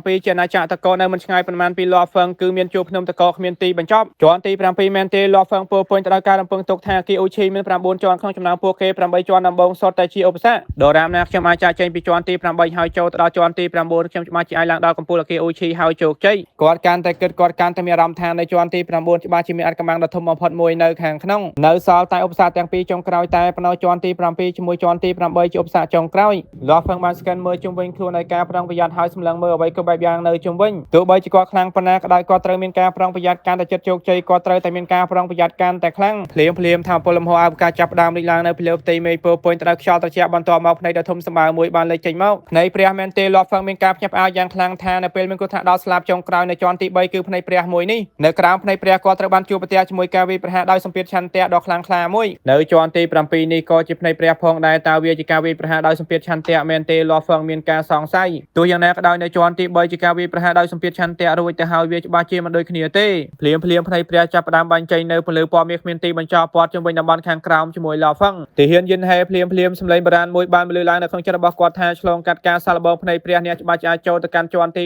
8ជាន់ទី8នឹងក្លាយជាឧបសគ្គចុងក្រោយសម្រាប់អ្នកដើម្បីឈានដល់ជាន់ទី9ក្រោយមកសម្លេងបុរាណចាប់ផ្ដើមបាត់ទៅវិញភ្លាមពន្លឺពណ៌មាសមិនច្បាស់នៅកណ្ដាលលំហអវកាសចាប់ផ្ដើមបញ្ចេញនៅការវាយប្រហារដោយសម្ពាធឆន្ទៈដ៏ខ្លាំងក្លាធ្វើឲ្យការបញ្ចេញមតិរបស់ឡាហ្វឹងបានផ្លាស់ប្ដូរការវាយប្រហារដោយសម្ពាធឆន្ទៈមែនទេឡាហ្វឹងបានកលែងមើលភ្នែកព្រះហើយទប់ទល់ជាមួយការវាយប្រហារដោយសម្ពាធឆន្ទៈហេតុអ្វីបានជាជាន់ទី7នៅតែជាការវាយប្រហារដោយសម្ពាធឆន្ទៈចិត្តរបស់ឡាហ្វឹងបានភ្លឺឡើងជាមួយការសង្ស័យទាំងនេះបន្ទាប់មកគាត់ឈប់គិតហើយប្រើប្រាស់កម្លាំងទាំងអស់របស់គាត់ដើម្បីទប់ស្កាត់ជាមួយការវាយប្រហារដោយសម្ពាធឆន្ទៈគ្មានទីបញ្ចប់នៅពីមុខអេក្រង់ពន្លឺមេតបធំទាំង4បានសម្លឹងមើល ទស្សនភាពកំពុងតែបង្ហាញថាឆន្ទៈរបស់ទាហានយិនហេគួរតែខ្លាំងការឆ្លងកាត់ជាន់ទី7មិនគួរពិបាកពេកទេខ្ញុំឆ្ងល់ថាតើសិល្បៈស្មារតីខាតផ្នែកព្រះគាត់អាចសិក្សាបានច្រើនប៉ុណ្ណាទៅសិល្បៈស្មារតីខាតផ្នែកព្រះជាសិល្បៈស្មារតីខាតបង្កើតឡើងដោយព្រះចៅអធិរាជផ្ទាល់វាជាការវាយប្រហារពិសេសមួយនៅក្នុងអាណាចក្រจีนទាំងមូលមានតែអ្នកចម្បាំងមានចំណងជើងតែប៉ុណ្ណោះទើបអាចសិក្សាបានហើយពួកគេគ្រាន់តែអាចសិក្សាសិល្បៈស្មារតីផ្នែកព្រះមួយផ្នែកតូចតែប៉ុណ្ណោះត្រូវហើយមានតែទាហាន6នាក់ទេបានឡើងដល់ជាន់ទី7ទាហាន5នាក់ផ្សេងទៀតបានបរាជ័យហើយទាហានម្នាក់បានឡើងដល់ជាន់ទី8ដោយជោគជ័យក្នុងចំណោមពួកគេទាំង6នាក់អ្នកខ្សោយបំផុតមិនទាន់បានសិក្សាសិល្បៈស្មារតីខាតផ្នែកព្រះភាគទី1បាននៅឡើយទេហើយអ្នកខ្លាំងបំផុតបានសិក្សាត្រឹមតែ3ភាគតែប៉ុណ្ណោះខ្ញុំឆ្ងល់ថាតើទាហានយិនហេគាត់អាចសិក្សាបានប៉ុន្មានភាគទៅលាស់ហ្វឹងនៅតែមិនដឹងខ្លួនហើយនៅតែបន្តទប់ទល់ជាមួយការវាយប្រហារដោយសម្ពាធឆន្ទៈលាស់ហ្វឹងម្ដងម្កាលបានសម្លឹងមើលទៅកាន់ផ្នែកព្រះហើយម្ដងម្កាលសម្លឹងមើលទៅកាន់ភ្នំតកោតើវាជាការវាយប្រហារដោយសម្ពាធឆន្ទៈមែនទេលាស់ហ្វឹងគិតថាខ្ញុំឆ្ងល់ថាតើដែនកំណត់ខ្លាំងបំផុតរបស់ផ្នែកព្រះខ្លាំងប៉ុណ្ណាទៅទោះបីជាឆន្ទៈរបស់គាត់ខ្លាំងប៉ុណ្ណាក៏ដោយវានៅតែមានដែនកំណត់ផងដែរប្រសិនបើការវាយប្រហារដោយសម្ពាធឆន្ទៈរបស់ផ្នែកព្រះខ្លាំងជាងអ្វីដែលគាត់អាចទប់ទល់បានគាត់ច្បាស់ជាសន្លប់ហើយត្រូវបានគេបញ្ជូនចេញទោះយ៉ាងណាក៏ដោយនេះក៏ជាឱកាសក្នុងការហ្វឹកហាត់ឆន្ទៈរបស់ខ្ញុំផងដែរអាគីអូឈីមាន9ជាន់ហើយជាន់ទី8គឺលំបាកខ្ញុំមិនជឿថាជាន់ទី7អាចបញ្ឈប់ខ្ញុំបានទេលាស់ហ្វឹងនៅតែបន្តទប់ទល់ពន្លឺពណ៌មាសនៅតែបន្តព័ទ្ធជុំវិញតំបន់ខាងក្រោមធ្វើឲ្យលាស់ហ្វឹងមានអារម្មណ៍ថាដូចជាគាត់ត្រូវបានគ្របបណ្ដប់ដោយស្រទាប់ខ្សាច់ពណ៌មាសការវាយប្រហារដោយសម្ពាធឆន្ទៈកាន់តែខ្លាំងឡើងហើយបានឈានដល់ដែនកំណត់ព្រះពុទ្ធយ៉ាងលឿនទោះយ៉ាងណាក៏ដោយវានៅតែមិនអាចបង្កគ្រោះថ្នាក់ដល់លាស់ហ្វឹងតតែសោះភ្លាមលាស់ហ្វឹងបានកត់សម្គាល់ឃើញភ្នំតកោនៅពេលចម្ងាយនៅជ្រុងភ្នែករបស់គាត់ក្រោយមកលាស់ហ្វឹងបានងាកទៅសម្លឹងមើលពាក្យបុរាណចាប់ផ្ដើមលេចឡើងនៅលើផ្ទាំងតកោពួកគេសុទ្ធតែជាពាក្យរបស់អរិយធម៌បុរាណពាក្យត្រូវបានខ្ចប់យ៉ាងក្រាស់ពីពេញផ្ទាំងតកោពាក្យនៅលើផ្ទាំងតកោជាសិល្បៈស្មារតីខាតផ្នែកព្រះភាគទី1សិល្បៈស្មារតីខាតផ្នែកព្រះមែនទេលាស់ហ្វឹងបានក្លែកមើលទៅហើយមានការសប្បាយចិត្តយ៉ាងខ្លាំងជាការពុតណាចាប់ពីជាន់ទី4ទៅសុទ្ធតែជារង្វាន់ទោះបីជាជាន់កាន់តែខ្ពស់កាន់តែលំបាកក៏ដោយវានៅតែជារង្វាន់ផងដែរហើយជាន់ទី7បានផ្ដល់រង្វាន់ដោយផ្ទាល់លាស់ហ្វឹងមានការសប្បាយចិត្តយ៉ាងខ្លាំងសិល្បៈស្មារតីខាតខុសពីសិល្បៈស្មារតីធម្មតាសិល្បៈស្មារតីថ្នាក់មេតបស្កលលោកគ្មានន័យសម្រាប់ម្ចាស់ស្កលលោកទេចំពោះអ្នកចម្បាំងកាន់តែខ្លាំងពួកគេត្រូវការបង្កើតសិល្បៈស្មារតីផ្ទាល់ខ្លួនហើយសិល្បៈស្មារតីថ្នាក់ទាបក៏គ្មានន័យផងដែរទោះយ៉ាងណាក៏ដោយសិល្បៈស្មារតីខាតគឺខុសគ្នាទាំងស្រុងដូចជាសិល្បៈស្មារតីខាតការបំផ្លាញសិល្បៈស្មារតីខាតការភាគខាងកើតជាមួយសិល្បៈស្មារតីខាតទន្លេអមតាពួកគេសុទ្ធតែជាសិល្បៈស្មារតីខាតទាំងអស់ចំពោះសិល្បៈស្មារតីខាតគឺមានប្រយោជន៍សម្រាប់អ្នកទន់ខ្សោយសូម្បីតែអ្នកចម្បាំងដាច់ខាតផងដែរសិល្បៈស្មារតីខាតមួយអាចបង្កើនកម្លាំងមនុស្សម្នាក់បានទាំងស្រុងដូចជាសិល្បៈស្មារតីខាតទន្លេអមតាវាបានផ្ដល់ឱកាសមួយបន្ថែមទៀតដើម្បីរស់ឡើងវិញវាពិតជាសិល្បៈស្ងាត់មានតម្លៃបំផុតមិនអាចកាត់ថ្លៃបាននៅក្នុងអរិយធម៌បុរាណលាស់ហ្វឹងទទួលបានសិល្បៈស្មារតីខាតការបំផ្លាញទាំងមូលទោះយ៉ាងណាក៏ដោយសារតែច្បាប់ដើមស្កលលោកបាត់ធំក៏អាចមើលឃើញត្រឹមតែ3ភាគដំបូងតែប៉ុណ្ណោះទោះយ៉ាងណាក៏ដោយនៅពេលគាត់ខ្លាចជាព្រះពុទ្ធចាត់ទុកឈ្មោះខែគាត់ច្បាស់ជាអាចមើលឃើញខ្លឹមសារសិល្បៈស្មារតីខាតការបំផ្លាញនៅភាគក្រោយៗដោយធម្មជាតិនៅឋានៈម្ចាស់ស្កលលោកជាមួយព្រះពុទ្ធសិល្បៈស្មារតីខាតការបំផ្លាញ3ភាគដំបូងសុទ្ធតែខ្លាំងជាងបច្ចេកទេសដុតថាមពលអមតៈភាគច្រើនដូច្នេះហើយភាគក្រោយៗកាន់តែល្អជាងមុនហើយកាន់តែមានតម្លៃដូចជាបច្ចេកទេសដុតថាមពលអមតៈនៅក្នុងអាណាចក្រจีนផងដែ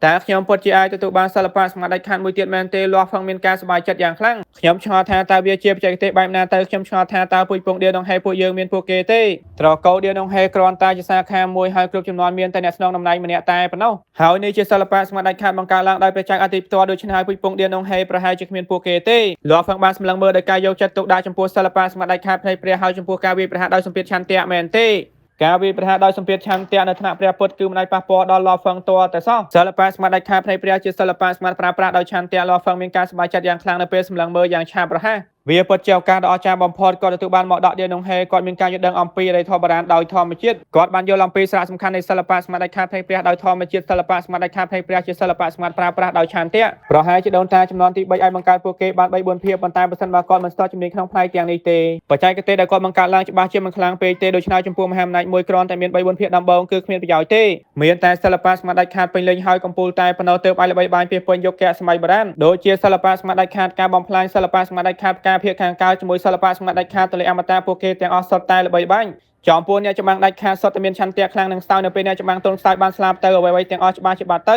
ទោះយ៉ាងណាក៏ដោយទោះបីជាអ្នកចម្បាំងខ្លាំងបានស្លាប់ទៅក៏ដោយឆន្ទៈរបស់ពួកគេច្បាស់ជាមិនអាចបាត់ទៅឡើយសូម្បីតែឈាមមួយដំណក់ជាមួយស្បែកចេញពីរាងកាយពួកគេក៏មានការវាយប្រហារដោយសម្ពាធឆន្ទៈយ៉ាងខ្លាំងផងដែរនៅពេលអ្នកចម្បាំងដាច់ខាតនៅមានជីវិតនៅពេលពួកគេវាយប្រហារគ្នាដោយសម្ពាធឆន្ទៈអ្នកខ្លាំងអាចធ្វើឲ្យគូប្រជែងបាត់បង់ការផ្ដោតអារម្មណ៍ហើយមានប្រៀបជាងពួកគេនៅពេលពួកគេវាយប្រហារគ្នាប្រសិនបើពួកគេមានឆន្ទៈខុសគ្នាខ្លាំងពេកការវាយប្រហារដោយសម្ពាធឆន្ទៈតាមធម្មជាតិអាចធ្វើឲ្យគូប្រជែងសន្លប់ហើយមិនអាចទប់ទល់បានទាល់តែសោះភ្លាមលាស់ហ្វឹងបានសម្លឹងមើលខ្លឹមសារសិល្បៈស្មារតីខាតផ្នែកព្រះភាគទី1ហើយងក់ក្បាលតាមពិតទៅអ្នកខ្លាំងប្រើប្រាស់ទំនងជីវិតសាច់និងឈាមជាឧទាហរណ៍ដោយសារតែពួកគេមានពលឹងមនសិការជាមួយឆន្ទៈនៅពេលពលឹងត្រូវបានបំផ្លាញតាមធម្មជាតិពួកគេច្បាស់ជាស្លាប់ទោះយ៉ាងណាក៏ដោយចំពោះឆន្ទៈគឺខុសគ្នាចំពោះអ្នកចម្បាំងមានឆន្ទៈខ្សោយនៅពេលពួកគេស្លាប់ទៅឆន្ទៈពួកគេច្បាស់ជាបាត់ទៅដោយធម្មជាតិ ទោះយ៉ាងណាក៏ដោយចំពោះព្រះពុទ្ធចាត់ទុកជំោខៈឬខ្ពស់ជាងនេះឆន្ទៈកាន់តែខ្លាំងកាន់តែសំខាន់នៅពេលអ្នកចម្បាំងដាច់ខាតបានស្លាប់ទៅឆន្ទៈរបស់ពួកគេមិនបាត់ទៅឡើយដូចជាដំណាក់ឈាមព្រះនៅលើស្លាបសម្រាប់យូអ៊ីជាដើមសូម្បីតែនៅក្នុងអរិយធម៌បារាំងក៏ដោយអ្នកចម្បាំងដាច់ខាតខ្លះអាចប្រើប្រាស់តែឆន្ទៈដើម្បីវាយប្រហារឲ្យបង្ក្រាបគូបច្ច័យរបស់ពួកគ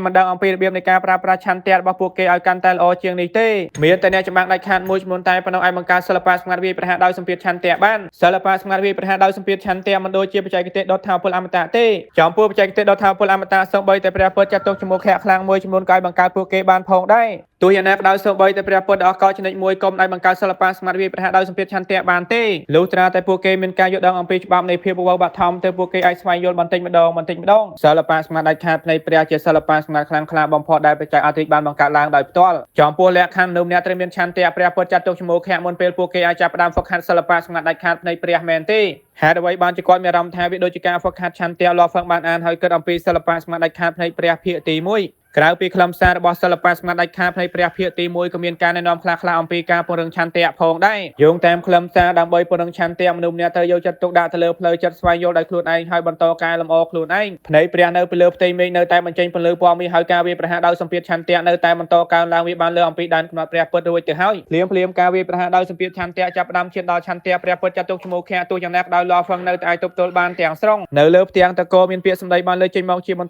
ពួកគេនៅតែជាខ្លឹមសារសិល្បៈសម្ងាត់ដាច់ខាតភ្នែកព្រះភាគទី1គាត់ច្បាស់ណាស់ថាភាគទី1គឺវ័យណាស់ទីបំផុតអ្វីៗបានឈប់ទាំងអស់ហើយសិល្បៈសម្ងាត់ដាច់ខាតភ្នែកព្រះភាគទី1បានលើចេញមកទាំងស្រុងលាហ្វឹងបានដកដង្ហើមធំថាគ្រាន់តែភាគទី1បានចំណាយពេលយូរណាស់ដើម្បីបង្ហាញខ្លួនទាំងស្រុងបើសិនបើឆន្ទៈមនុស្សម្នាក់មិនទាន់ឈានដល់ដែនកំណត់ឆន្ទៈព្រះពុទ្ធទេខ្ញុំខ្លាចថាពួកគេទាំងនោះច្បាស់ជាមិនអាចសិក្សាសិល្បៈសម្ងាត់ដាច់ខាតភ្នែកព្រះភាគទី1បានទេនៅពេលសិល្បៈសម្ងាត់ដាច់ខាតភ្នែកព្រះភាគទី1បានលេចឡើងទាំងស្រុងលាហ្វឹងស្រាប់តែឃើញពាក្យលេចឡើងនៅពីលើផ្ទាំងតកមួយទៀតថាសិល្បៈសម្ងាត់ដាច់ខាតភ្នែកព្រះភាគទី2លាហ្វឹងមានការសប្បាយចិត្តយ៉ាងខ្លាំងហើយចាប់ផ្ដើមចងចាំពួកគេភ្លាមពាក្យរាប់មិនអស់បានលេចចេញមកជាបន្តនៅលើភ្នំតកលាហ្វឹងអាចមើលឃើញខ្លឹមសារថ្មីដែលគ្រាន់តែការក្លែកមើលតែប៉ុណ្ណោះមួយសន្ទុះក្រោយមកសិល្បៈសម្ងាត់ដាច់ខាតភ្នែកព្រះភាគទី2ត្រូវបានបញ្ចប់លាហ្វឹងបានដកដង្ហើមធំបន្តិចក្រោយមកភ្លាមលាហ្វឹងបានងាកសម្លឹងមើលទៅកាន់ភ្នំតកនៅពីចម្ងាយគាត់អាចមើលឃើញថានៅលើភ្នំតកមានពាក្យយ៉ាងច្រើនចាប់ផ្ដើមលេចឡើងយ៉ាងឆ្កួតថាសិល្បៈសម្ងាត់ដាច់ខាតភ្នែកព្រះភាគទី3ពាក្យនៅតែបន្តលេចឡើងមេតបអាប់ខ្មៅបានក្លែកមើលក្រោមពលឺនៅកណ្ដាលវាំងថានេះជាសិល្បៈសម្ងាត់ដាច់ខាតភ្នែកព្រះភាគទី3ហើយឆាប់នេះសិល្បៈសម្ងាត់ដាច់ខាតភ្នែកព្រះភាគទី3ត្រូវបានបញ្ចប់ហើយទាហានយិនហេពិតជាមានការយល់ដឹងខ្លាំងណាស់ប្រសិនបើប្រៀបធៀបជាមួយក្រុមទាហានការពីមុនគាត់គឺជាទាហានឆ្នើមបំផុតក្នុងចំណោមពួកគេទាំងអស់ហើយសិល្បៈសម្ងាត់ដាច់ខាតភ្នែកព្រះគឺមាន9ភាគតើព្រះមហាក្សត្រទ្រង់បានដាក់សិល្បៈសម្ងាត់ដាច់ខាតភ្នែកព្រះទាំង9ភាគនៅជាន់ទី7មែនទេមេតបខ្ពស់ហើយរឿងមកបានសួរដោយការចង់ដឹងតើមានពួកយើងណាម្នាក់ដឹងទៅចំពោះទាហានខ្លាំងបំផុតពីមុនពួកគេបានសិក្សាត្រឹមតែ3ភាគដំបូងតែប៉ុណ្ណោះតើព្រះមហាក្សត្របានដាក់សិល្បៈសម្ងាត់ដាច់ខាតភ្នែកព្រះប៉ុន្មានភាគនៅជាន់ទី7គ្មានពួកយើងណាម្នាក់ដឹងទេមេតបផ្សេងទៀតបានងក់ក្បាលមនុស្សម្នាក់ត្រូវដឹងថាទោះបីជាមេតបធំទាំង4សុទ្ធតែមានឋានៈជាមហាអំណាចក៏ដោយសូម្បីតែពួកគេក៏គ្មានសិល្បៈសម្ងាត់ភ្នែកព្រះទាំង9ភាគផងដែរដោយសារតែបច្ចេកទេសសំខាន់បែបនេះកាន់តែសំខាន់ចំពោះអ្នកចម្បាំងចំនួនក្រោយពួកគេគ្រាន់តែអាចសិក្សាដោយមន្ត្រីសំខាន់បំផុតតែប៉ុណ្ណោះនៅជាន់ទី7គាត់បានឈានដល់ភាគទី4ហើយការវាយប្រហារដោយសម្ពាធឆន្ទៈគួរតែខ្លាំងណាស់ប៉ុន្តែនៅពេលនេះទាហានយិនហេហាក់ដូចជាធម្មតាខ្លាំងណាស់ប្រហែលជាគាត់អាចសិក្សាបានច្រើនជាងនេះមេតបធំទាំង4ក៏មានការចង់ដឹងចង់ឃើញផងដែរថាតើទាហានយិនហេអាចសិក្សាបានច្រើនប៉ុណ្ណាលាហ្វឹងបានដកដង្ហើមធំទីបំផុតក៏បានបញ្ចប់ការសិក្សាសិល្បៈសម្ងាត់ដាច់ខាតភ្នែកព្រះភាគទី4ហើយរាល់សិល្បៈសម្ងាត់ភ្នែកព្រះមួយភាគត្រូវការចំណាយពេលយូរណាស់ដោយសារតែការលេចឡើងនៅពាក្យជាបន្តត្រូវការពេលបន្តិចលាហ្វឹងខ្លាចថាឆន្ទៈរបស់គាត់គឺមិនអាចដោះស្រាយបញ្ហានៅពេលសំខាន់បំផុតបានទេនៅភាគទី5លាហ្វឹងបានសម្លឹងមើលភ្នំតកមួយទៀតហើយពាក្យយ៉ាងច្រើនចាប់ផ្ដើមលេចចេញមកវាជាសិល្បៈសម្ងាត់ដាច់ខាតភ្នែកព្រះភាគទី5នៅពេលសិល្បៈសម្ងាត់ដាច់ខាតភ្នែកព្រះភាគទី5បានលេចចេញមក1ភាគ3ការបញ្ចេញមតិរបស់លាហ្វឹងបានផ្លាស់ប្ដូរមិនល្អទេលាហ្វឹងបានក្លែងមើលទៅកាន់ភ្នែកព្រះនៅពីលើលំហអវកាសហើយពន្លឺពណ៌មាសមិនច្បាស់លាស់បានព័ទ្ធជុំវិញតំបន់ខាងក្រោមហើយការវាយប្រហារដោយសម្ពាធឆន្ទៈកាន់តែខ្លាំងឡើងជាបន្តការវាយប្រហារដោយសម្ពាធឆន្ទៈពិតជាខ្លាំងណាស់លាហ្វឹងមានការថប់បារម្ភថាខ្ញុំកំពុងរងសម្ពាធយ៉ាងខ្លាំងរួចទៅហើយនៅពេលនេះការវាយប្រហារដោយសម្ពាធឆន្ទៈគួរតែជាដំណាក់កាលកណ្ដាលឬដំណាក់កាលចុងក្រោយព្រះពុទ្ធចាត់ទុកជំោខៈហើយលាហ្វឹងនៅតែបន្តសម្លឹងមើលទៅកាន់ភ្នំតកហើយពាក្យនៅតែបន្តលេចឡើងនៅលើភ្នំតកជាបន្តទោះយ៉ាងណាក៏ដោយលាហ្វឹងច្បាស់ជាមិនចង់ឲ្យឆន្ទៈរបស់គាត់ធ្លាក់ចូលមុនពេលគាត់អាចសិក្សាសិល្បៈសម្ងាត់ដាច់ខាតភ្នែកព្រះភាគទី5ចប់ទេវាជាការវាយប្រហារដោយសម្ពាធឆន្ទៈគ្មានទីបញ្ចប់ហើយសម្ពាធ កាន់តែខ្លាំងឡើងជាបន្តបន្ទាប់វាដូចជាភ្នំគ្មានទម្រង់មួយកំពុងតែសង្កត់នៅពីលើឆន្ទៈរបស់គាត់ហើយវាកាន់តែខ្លាំងឡើងធ្វើឡោហ្វឹងមានអារម្មណ៍ថាដូចជាល្បឿននៃការគិតរបស់គាត់បានថយចុះសិល្បៈស្ងាត់ដាច់ខាតផ្នែកព្រះភាគទី5ឆាប់ឡើងទៅឡោហ្វឹងមានការថប់អារម្មណ៍យ៉ាងខ្លាំង15វិនាទីបានកន្លងផុតទៅខ្លឹមសារសិល្បៈស្ងាត់ដាច់ខាតផ្នែកព្រះភាគទី5បានលេចចេញមកទាំងស្រុងនៅពេលសិល្បៈស្ងាត់ដាច់ខាតផ្នែកព្រះភាគទី5បានលេចចេញមកទាំងស្រុងពាក្យថ្មីបានលេចឡើងនៅពីលើផ្ទាំងតកមួយទៀតថាសិល្បៈស្ងាត់ដាច់ខាតផ្នែកព្រះភាគទី6ឡោហ្វឹងមានអារម្មណ៍ថាសិល្បៈស្ងាត់ដាច់ខាតផ្នែកព្រះបានលេចឡើងលឿនជាងមុនចាប់តាំងពីភាគទី1ដល់ភាគទី9ល្បឿនហាក់ដូចជា slow ណាស់នៅពីដើមប៉ុន្តែនៅពេលនេះវាកាន់តែលឿនជាងមុនបន្តិចម្ដងការវាយប្រហារដោយសម្ពាធឆន្ទៈគួរឲ្យភ័យខ្លាចបានធ្វើឲ្យមុខរបស់ឡោហ្វឹងចាប់ផ្ដើមស្លេករាងកាយទាំងមូលរបស់គាត់ចាប់ផ្ដើមញ័រនៅពេលគាត់បន្តសម្លឹងមើលភ្នំតកហើយចាប់ផ្ដើមចងចាំនៅខ្លឹមសារសិល្បៈស្ងាត់ដាច់ខាតផ្នែកព្រះភាគទី6ឡោហ្វឹងមានអារម្មណ៍ថាឆន្ទៈរបស់គាត់ចាប់ផ្ដើមញ័ររាងកាយទាំងមូលរបស់គាត់មិនអាចជួយអ្វីបានក្រៅពីស្ពឹកហើយលុតជង្គង់ចុះនៅលើដីអត់ទេឡោហ្វឹងបានដឹងថាគាត់បានឈានដល់ដែនកំណត់រួចទៅហើយបើសិនបើគាត់កំពុងហ្វឹកហាត់ឆន្ទៈនៅក្នុងទូកភ្នៅគាត់ច្បាស់ជាសន្លប់តាមធម្មតាហើយមិនអាចបន្តទៅមុខបានទៀតទេទោះយ៉ាងណាក៏ដោយនៅពេលនេះឡោហ្វឹងចង់ឃើញសិល្បៈស្ងាត់ដាច់ខាតផ្នែកព្រះបន្ថែមទៀតខ្ញុំច្បាស់ជាមិនអាចដួលនៅពេលនេះបានទេយ៉ាងហើយណាភាគទី6ខ្ញុំត្រូវតែបញ្ចប់ភាគទី6យ៉ាងតិចបំផុតឡោហ្វឹងបានស្រែកធ្ងន់នៅក្នុងចិត្តនៅពេលនេះគ្រប់វិនាទីពិតជាលំបាកទ្រាំខ្លាំងណាស់គាត់មានអារម្មណ៍ថាមួយវិនាទីដូចជាមួយសម័យកាលធ្វើឲ្យឡោហ្វឹងមានអារម្មណ៍ថាហេតុអ្វីបានជាពាក្យទាំងនេះលេចចេញមក slow ខ្លាំងម្ល៉េះខ្ញុំត្រូវតែបញ្ចប់ភាគទី6នៅពេលនេះឡោហ្វឹងមានក្បិតតែមួយតែប៉ុណ្ណោះយ៉ាងហើយណាគាត់ត្រូវតែបញ្ចប់ភាគទី6ឡោហ្វឹងមានអារម្មណ៍ថាឆន្ទៈរបស់គាត់បានដួលហើយទោះយ៉ាងណាក៏ដោយគាត់បានប្រឹងប្រែងយ៉ាងខ្លាំងហើយសម្លឹងមើលទៅកាន់ភ្នំតកនៅពីចម្ងាយហេតុអ្វីបានជាពាក្យទាំងនេះលេចឡើង slow ខ្លាំងម្ល៉េះហេតុអ្វីបានជាពួកគេទាំងអស់មិនបង្ហាញខ្លួនក្នុងពេលតែមួយវាពិតជា slow ខ្លាំងពេកហើយនៅទីបំផុតខ្លឹមសារសិល្បៈស្ងាត់ដាច់ខាតផ្នែកព្រះភាគទី6បានលេចចេញមកទាំងស្រុងក្នុងពេលជាមួយគ្នានៅលើភ្នំតកមួយផ្សេងទៀតសិល្បៈស្ងាត់ដាច់ខាតផ្នែកព្រះភាគទី7បានលេចចេញមកផងដែរទោះយ៉ាងណាក៏ដោយនៅពេលឡោហ្វឹងបានឈានដល់ចុងបញ្ចប់នៃភាគទី6ឡោហ្វឹងមិនអាចទប់ទល់បានទៀតទេហើយចាប់ផ្ដើមសន្លប់ឡោហ្វឹងមិនអាចមើលឃើញភាគទី7បានលេចចេញមកទេភ្លាមពន្លឺមួយបានធ្លាក់ចូលមកពីលើផ្ទៃមេឃហើយព័ទ្ធជុំវិញឡោហ្វឹងកំពុងតែសន្លប់ដូច្នេះហើយឡោហ្វឹងបានចាកចេញពីក្នុងជាន់ទី7ហើយមេតបធំទាំង4បាននៅស្ងៀមហើយពួកគេបានសម្លឹងមើលអេក្រង់ពន្លឺយ៉ាងខ្លាំងនៅពេលសិល្បៈស្ងាត់ដាច់ខាតផ្នែកព្រះភាគទី7បានលេចចេញមកបានធ្វើឲ្យពួកគេទប់ដង្ហើមយ៉ាងខ្លាំងតាមពិតទៅនៅពេលសំខាន់បំផុតសិល្បៈស្ងាត់ដាច់ខាតផ្នែកព្រះចាប់ផ្ដើមបង្ហាញខ្លួនកាន់តែលឿនជាងមុនប្រសិនបើមានពេលយូរជាងនេះបន្តិចគាត់ប្រហែលជាអាចបញ្ចប់មួយភាគទៀតនៅពេលនេះពួកគេអាចសន្និដ្ឋានបានថាចំពោះម្ចាស់ស្កលលោកនៅពេលពួកគេកាន់តែជិតឈានដល់ដែនកំណត់វាកាន់តែលំបាកក្នុងការកើនឡើងហើយដូច្នេះហើយនៅទីបញ្ចប់សិល្បៈស្ងាត់ដាច់ខាតផ្នែកព្រះច្បាស់ជាលេចឡើងកាន់តែលឿនជាងមុននៅពេលសិល្បៈស្ងាត់ដាច់ខាតផ្នែកព្រះភាគទី6ត្រូវបានបញ្ចប់ទាំងស្រុងទាហានយន្តហេបានស្លាប់បន្ទាប់មកឡោហ្វឹងចាប់ផ្ដើមបាត់ចេញពីអេក្រង់ពន្លឺមានតែពេលនោះទេមេតបធំទាំង4បានដកដង្ហើមធូរស្រាលទោះយ៉ាងណាក៏ដោយជាអកុសលនៅពេលភាគទី7ចាប់ផ្ដើមលេចឡើងមកគាត់បានស្លាប់ភ្លាមទោះយ៉ាងណាក៏ដោយនៅពេលភាគទី7បង្ហាញខ្លួនវានៅតែមិនច្បាស់លាស់ពួកយើងក៏មិនអាចមើលឃើញវាផងដែរវាពិតជារឿងធម្មតាទេដែលពួកយើងមិនអាចមើលឃើញភាគទី7នៅពេលនោះព្រះមហាក្សត្របានបង្រៀនពួកយើងត្រឹមតែ6ភាគដំបូងតែប៉ុណ្ណោះប៉ុន្តែទាហានយន្តហេគ្រាន់តែជាម្ចាស់ស្កលលោកតែប៉ុណ្ណោះហើយគាត់អាចសិក្សាបាន6ភាគដំបូងគាត់ខ្លាំងជាងពួកយើងទៅទៀតមេតបធំទាំង4បានឆ្លើយឆ្លងគ្នាទៅវិញទៅមកហើយក្នុងចំណោមពួកគេម្ដងម្កាលបានសម្លឹងមើលអេក្រង់ពន្លឺទោះយ៉ាងណាក៏ដោយអេក្រង់ពន្លឺគឺទៅទេហើយគ្មានអ្វីទាំងអស់បន្ទាប់មកអេក្រង់ពន្លឺកំពុងតែហោះនៅក្តារលំហអវកាសចាប់ផ្ដើមបាត់ទៅវិញយ៉ាងណាមិញសូម្បីតែមេតបធំទាំង4ក៏មិនអាចមើលឃើញជាន់ទី8ជាមួយជាន់ទី9របស់គីអ៊ូឈីផងដែរដូច្នេះហើយតើមានអ្វីកើតឡើងនៅក្នុងគីអ៊ូឈីមែនទេតើជាន់ទី8មានការលំបាកអ្វីខ្លះមែនទេតើអ្វីទៅចាត់កម្លាំងដ៏អស្ចារ្យបំផុតនៅជាន់ទី9មែនទេពួកយើងគ្រាន់តែរងចាំតែប៉ុណ្ណោះប្រសិនបើទាហានយន្តហេពិតជាជោគជ័យក្នុងការទទួលយកមកដាក់បន្តមកបេសកកម្មមានចំណងជើងច្បាស់ជាបាត់ទៅដោយធម្មជាតិដោយសារមានតែស្ដេចព្រះអ៊ូឈីមួយអង្គតែប៉ុណ្ណោះហើយចំពោះបេសកកម្មមានចំណងជើងគឺមានតែមួយតែប៉ុណ្ណោះសម្រាប់ម្ចាស់ស្កលលោកនៅពេលមានពួកគេណាម្នាក់ជោគជ័យបេសកកម្មមានចំណងជើងច្បាស់ជាបាត់ទៅដោយធម្មជាតិហើយមិនលេចឡើងម្ដងទៀតឡើយតើទាហានយន្តហេអាចជោគជ័យទេមេតបអាប់ខ្មៅមានការព្រួយបារម្ភយ៉ាងខ្លាំងថាទាហានតែម្នាក់គាត់បានចូលទៅកាន់ជាន់ទី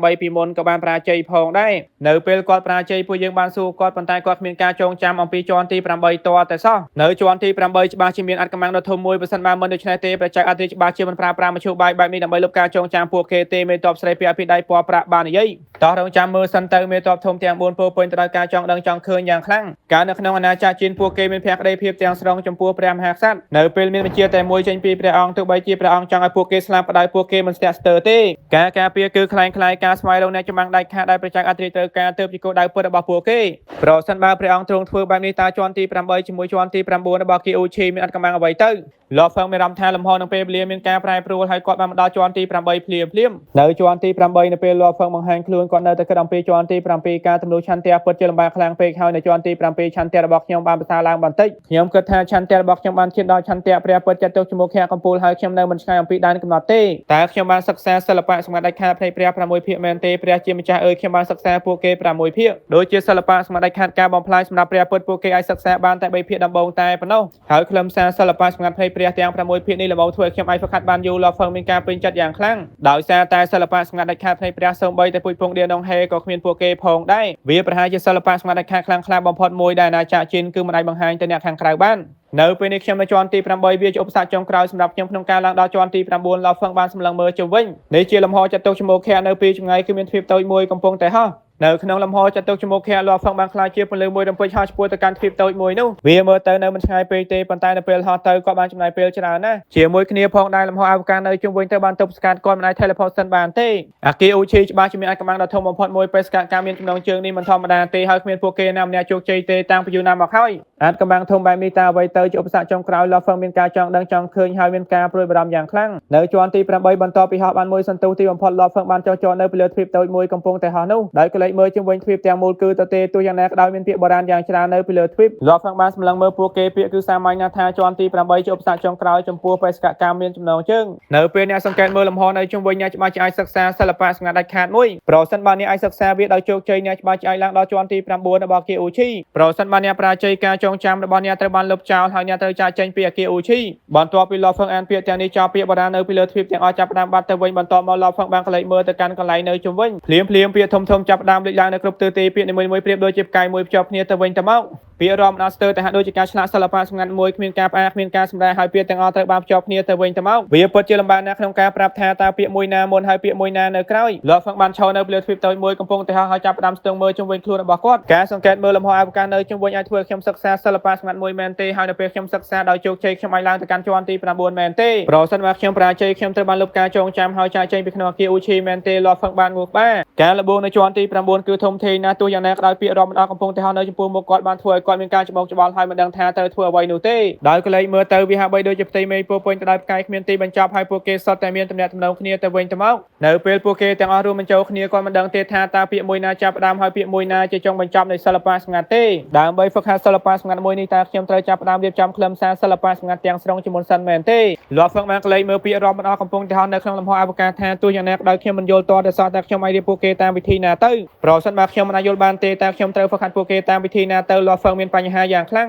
ងពេលវេលាបានកន្លងផុតទៅក្នុងមួយរំពេចផ្នែក9ថ្ងៃបានកន្លងផុតទៅតើខ្ញុំត្រូវហ្វឹកហាត់ពួកគេតាមវិធីណាទៅលោកហ្វឹងបានសម្លឹងមើលពាក្យទាំងនោះពាក្យនីមួយៗកំពុងតែបញ្ចេញនៅពន្លឺគ្មានទីបញ្ចប់នៅពេលខ្លះខ្លាំងហើយនៅពេលខ្លះខ្សោយពាក្យរាប់មិនអស់គឺដូចជាសភៅដ៏ធំមួយត្រូវបានបង្ហាញនៅចំពោះមុខលោកហ្វឹងទោះយ៉ាងណាក៏ដោយលោកហ្វឹងមិនអាចយល់បានទេមិនមែនថាលោកហ្វឹងមិនតបានសិក្សាពាក្យទាំងនេះទេប៉ុន្តែគាត់នៅតែមិនអាចយល់បានទាំងស្រុងក៏ប្រាប់ថាខ្ញុំត្រូវឈប់នៅជាន់ទី8មែនទេលោកហ្វឹងមិនសុខចិត្តទេទោះយ៉ាងណាក៏ដោយពាក្យរាប់មិនអស់ទាំងនេះគឺដូចជាសភៅឋានសួគ៌នៅពេលលោកហ្វឹងកំពុងតែសិក្សាពាក្យទាំងនេះស្រាប់តែមានអារម្មណ៍ថាពាក្យទាំងអស់ចាប់ផ្ដើមភ្លឺឡើងភ្លាមម្នាក់ស្ការរបស់គាត់ទៅបានស្រូបចូលទៅក្នុងសៀវភៅឋានសួគ៌វាដូចជាការប្រើប្រាស់បណ្ដាញសកលនិមិត្តម្នាក់ស្ការរបស់គាត់បានចូលទៅក្នុងចក្រវាឡនិមិត្តប៉ុន្តែតាមពិតទៅម្នាក់ស្ការរបស់លោកហ្វឹងបានចូលទៅក្នុងសៀវភៅឋានសួគ៌ហើយលោកហ្វឹងបានឈរនៅពីលើទ្វីបកំពុងតែហោះហើយមិនអាចផ្លាស់ទីបានទេនៅក្នុងសៀវភៅឋានសួគ៌ពាក្យទាំងអស់ចាប់ផ្ដើមបញ្ចេញពន្លឺយ៉ាងខ្លាំងក្រោយមកសម្មាព្រើលមួយបានលេចឡើងនៅក្នុងលំហអវកាសគាត់ស្លៀកពាក់អាវក្រៅមានពន្លឺពណ៌ខ្មៅគាត់បានសម្លឹងមើលទ្វីបដែលលោកហ្វឹងកំពុងតែឈរតែមានការស្រឡាំងកាំងថានេះជាលើកទី2ហើយសម្មាពណ៌ខ្មៅបានដកដង្ហើមធំម្នាក់ស្ការមួយពីមុនបានចូលមកក្នុងអាណាចក្រគំនូហើយបានប្រាជ័យយ៉ាងឆាប់រហ័សខ្ញុំឆ្ងល់ថាតើមួយនេះអាចជោគជ័យទេ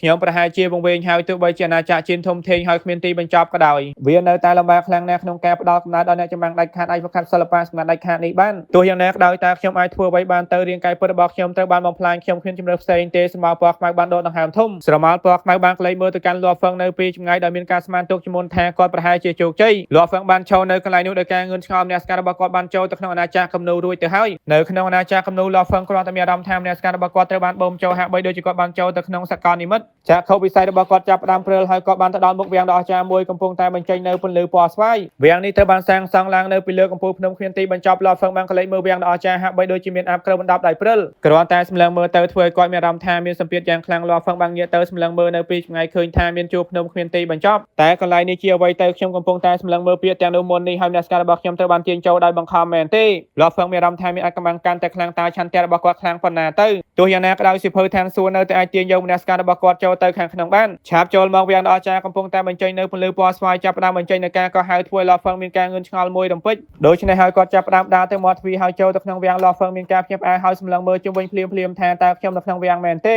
តើខ្ញុំត្រូវបានគេគ្រប់គ្រងដោយគ្មានការព្រមានណាមួយមែនទេនេះពិតជាមានភាពខុសគ្នាធំធេងខ្លាំងពេកហើយវាំងនេះពិតជាស្រស់ស្អាតខ្លាំងណាស់នៅជំហៀងវាំងមានការឆ្លាតមានការតបតែងហើយពួកគេទាំងអស់កំពុងតែបញ្ចេញនៅសម្ពាធយ៉ាងខ្លាំងលាប់ហ្វឹងចង់មើលឃើញឲ្យកាន់តែច្បាស់ទោះយ៉ាងណាក៏ដោយគាត់នៅតែមិនអាចមើលឃើញអ្វីទាំងអស់សូម្បីតែដីនៅខាងក្រោមជើងរបស់គាត់ក៏មិនអាចមើលឃើញច្បាស់ផងដែរភ្លាមវាំងទាំងមូលចាប់ផ្ដើមញ័រយ៉ាងខ្លាំងលាប់ហ្វឹងបានងាកទៅសម្លឹងមើលភ្លាមហើយឃើញថាមានសត្វចម្លែកមួយបានលើកចេញនៅក្នុងសាលធំសត្វចម្លែកមួយនេះត្រូវបានគ្របដណ្ដប់ដោយការឆ្លាក់ពណ៌ខ្មៅរាងកាយទាំងមូលស្តៀងគ្នាជាមួយនឹងសត្វតាហើយមានស្នែងកោងពណ៌ស្វាយនៅខាងលើថ្ងាសភ្នែកគឺមានពណ៌ស្វាយនៅពេលដើរសាលធំទាំងមូលចាប់ផ្ដើមញ័រលាប់ហ្វឹងបានសម្លឹងមើលសត្វចម្លែកមួយនោះថាគឺអ្នកមែនទេខ្ញុំជាវិញ្ញាណសិល្បៈស្ងាត់សត្វចម្លែកមានស្នែងកោងពណ៌ស្វាយបានឆ្លើយតបដោយមោទនភាពលាប់ហ្វឹងមានការភ្ញាក់ផ្អើលយ៉ាងខ្លាំងថាវិញ្ញាណបច្ចេកទេសសម្ងាត់មែនទេសត្វចម្លែកមានស្នែងកោងពណ៌ស្វាយបានសើចច្បោកថាសូម្បីតែអាវុធក៏មានវិញ្ញាណផងដែរហេតុអ្វីបានជាបច្ចេកទេសសម្ងាត់មិនអាចមាននោះលាប់ហ្វឹងមានការភ្ញាក់ផ្អើលកាន់តែខ្លាំងបន្តិចក្រោយមកគាត់ចាប់ផ្ដើមមានការសប្បាយចិត្តយ៉ាងខ្លាំងថាតើនេះជាវិញ្ញាណបច្ចេកទេសសម្ងាត់មែនទេទីហ៊ានផ្សេងទៀតនៅក្នុងអាណាចក្រជៀនច្បាស់ជាមិនយល់អំពីអត្ថន័យរបស់វិញ្ញាណបច្ចេកទេសសម្ងាត់នោះទេទោះយ៉ាងណាក៏ដោយលាប់ហ្វឹងមានមកដកដៀនដងហេក៏បានដឹងអំពីអរិយធម៌បុរាណទាំងស្រុងតាមធម្មជាតិក៏បានដឹងអំពីវិញ្ញាណបច្ចេកទេសសម្ងាត់ផងដែរនៅក្នុងអរិយធម៌បុរាណមានតែអ្នកចម្បាំងដាច់ខាតខ្លាំងក្លាបំផុតមួយចំនួនតែប៉ុណ្ណោះអាចឈរនៅចំណុចកម្ពូលយុគសម័យបុរាណហើយពួកគេបានប្រឹងប្រែងយ៉ាងខ្លាំងដើម្បីបង្កើតសិល្បៈសម្ងាត់ដាច់ខាតណាមួយដើម្បីជាប្រយោជន៍ដល់អ្នកស្នងតំណែងរបស់ពួកគេហើយជាសិល្បៈសម្ងាត់ធ្វើឲ្យពួកគេមានមោទនភាពខ្លាំងក្លាបំផុតចំពោះការបង្កើតសិល្បៈសម្ងាត់ដាច់ខាតហើយមានវិញ្ញាណក្នុងចំណោមដៀនដងហេចំនួនមុនទាំងអស់គឺមានតែដូនតាចំនួនទី3តែប៉ុណ្ណោះអាចធ្វើបានបច្ចេកទេសសម្ងាត់មានវិញ្ញាណតាមធម្មជាតិច្បាស់ជ្រើសម្ចាស់ណាមួយដែលសមរម្យបំផុតជាមួយពួកគេប្រសិនបើអ្នកចម្បាំងផ្សេងទៀតប្រឹងប្រែងប្រើកម្លាំងពួកគេទាំងអស់ដើម្បីហ្វឹកហាត់បច្ចេកទេសទាំងនេះដោយបង្ខំពួកគេច្បាស់ជាបរាជ័យហើយបច្ចេកទេសសម្ងាត់ច្បាស់ជាមិនអាចទទួលស្គាល់ម្ចាស់បានទេសូម្បីតែការសម្លាប់វិញ្ញាណបច្ចេកទេសក៏មិនអាចទៅរួចផងដែរចំពោះកំណត់ទ្រព្យមានតែម្ចាស់ទេទើបអាចសម្លាប់វិញ្ញាណកំណត់ទ្រព្យបានទោះយ៉ាងណាក៏ដោយនៅពេលអ្នកចម្បាំងដាច់ខាតបំផ្លាញកំណត់ទ្រព្យទាំងស្រុងទើបពួកគេអាចបំផ្លាញវិញ្ញាណកំណត់ទ្រព្យបានទោះយ៉ាងណាក៏ដោយដើម្បីអាចបង្កើតបច្ចេកទេសសម្ងាត់មានវិញ្ញាណមួយតាមមហាអំណាចណាមួយមិនចាត់ទុកពួកគេថាជាមហាអំណាចនៅក្នុងយុគសម័យបុរាណទាំងស្រុងទៅដូចគ្នាជាមួយវិញ្ញាណបច្ចេកទេសសម្ងាត់របស់ដូនតាចំនួនទី3ផងដែរសូម្បីតែដូនតាចំនួនទី3ក៏ដោ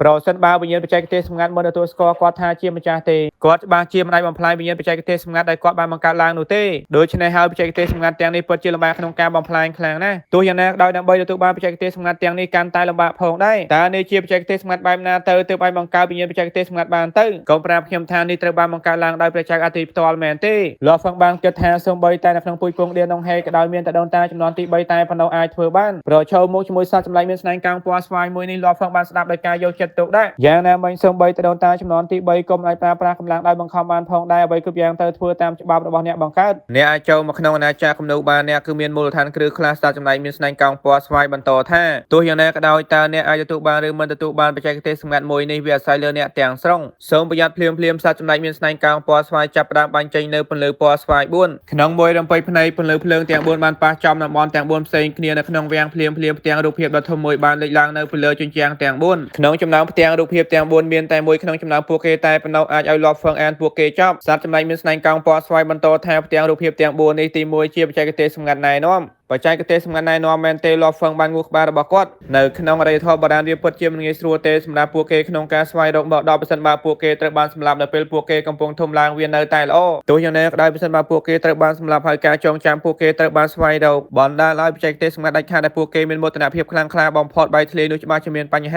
ាដូច្នេះហើយពួកគេមានផែនការការពារយ៉ាងច្រើនដូចជាការបោះត្រាមកដល់របស់តកោឌៀនដងហេជាដើមដោយសារតែការរឹតបន្តឹងនៃការបោះត្រានេះលាប់ហ្វឹងមិនអាចបែកធ្លាយព័ត៌មានចេញទៅខាងក្រៅបានទេទោះបីជាគាត់ត្រូវបានគេសម្រាប់ហើយការចងចាំត្រូវបានស្វែងរកក៏ដោយត្រាមកដល់ច្បាស់ជាបំផ្លាញអ្វីៗទាំងអស់មិនឲ្យអ្នកចម្បាំងណាម្នាក់អាចរកឃើញទេជាការពិតណាមហាអំណាចភាគច្រើនដូចជាព្រះមហាក្សត្រអាណាចក្រជានៅពេលពួកគេបញ្ជូនសិល្បៈសម្ងាត់ដាច់ខាតទាំងនេះទៅឲ្យកូនចៅពួកគេនៅពេលពួកគេកាន់តែរឹងមាំពួកគេច្បាស់ជាអាចហ្វឹកហាត់សិល្បៈសម្ងាត់ទាំងនេះបន្តិចម្ដងហើយកាន់តែស៊ីជម្រៅអ្នកចម្បាំងកាន់តែខ្លាំងកាន់តែលំបាកក្នុងការស្វែងរកការចងចាំទោះយ៉ាងណាក៏ដោយពួកគេមិនផ្ទេរសិល្បៈសម្ងាត់ដាច់ខាតពេញលេញទៅឲ្យកូនចៅរបស់ពួកគេទេផ្ទុយទៅវិញពួកគេត្រូវប្រើប្រាស់វិញ្ញាណបច្ចេកទេសសម្ងាត់ដើម្បីស្វែងរកអ្នកស្នងតំណែងតាម ធម្មតាពួកគេច្បាស់ជាប្រើប្រាស់បច្ចេកទេសសម្ងាត់ណែនាំឲ្យអ្នកស្នងតំណែងហ្វឹកហាត់ជាមុនសិននៅពេលពួកគេស្ទាត់ជំនាញជាមួយនឹងបច្ចេកទេសសម្ងាត់ណែនាំទើបពួកគេអាចទទួលបានបច្ចេកទេសសម្ងាត់ដាច់ខាតពេញលេញនៅពេលនោះមកដល់ទោះបីជាការចងចាំពួកគេត្រូវបានស្វែងរកក៏ដោយនៅក្រោមកម្លាំងបច្ចេកទេសសម្ងាត់ណែនាំពួកគេច្បាស់ជាមិនអាចស្វែងរកឃើញនៅបច្ចេកទេសសម្ងាត់ដាច់ខាតពិតប្រាកដបានទេចំពោះបច្ចេកទេសសម្ងាត់ណែនាំក្រៅពីអាចការពារបច្ចេកទេសសម្ងាត់ពិតប្រាកដបានតាមធម្មតាវាក៏អាចស្វែងរកអ្នកស្នងតំណែងសមរម្យជាមួយសិល្បៈសម្ងាត់ផងដែរបច្ចេកទេសសម្ងាត់ដាច់ខាតទាំងនេះតាមធម្មតាមានលក្ខខណ្ឌលំបាកច្រើនណាស់មានតែអ្នកចម្បាំងអាចបំពេញតាមលក្ខខណ្ឌតែប៉ុណ្ណោះទើបអាចធ្វើជាម្ចាស់ពួកគេបានបច្ចេកទេសសម្ងាត់ដាច់ខាតកាន់តែខ្លាំងសូម្បីតែព្រះពុទ្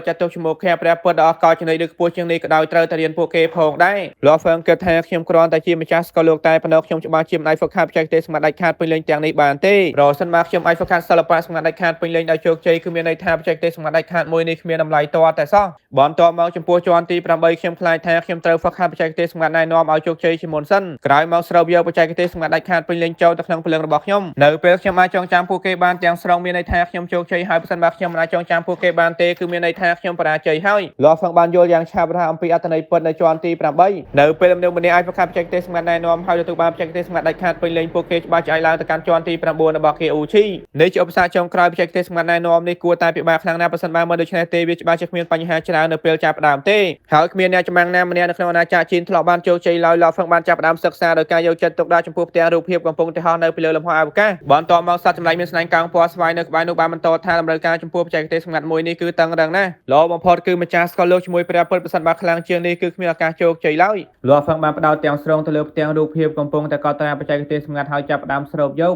មានពាក្យរាប់មិនអស់នៅខាងលើពួកគេជាមួយនឹងការចងចាំរបស់លោកហ្វឹងក៏បានចងចាំពួកគេទាំងអស់ភ្លាមលោកហ្វឹងចាប់ផ្ដើមគិតហើយសិក្សាខ្លឹមសារបច្ចេកទេសសម្ងាត់ឲ្យប្រឹងប្រែងយ៉ាងខ្លាំងដើម្បីស្វែងយល់បន្ថែមទៀតហើយរៀបចំការហ្វឹកហាត់របស់គាត់តម្រូវការចំពោះបច្ចេកទេសសម្ងាត់ណែនាំគឺខ្ពស់ខ្លាំងណាស់សត្វចម្លែកមានស្នែងកោងពណ៌ស្វាយបានបន្តដោយមោទនភាពថាចាប់តាំងពីខ្ញុំត្រូវបានបង្កើតឡើងដោយលោកម្ចាស់មកទេពកោសល្យដាច់ខាតរាប់មិនអស់បានហ្វឹកហាត់ខ្ញុំប៉ុន្តែគ្មានពួកគេណាម្នាក់ជោគជ័យឡើយលោកហ្វឹងមានការភ្ញាក់ផ្អើលយ៉ាងខ្លាំងនៅក្នុងចិត្តហើយបានក្លែកមើលទៅកាន់សត្វចម្លែកមានស្នែងកោងពណ៌ស្វាយនៅក្បែរគាត់មានទេពកោសល្យដាច់ខាតរាប់មិនអស់មែនទេដើម្បីឲ្យឡើងដល់ជាន់ទី8គាត់មិនគួរត្រូវបានចាត់ទុកថាជាទេពកោសល្យដាច់ខាតនោះទេចំពោះអ្នកមែនទេអ្នកប្រហែលជាបរាជ័យផងដែរសត្វចម្លែកមានស្នែងកោងពណ៌ស្វាយបានក្លែកមើលទៅកាន់លោកហ្វឹងបានផ្ដោតទាំងស្រុងទៅលើផ្ទាំងរូបភាពបច្ចេកទេសសម្ងាត់ណែនាំដោយគិតហើយវិភាគក្នុងពេលតែមួយភ្លាមគាត់បានយល់អំពីដំណើរការលម្អិតនៃការហ្វឹកហាត់នៅពេលគាត់យល់គាត់ចាប់ផ្ដើមហ្វឹកហាត់ភ្លាមនេះបានធ្វើឲ្យសត្វចម្លែកមានស្នែងកោងពណ៌ស្វាយនៅក្បែរនោះមានការតក់ស្លុតយ៉ាងខ្លាំងថាគាត់បានហ្វឹកហាត់ភ្លាមមែនទេទោះយ៉ាងណាក៏ដោយគាត់នៅតែបរាជ័យបន្ទាប់មកសត្វចម្លែកមានស្នែងកោងពណ៌ស្វាយបានដើរចូលទៅក្នុងវាំងវាទម្លាក់ក្បាលចូលហើយឈរនៅក្បែរនោះរងចាំលោកហ្វឹងបរាជ័យហើយបញ្ជូនគាត់ចេញនៅពេលគាត់ចាប់ផ្ដើមការហ្វឹកហាត់រាងកាយជាមួយមនសិការទាំងអស់របស់លោកហ្វឹងចាប់ផ្ដើមរួមបញ្ចូលគ្នាតែមួយភ្លាមរាងកាយផែនដីរាងកាយសត្វចម្លែកស្នែងមាសរាងកាយតកូលមូសាជាមួយរាងកាយមហាសមុទ្រគ្មានទីបញ្ចប់ចាប់ផ្ដើមហ្វឹកហាត់ក្នុងពេលតែមួយនៅក្នុងស្កលលោកបាថមទឹកដីមនុស្សតំបន់បាថមរាងកាយមហាសមុទ្រគ្មានទីបញ្ចប់ស្រាប់តែស្ងប់ស្ងាត់ទៅវិ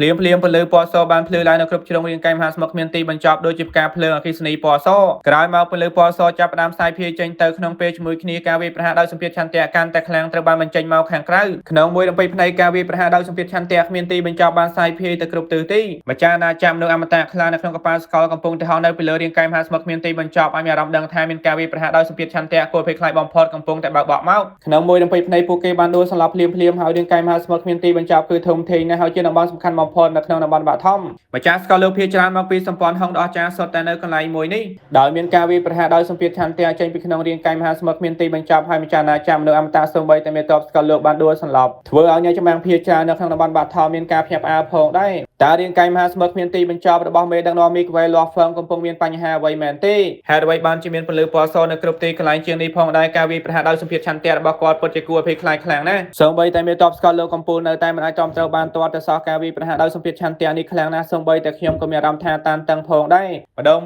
មួយម្ចាស់ស្កលលោកសម្ព័ន្ធហុងដ៏អស្ចារ្យបានបង្ហាញខ្លួននៅហ្គេមរាងកាយមហាសមុទ្រគ្មានទីបញ្ចប់ហើយសម្លឹងមើលវាហើយម្ចាស់ស្កលលោកខាងពូជសាសមនុស្សមួយចំនួនក៏បានបង្ហាញខ្លួនផងដែរហេតុអ្វីបានជាមានការវាយប្រហារដោយសម្ពាធឆន្ទៈភ្លាមម្ចាស់ស្កលលោកពេញហ្វឹងបានងូកក្បែរហើយសួរខ្ញុំមិនដឹងទេវាបានកើតឡើងភ្លាមក្រោយមកម្ចាស់ស្កលលោកពូជសាសបរទេសម្នាក់មកពីសម្ព័ន្ធហុងបានមកទៀបក្បាលចុះម្ចាស់ស្កលលោកពេញហ្វឹងបានទទួលការណែនាំចេញពីអរិយធម៌បារាណដោយលោកហ្វឹងហើយបានឈានដល់កម្លាំងម្ចាស់ស្កលលោកកាយ5យ៉ាងឆាប់រហ័សលើពីនេះបច្ចេកទេសសម្ងាត់ដុតថាពលអមតៈរបស់ម្ចាស់ស្កលលោកពេញហ្វឹងត្រូវបានដឹងទៅដល់សាធារណជនពលឺពណ៌សកំពុងតែលេចឡើងនៅគ្រប់ទីកន្លែងនៅពីលើរាងកាយមហាសមុទ្រគ្មានទីបញ្ចប់ជាងនេះផងដែរការវាយប្រហារដោយសម្ពាធឆន្ទៈកំពុងតែសាយភាយសូម្បីតែមេតបស្កលលោកកំពូលគុំណៃទប់ទល់បានផងដែរពួកគេទាំងអស់គ្នាមានការភ្ញាក់ផ្អើលយ៉ាងខ្លាំងគ្មានពួកគេណាម្នាក់ដឹងថាមានរឿងអ្វីបានកើតឡើងនោះទេព ពួកគេគ្រាន់តែដឹងថាមេដឹកនាំមីក្វែល លាហ្វឹងនៅក្នុងអាណាចក្រជីនវាអាចថាគាត់បានជួបសំណាងនៅកន្លែងមួយនោះហើយទទួលបានសិល្បៈស្មារតីខាងខ្លះមែនទេម្ចាស់ស្កលភាគច្រើនមកពីសម្ព័ន្ធហុងចាប់ផ្ដើមស្មានភ្លាមស្រមើមួយបានលើកចេញមកហើយបញ្ចេញសម្ភារគ្មានទីបញ្ចប់គាត់ជាមេដឹកនាំទីក្រុងក្នុងនាមជាអ្នកចម្បាំងខ្លាំងបំផុតរបស់ស្កលនៅពេលគាត់បង្ហាញខ្លួនមនុស្សគ្រប់គ្នានៅជុំវិញគាត់ចាប់ផ្ដើមបង្ហាញការគោរពឆាប់ផ្ញើការបញ្ជាទិញភ្លាមទៅមេដឹកនាំទីក្រុងបានចេញបញ្ជាថាការពារអ្នកចម្បាំងបានដួលសន្លប់ហើយនាំពួកគេចេញទៅ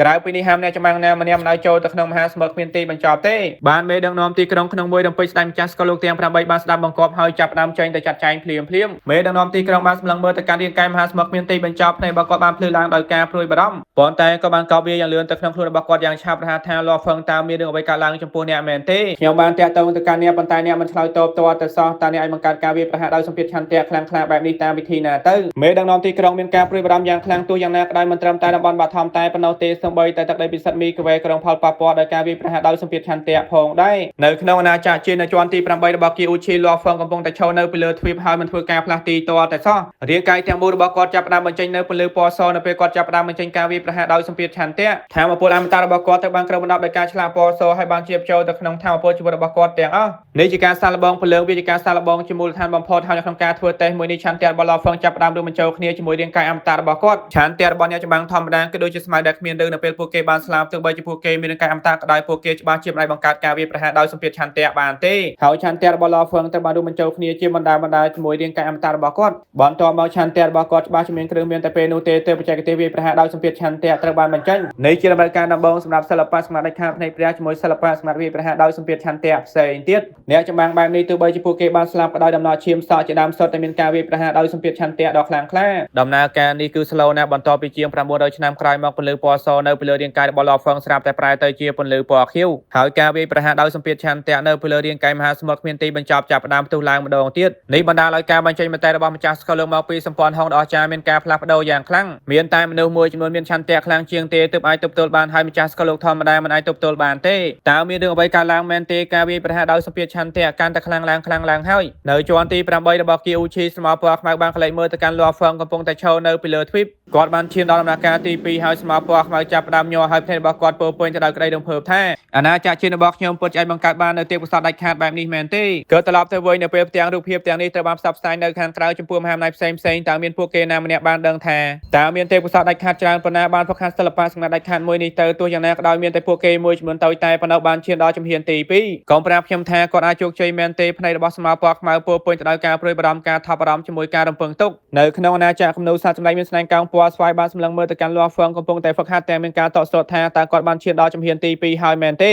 បច្ចេកទេសសម្ងាត់ណែនាំទាំងអស់មាន3ជំហានហើយគាត់ពិតជាអាចឈានដល់ជំហានទី2មែនទេតាំងពីខ្ញុំកាន់មកខ្ញុំមិនដឹងថាមានទេពកោសល្យដាច់ខាតមកពីមហាអំណាចផ្សេងច្រើនប៉ុណ្ណាទេបានហ្វឹកហាត់សិល្បៈសម្ងាត់ដាច់ខាតមួយនេះក្នុងចំណោមពួកគេទាំងអស់អ្នកចម្បាំងអាចឈានដល់ជំហានទី2គឺមានមិនដល់50នាក់ទេតែគាត់មកពីណាតើគាត់ជាទេពកោសល្យដាច់ខាតត្រូវបានចិញ្ចឹមដោយព្រះចៅអធិរាជរបស់អាណាចក្រជីនមែនទេពេលវេលាបានកន្លងផុតទៅពីមួយថ្ងៃទៅមួយថ្ងៃលាហ្វឹងមិនដឹងទាល់តែសោះថាក៏បានបង្កមានការចលាចលដ៏ធំមួយនៅពេលនេះការឈឺចាប់ការធ្វើទរណកម្មជាដើមលាហ្វឹងកំពុងតែមានអារម្មណ៍បែបនេះនៅពេលចាប់ផ្ដើមការហ្វឹកហាត់លាហ្វឹងបានដឹងថាបច្ចេកទេសសម្ងាត់ណែនាំគឺមាន3ដំណាក់កាលទី1នៅតែល្អហើយងាយស្រួលទោះយ៉ាងណាក៏ដោយចាប់ពីដំណាក់កាលទី2ទៅក៏បានរងការឈឺចាប់ខូខើបំផុតវាហាក់បីដូចជាបញ្ចូលរំដោកំពុងតែចាក់ទម្លុះរាងកាយរបស់គាត់ម្ដងហើយម្ដងទៀតប្រសិនបើគិតអំពីការឈឺចាប់វិញវាគឺមិនអន់ជាងនៅពេលគាត់ស្រូវយកពណ៌ផ្កាយនៅពេលនោះទេសំណាងល្អលាហ្វឹងបច្ចុប្បន្នខ្លាំងជាងនៅពេលនោះគាត់នៅតែស៊ូទ្រាំជាមួយការឈឺចាប់ដល់ជីវិតទោះយ៉ាងណាក៏ដោយការស៊ូទ្រាំជារឿងមួយហើយថាតើជីវិតអាចស៊ូទ្រាំបានឬអត់នោះជារឿងមួយផ្សេងទៀតសូម្បីតែការឈឺចាប់នៅពេលបំផ្លាញជីវិតក៏ដោយលាហ្វឹងនៅតែអាចទ្រាំទ្របានទោះយ៉ាងណាក៏ដោយនៅពេលនោះមកដល់គាត់ច្បាស់ជាស្លាប់កុំប្រាប់ខ្ញុំថាមានហានិភ័យដល់ស្លាប់នៅពេលហ្វឹកហាត់បច្ចេកទេសសម្ងាត់នេះមែនទេបេះដូងរបស់លាហ្វឹងមានការរឹតបន្តឹងយ៉ាងខ្លាំងទោះយ៉ាងណាក៏ដោយគាត់បានចាប់ផ្ដើមការហ្វឹកហាត់រួចទៅហើយគ្មានផ្លូវដកថយទេវាជាដំណាក់កាលទី2ហើយសត្វចម្លែកមានស្នែងកោងពណ៌ស្វាយពោពេញទៅដោយការរំពឹងទុកថាដរាបណាគាត់អាចឈានទៅដល់ដំណាក់កាលទី3នោះវាពិតជាអស្ចារ្យខ្លាំងណាស់ចាប់តាំងពីខ្ញុំត្រូវបានចាប់ដោយព្រះមហាក្សត្ររបស់អាណាចក្រជីនមកគ្មានអ្នកចម្បាំងសូម្បីតែមួយអាចឈានដល់ដំណាក់កាលទី2បានក្មេងតូចអ្នកត្រូវតែប្រឹងប្រែងអ្នកត្រូវតែឈានទៅដល់ដំណាក់កាលទី3នៅពេលអ្នកឈានដល់ជំហានទី3បើសិនបើអ្នកបរាជ័យអ្នកច្បាស់ជាស្លាប់ដោយធម្មជាតិទោះយ៉ាងណាក៏ដោយបើសិនបើអ្នកជោគជ័យយ៉ាងហោចណាស់នៅក្នុងអាណាចក្រជីនទាំងមូលអ្នកនៅលំដាប់ទី2បន្តពីព្រះចៅអធិរាជជីនសត្វចម្លែកមានស្នែងកោងពណ៌ស្វាយពោពេញទៅដោយការរំពឹងទុកថាជោគវាសនារបស់គាត់គឺស្វែងរកអ្នកស្នងតំណែងសមរម្យបំផុតជាការពិតណាស់នៅពេលក៏បានរកឃើញអ្នកស្នងមកដាក់សមរម្យវិញ្ញាណបច្ចេកទេសសម្ងាត់ច្បាស់ទៅវិញទោះយ៉ាងណាក៏ដោយគាត់មិនខ្វល់ខ្ ខ្វាយទេចាប់តាំងពីគាត់កាន់មកគាត់ត្រូវដើរតាមពេលវេលារុងរឿងបំផុតនៅពេលនោះនៅជាន់ទី8របស់គីអូឈីស្មាពណ៌ខ្មៅកំពុងតែសម្លឹងមើលទៅកាន់លាហ្វឹងអ្នកត្រូវឈានដល់ជំហានទី3ទៅមានសង្ឃឹមទោះយ៉ាងណាក៏ដោយសូម្បីតែមហាអំណាចទាំងអស់នៅពេលនោះក៏ដោយមានតែពួកគេ10នាក់តែប៉ុណ្ណោះបានឈានដល់ជំហានទី3ទោះយ៉ាងណាក៏ដោយក្នុងចំណោមពួកគេទាំង10នាក់មានតែពួកគេ3នាក់តែប៉ុណ្ណោះនៅមានជីវិតបច្ចេកទេសសម្ងាត់ណែនាំនេះចំពោះដំណាក់កាលទី1ជាមួយដំណាក់កាលទី2គឺគ្មានគ្រោះថ្នាក់ដល់ជីវិតឡើយទោះយ៉ាងណាក៏ដោយនៅពេលពួកគេឈានដល់ជំហានទី3បើសិនបើពួកគេបរាជ័យពួកគេច្បាស់ជាស្លាប់ជាការពិតណាស់នៅក្នុងអរិយធម៌បុរាណគឺមានមធ្យោបាយសង្គ្រោះជីវិតយ៉ាងច្រើនទេពកោសល្យដាច់ខាតភាគច្រើនមកពីមហាអំណាចផ្សេងៗបានបរាជ័យនៅក្នុងជំហានទី3ទោះយ៉ាងណាក៏ដោយនៅតែមានពួកគេ3នាក់នៅមានជីវិតផងដែរយ៉ាងណាមិញរាងកាយពិតរបស់ខ្ញុំត្រូវបានបំផ្លាញហើយខ្ញុំគ្មានមធ្យោបាយការពារជីវិតរបស់អ្នកទេស្មាពណ៌ខ្មៅបានងក់ក្បាលតំបន់បាថមទឹកដីមនុស្សនៅក្នុងរាងកាយមហាសមុទ្រគ្មានទីបញ្ចប់មានពន្លឺពណ៌ខៀវនៅគ្រប់ទីកន្លែង300ឆ្នាំក្រោយមកពន្លឺពណ៌ខៀវទាំងអស់បានក្លាយជាពន្លឺពណ៌ស្វាយរាប់មិនអស់ហើយពន្លឺពណ៌ស្វាយរាប់មិនអស់ទាំងនេះហាក់បីដូចជាភ្ជាប់គ្នាទៅវិញទៅមកដោយបង្កើតបានជាការឆ្លាក់បុរាណដ៏អស្ចារ្យបំផុតហើយអាចកម្លាំងបំផុតផងដែរភ្លាមការវាយប្រហារដោយសម្ពាធឆន្ទៈរបស់រាងកាយមហាសមុទ្រគ្មានទីបញ្ចប់ចាប់ផ្ដើមមានការកើនឡើងសារជាថ្មីម្ដងទៀតក្នុងមួយរំពេចភ្នែកម្ចាស់ស្កលោកខ្លះមកពីសម្ព័ន្ធហុងដ៏អស្ចារ្យកំពុងតែឈរយាមបានដួលសម្លាប់ម្ដងមួយមានតែម្ចាស់ស្កលោក2នាក់តែប៉ុណ្ណោះនៅដឹងខ្លួននៅជំរំពូជសាមនុស្សមានការចលាចលយ៉ាងខ្លាំងការវាយប្រហារដោយសម្ពាធឆន្ទៈរបស់មេដឹកនាំមីក្វែលលាហ្វឹងមិនបែងចែកមិត្តភ័ក្តិឬសត្រូវនោះទេក្នុងចំណោមម្ចាស់ស្កលោកទាំង39នាក់កំពុងការពារមហាសមុទ្រគ្មានទីបញ្ចប់37នាក់បានដួលសន្លប់ភ្លាមមានតែម្ចាស់ស្កលោកមាសជាមួយម្ចាស់ស្កលោកបឹងលូនតែប៉ុណ្ណោះអាចទប់ទល់បានដោយសារតែពួកគេទាំងពីរនាក់បានឈានដល់ឆន្ទៈអ្នកចម្បាំងខ្លាំងបំផុតរបស់ស្កលោកសម្ព័ន្ធហុងដ៏អស្ចារ្យទាំងមូលចាប់ផ្ដើមមានការចលាចលហើយការវាយប្រហារដោយសម្ពាធឆន្ទៈនេះគ្រាន់តែជាការសាយភាយតែប៉ុណ្ណោះប្រសិនបើការវាយប្រហារដោយសម្ពាធឆន្ទៈទាំងនេះរួមបញ្ចូលគ្នាតើវាគួរឲ្យភ័យខ្លាចខ្លាំងប៉ុណ្ណាទៅតើមានន័យថាការវាយប្រហារដោយសម្ពាធឆន្ទៈរបស់មេដឹកនាំមីក្វែលលាហ្វឹងតែម្នាក់ឯងគឺឲ្យបំផ្លាញម្ចាស់ស្កលោកស្ទើរតែទាំងអស់មែនទេសូម្បីតែអ្នកចម្បាំងខ្លាំងបំផុតរបស់ស្កលោកដោយបើសិនបើឆន្ទៈរបស់ពួកគេខ្សោយពួកគេច្បាស់ជារងទុកយ៉ាងខ្លាំងថ្នាក់លើទាំងអស់របស់សម្ព័ន្ធហុងមានការភ្ញាក់ផ្អើលយ៉ាងខ្លាំងហើយមេដឹកនាំទីក្រុងបានចេញបញ្ជាយ៉ាងតឹងរ៉ឹងថាសមាជិកសម្ព័ន្ធហុងដ៏អស្ចារ្យរបស់ពួកយើងទាំងអស់ត្រូវបានហាមឃាត់ព័ត៌មានទាំងអស់មិនឲ្យផ្សព្វផ្សាយទេមានតែម្ចាស់ស្កលោកសម្ព័ន្ធហុងដ៏អស្ចារ្យរបស់ពួកយើងតែប៉ុណ្ណោះអាចដឹងអំពីព័ត៌មានលម្អិតប្រសិនបើមានអ្នកចម្បាំងណាមួយសាយភាយព័ត៌មានទាំងនេះត្រូវដាក់ទោសដោយធម្មជាតិនៅក្នុងទឹកដីពិសិដ្ឋមីក្វែជាមួយតំបន់បាថមសន្តិសុខត្រូវបានរឹតបន្តឹងយ៉ាងខ្លាំងទោះបីជាម្ចាស់អាចារ្យជាមួយមនុស្សអមតៈភាគច្រើនបានដួលស្លាប់ក៏ដោយពួកគេមិនដឹងថាតើការវាយប្រហារដោយសម្ពាធឆន្ទៈរបស់លាហ្វឹងគួរឲ្យខ្លាចប៉ុណ្ណាទេលាហ្វឹងមិនថាមានរឿងអ្វីនោះទេអ្នកត្រូវតែនៅរួមមេដឹកនាំទីក្រុងបានឈរនៅក្បែររាងកាយមហាសមុទ្រគ្មានទីបញ្ចប់ហើយសម្លឹងមើលទៅកាន់ទីឆ្ងាយគិតនៅក្នុងចិត្តមេដឹកនាំទីក្រុងបានដឹងថាបច្ចេកទេសសម្ងាត់គួរភ័យខ្លាចបែបនេះតាមធម្មតាមិនងាយស្រួលទទួលបានទេគ្រាន់តែដឹងថាលាហ្វឹងគ្មានទំនាក់ទំនងជាមួយអាណាចក្រខាងក្រៅគាត់ច្បាស់ណាស់ថាលាហ្វឹងនៅក្នុងពេលវេលាមានគ្រោះថ្នាក់ខ្លាំងបំផុតនៅក្នុងអាណាចក្រจีนនៅជាន់ទី8របស់គីអូឈីរាងកាយទាំងមូលរបស់លាហ្វឹងពោពេញទៅដោយពន្លឺពណ៌ស្វាយហើយថាពលអមតៈរបស់គាត់ត្រូវបានស្រោបដោយពន្លឺពណ៌ស្វាយផងដែរភ្លាមការវាយប្រហារដោយសម្ពាធឆន្ទៈចាប់ផ្ដើមផ្សាយភាយទៅគ្រប់ទិសទីដំណាក់កាលទី3មែនទេក៏បានឈានដល់ជំហានទី3ហើយមែនទេពីមុនមកនៅក្នុងអាណាចក្រจีนទាំងមូលគឺមានតែមនុស្សម្នាក់គាត់បានឡើងដល់ជាន់ទី8ហើយបានបរាជ័យភ្លា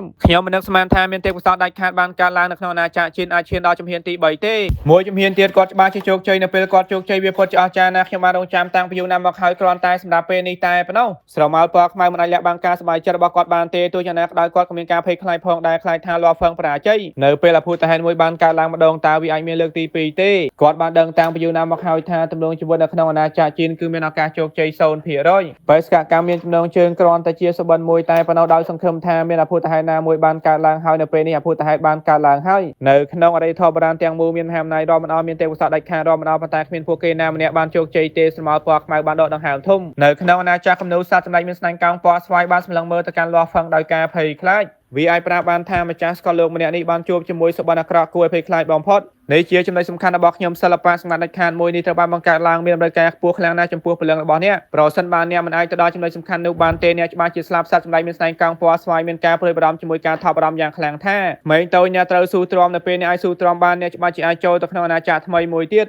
ពេលវេលាបានកន្លងផុតទៅនៅពេលចាប់ផ្ដើមហ្វឹកហាត់បច្ចេកទេសសម្ងាត់ណែនាំជាពិសេសនៅពេលឈានដល់ជំហានទី3លាហ្វឹងមានអារម្មណ៍ថាពលឹងរបស់គាត់ចិត្តត្រូវបានបំផ្លាញហើយទោះយ៉ាងណាក៏ដោយនៅពេលគាត់មិនអាចស៊ូទ្រាំបានទៀតទេពលឹងរបស់គាត់ចាប់ផ្ដើមមានការផ្លាស់ប្ដូរនៅដំណាក់កាលទី3នៅពេលគាត់ឈានដល់ដែនកំណត់របស់គាត់ពលឹងរបស់គាត់អាចធ្វើការសម្របខ្លួនបានយ៉ាងឆាប់រហ័សកុំប្រាប់ខ្ញុំថាខ្ញុំពិតជាស័ក្តិសមជាមួយសិល្បៈសម្ងាត់ដាច់ខាតនេះមែនទេលាហ្វឹងមានគំនិតមួយនេះនៅក្នុងចិត្តរបស់គាត់វាដូចគ្នាជាមួយការទទួលស្គាល់ម្ចាស់របស់ពំផ្កាយផងដែរការតស៊ូមុននេះក៏បានពឹងផ្អែកលើឆន្ទៈរបស់គាត់ទាំងស្រុងសួស្តីអ្នកចម្បាំងទាំងអស់គ្នាពេលនេះខ្ញុំមកបន្តភាគទី1419ដល់ភាគទី1421នៃរឿងលេបកាយរបស់យើងចាប់ផ្ដើមឡើង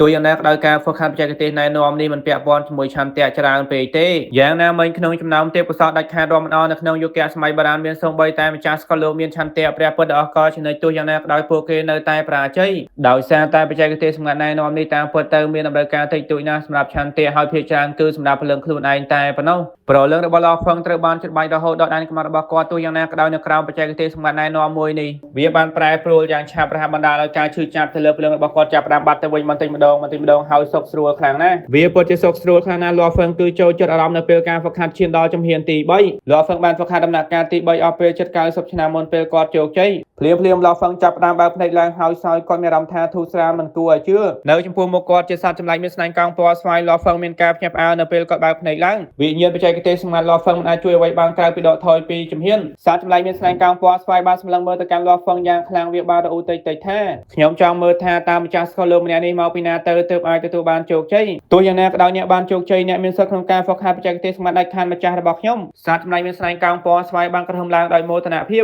តើណាជាម្ចាស់របស់អ្នកលោកហ្វឹងមិនអាចជួយអ្វីបានក្រៅពីសួរព្រះចៅអធិរាជអាណាចក្រជិនមែនទេវាហាក់បីដូចជាមិនអាចទេខ្ញុំបានលើវាច្បាស់ណាស់ទោះបីជាម្ចាស់របស់ខ្ញុំមិនស្គាល់អ្នកក៏ដោយសត្វចម្លែកមានស្នែងកង់ពណ៌ស្វាយបន្តថាទោះយ៉ាងណាក៏ដោយអ្នកត្រូវចាំឈ្មោះម្ចាស់របស់ខ្ញុំមានឈ្មោះថាយានគាត់មានសេរីភាពខ្លាំងណាស់ហើយគ្មានការរំខានដោយមហាអំណាចណាមួយឡើយយានមែនទេលោកហ្វឹងបានចងចាំឈ្មោះនេះដោយស្ងៀមស្ងាត់នៅពេលនេះអ្នកបានហ្វឹកហាត់បច្ចេកទេសសម្ងាត់ណែនាំដោយជោគជ័យអ្នកបានបំពេញតាមលក្ខខណ្ឌហើយតាមធម្មជាតិអ្នកមានសិទ្ធិទទួលបានបច្ចេកទេសសម្ងាត់ដាច់ខាតដ៏អស្ចារ្យបំផុតពីម្ចាស់របស់ខ្ញុំសត្វចម្លែកមានស្នែងកង់ពណ៌ស្វាយបន្តថាបន្ទាប់ពីនៅបានយូរទីបំផុតខ្ញុំអាចត្រឡប់ទៅជាបច្ចេកទេសសម្ងាត់ដាច់ខាតវិញហើយភ្លាមសត្វចម្លែកមានស្នែងកង់ពណ៌ស្វាយទាំងមូលចាប់ផ្ដើមបែកខ្ញែកខ្លាយជាពលិផ្កាយហោះចូលទៅក្នុងមនសិការរបស់លោកហ្វឹងក្នុងមួយរំពេចភ្នែកមហាសមុទ្រព័ត៌មានបានហោះចូលទៅក្នុងចិត្តរបស់លោកហ្វឹងផងដែរនៅជាន់ទី8របស់គីអ៊ូឈីស្មោះពណ៌ខ្មៅបានសម្លឹងមើលទាំងមានការភ័យខ្លាចជាមួយការរំពឹងទុកគាត់មានការភ័យខ្លាចជិត90ឆ្នាំហើយរហូតដល់ពេលដែលពលិនៅជុំវិញខ្លួនរបស់លោកហ្វឹងចាប់ផ្ដើមបាត់ទៅវិ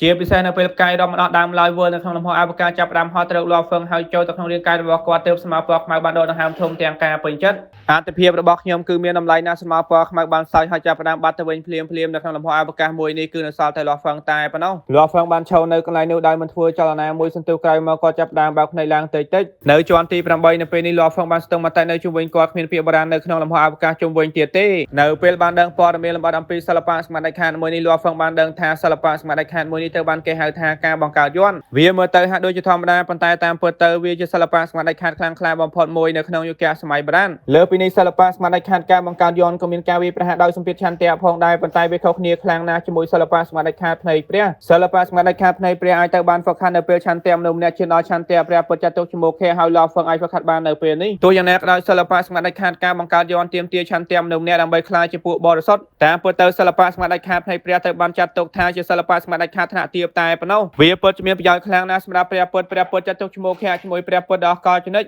ទោះយ៉ាងណាក៏ដោយសិល្បៈសម្ងាត់ដាច់ខាតការបង្កើតយន្តពិតជាគ្រប់គ្រាន់ហើយដើម្បីធ្វើឲ្យស្ដេចព្រះជាមួយអ្នកចម្បាំងដាច់ខាតផ្សេងទៀតឈួតនេះជាសិល្បៈសម្ងាត់ដាច់ខាតប្រឆាំងជាមួយឋានសួគ៌ទាំងស្រុងជាឧទាហរណ៍ប្រសិនបើព្រះមហាក្សត្ររបស់អាណាចក្រจีนអាចហ្វឹកហាត់សិល្បៈសម្ងាត់ដាច់ខាតការបង្កើតយន្តបានដោយជោគជ័យកម្លាំងរបស់គាត់ច្បាស់ជាមានការកើនឡើងយ៉ាងខ្លាំងហើយគាត់ច្បាស់ជាអាចបង្ក្រាបមហាអំណាចភាគច្រើនបាននេះជាសិល្បៈសម្ងាត់ដាច់ខាតមួយប៉ះពាល់ទៅដល់រចនាសម្ព័ន្ធមហាអំណាចមួយទាំងស្រុងយ៉ាងណាមិញវាត្រូវបានបង្កើតឡើងដោយជនជាតិយៀនហើយពួកគេគ្មានចេតនាចង់តស៊ូដើម្បីអំណាចទេសិល្បៈសម្ងាត់ដាច់ខាតការបង្កើតយន្តបានបង្កឲ្យមានសង្គ្រាមរាប់មិនអស់តាំងពីយូរណាស់មកហើយនៅក្នុងយុគសម័យបុរាណទោះបីជាព្រះមហាក្សត្ររបស់អាណាចក្រจีนមានសិល្បៈសម្ងាត់ដាច់ខាតមួយនេះក៏ដោយខ្លួនគាត់ផ្ទាល់មិនអាចហ្វឹកហាត់វាបានទេគាត់បានប្រឹងប្រែងយ៉ាងខ្លាំងដើម្បីឲ្យអ្នកចម្បាំងមានទេពកោសល្យដាច់ខាតនៅក្រោមគាត់ហ្វឹកហាត់ទោះយ៉ាងណាក៏ដោយពួកគេទាំងអស់បានបរាជ័យរហូតដល់លោកហ្វឹងបង្ហាញខ្លួនភ្លាមពលឺមួយបានធ្លាក់ចុះមកពីលើលំហអវកាសហើយព័ទ្ធជុំវិញលោកហ្វឹងបន្តមកលោកហ្វឹងចាប់ផ្ដើមបាត់ខ្លួនចេញពីជាន់ទី8របស់គីអ៊ូឈីនៅពេលឈានដល់ជាន់ទី9ត្រូវបានចាត់ទុកថាជោគជ័យមនុស្សម្នាក់អាចទទួលបានអ៊ូឈីសើងហើយទទួលបានចំណងជើងលោកហ្វឹងបានឈរនៅក្នុងទីធ្លាស្ងប់ស្ងាត់មួយមានចម្លាក់បុរាណនៅលើជញ្ជាំងវាមានរចនាបថតែមួយគត់របស់អាណាចក្រจีนនេះជាជាន់ទី9របស់គីអ៊ូឈីមែនទេភ្នែករបស់លោកហ្វឹងបានភ្លឺឡើងក្រៅពីចំណងជើងលោកហ្វឹងមានការចង់ដឹងចង់ឃើញយ៉ាងខ្លាំងអំពីអត្តកម្បាំងនៅចុងបញ្ចប់ឆាប់ចូលមកសម្លេងមួយត្រូវបានបន្លឺឡើងចេញពីកន្លែងស្ងប់ស្ងាត់លោកហ្វឹងបានដើរតាមផ្លូវបុរាណនេះផ្លូវនេះត្រូវបានបង្កើតឡើងចេញពីបន្ទះថ្មរាងការ៉េយ៉ាងច្រើនហើយថ្មនីមួយៗមានការឆ្លាក់ផ្សេងគ្នានៅខាងលើពួកគេប្រសិនបើលោកហ្វឹងបន្ទាក្បាលចុះហើយសម្លឹងមើលទៅគាត់ច្បាស់ជាមិនអាចចាប់អារម្មណ៍បានឡើយថាផ្លូវធម្មតាពោពេញទៅដោយវត្ថុមានតម្លៃនៅពេលងាកទៅជ្រុងមួយក៏បានមើលឃើញទ្វារមួយលោកហ្វឹងបានផ្លែកមើលទៅកាន់មាត់ទ្វារនៅខាងក្នុងក៏បានមើលឃើញកំណត់ត្រង់មេឃនៅជាមួយអាវុធជាដើមលោកហ្វឹងបានដើរទៅមាត់ទ្វារហើយឃើញបរិសុទ្ធពាក់អាវផាយពណ៌ខ្មៅក៏បដោតទាំងស្រុងទៅលើកំណត់ត្រង់មេឃនៃផ្សេងគ្នានៅក្បែរគាត់បរិសុទ្ធពាក់អាវធំបានងាកមកសម្លឹងមើលទៅកាន់លោកហ្វឹងគាត់ស្ទាយហើយបន្តថាចាប់តាំងពីអ្នកបានមកដល់ហើយសូមអង្គុយចុះមក នៅចំពោះមុខគាត់គឺមានបល្ល័ង្កពណ៌ខ្មៅមួយបន្ទាប់មកឡហ្វឹងចាប់ផ្ដើមអង្គុយចុះដោយស្ដាប់បង្គាប់ចាប់តាំងពីព្រះចៅអធិរាជបានបង្កើតអគារអ៊ូឈីហើយរៀបចំការលំបាកយ៉ាងច្រើនសូម្បីតែធ្វើឲ្យទាហានរាប់មិនអស់នៅក្នុងអាណាចក្រจีนចូលមកវាត្រូវតែមានហេតុផលមួយចំពោះបរិបទម្នាក់នេះឡហ្វឹងបានសម្លឹងមើលដោយការយកចិត្តទុកដាក់ថាវាពិតជាចម្លែកណាស់សូម្បីតែមនសិការចុងក្រោយរបស់ឌៀនងហេក៏មានសម្ពាធខ្លះផងដែរប៉ុន្តែហេតុអ្វីបានជាគាត់គ្មានសម្ពាធអ្វីទាំងអស់នៅពេលប្រឈមមុខជាមួយនឹងបរិបទម្នាក់នេះគាត់មានអារម្មណ៍ថាធ្លាប់ស្គាល់គ្នាគ្មានការភ័យខ្លាចអ្វីទាំងអស់គ្រាន់តែមានភាពសុខស្រួលតែប៉ុណ្ណោះឡហ្វឹងមានការភ្ញាក់ផ្អើលនៅក្នុងចិត្តថាសូម្បីតែឆន្ទៈរបស់ខ្ញុំក៏មានអារម្មណ៍ល្អចំពោះគាត់ផងដែរ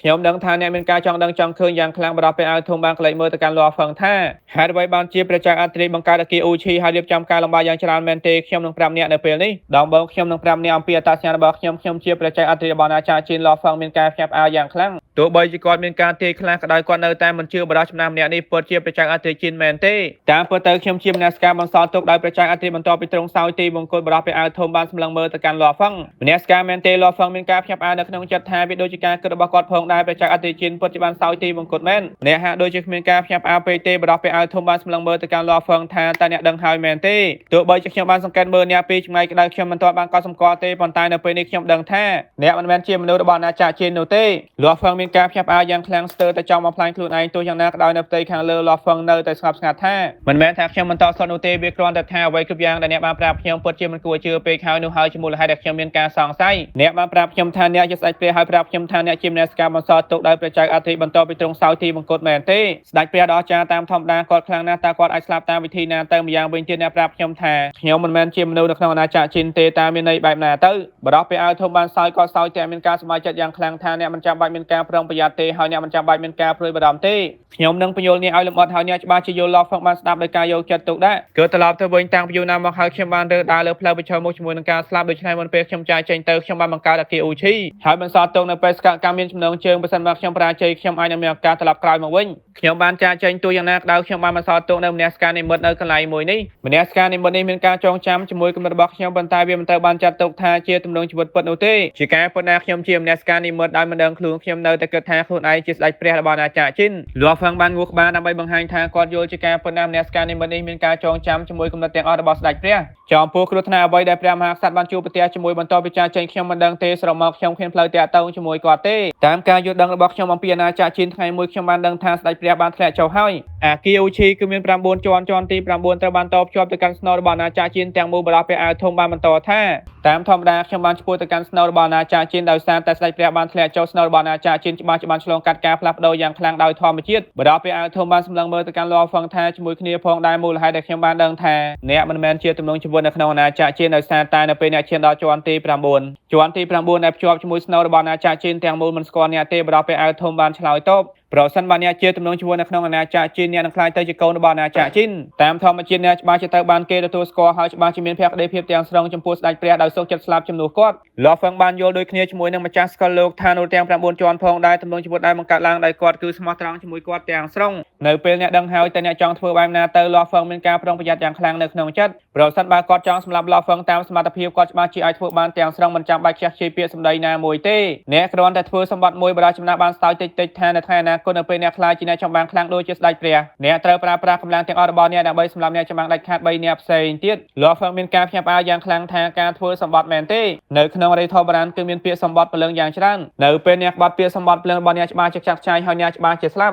់នៅពេលខ្ញុំខ្លាចជាអ្នកចម្បាំងខ្លាំងដោយស្ដេចព្រះមែនទេឡហ្វឹងមានការភ្ញាក់ផ្អើលយ៉ាងខ្លាំងថានៅពេលនេះខ្ញុំគ្រាន់តែជាម្ចាស់ស្កលលោកតែប៉ុណ្ណោះដូច្នេះហើយអ្នកមិនចាំបាច់មានការព្រួយបារម្ភពេកទេបរិបទចំណាស់បានងូក្បាលហើយបន្តថាសម្រាប់អ្នកនៅពេលនេះវានៅឆ្ងាយខ្លាំងពេកហើយអ្នកមិនអាចជួយអាណាចក្រจีนបានទេនេះគ្រាន់តែជាការសន្យាតែប៉ុណ្ណោះជាការសន្យាបន្តពីអ្នកខ្លាចជាស្ដេចព្រះកុំបារម្ភនៅពេលអ្នកយល់ព្រមច្បាស់ជាមានអត្ថប្រយោជន៍សម្រាប់អ្នកបើសិនបើអ្នកបដិសេធទោះបីជាអ្នកបំផ្លាញខ្លួនឯងក្តៅខ្ញុំនៅតែបំផ្លាញព្រលឹងរបស់អ្នកបានខ្ញុំដឹងថាទម្រង់ជីវិតនៅខាងក្រៅអាណាចក្រจีนពួកគេភាគច្រើនគឺមានសមត្ថភាពក្នុងការបង្កើតក្លូនឡហ្វឹងមានការភ្ញាក់ផ្អើលយ៉ាងខ្លាំងខ្ញុំដឹងច្រើនជាងអ្នកអាចសម័យបានបរិសុទ្ធចំណាស់បានសម្លឹងមើលទៅកាន់ឡហ្វឹងថាឆាប់ធ្វើការសម្រេចចិត្តរបស់អ្នកតើអ្នកយល់ព្រមឬបដិសេធជាមួយខ្ញុំឡហ្វឹងបានសោយទាំងអស់សង្ឃឹមថាតើខ្ញុំមានជំរឿសទេជាមួយនឹងបច្ចេកទេសបន្សល់ទុកដោយស្ដេចព្រះឡហ្វឹងជឿថាទោះបីជាគាត់បំផ្លាញខ្លួនឯងក៏ដោយនៅពេលគាត់ធ្វើព្រលឹងរបស់គាត់ច្បាស់ជាត្រូវបានបំផ្លាញ ហើយរាងកាយខ្លួនរបស់គាត់ទាំងអស់ច្បាស់ជាស្លាប់លើសពីនេះការស្បត់មួយនេះធ្វើឡើងនៅពេលគាត់ខ្លាចជាព្រះមហាក្សត្រតែប៉ុណ្ណោះហើយវានៅឆ្ងាយខ្លាំងពេកហើយវានៅលើព្រះពុទ្ធដ៏អស្ចារ្យចំណេញសំបីទៅលហ្វឹងខ្លួនឯងក៏មិនដឹងថាតើគាត់អាចហ្វឹកហាត់ដល់កម្រិតមួយនោះដែរឬអត់នោះទេយ៉ាងណាមិញតាមការស្វែងយល់របស់គាត់ផ្ទាល់ចំពោះព្រះមហាក្សត្រគួរតែមានឋានៈស្មើជាមួយដូនតាចំនួនទី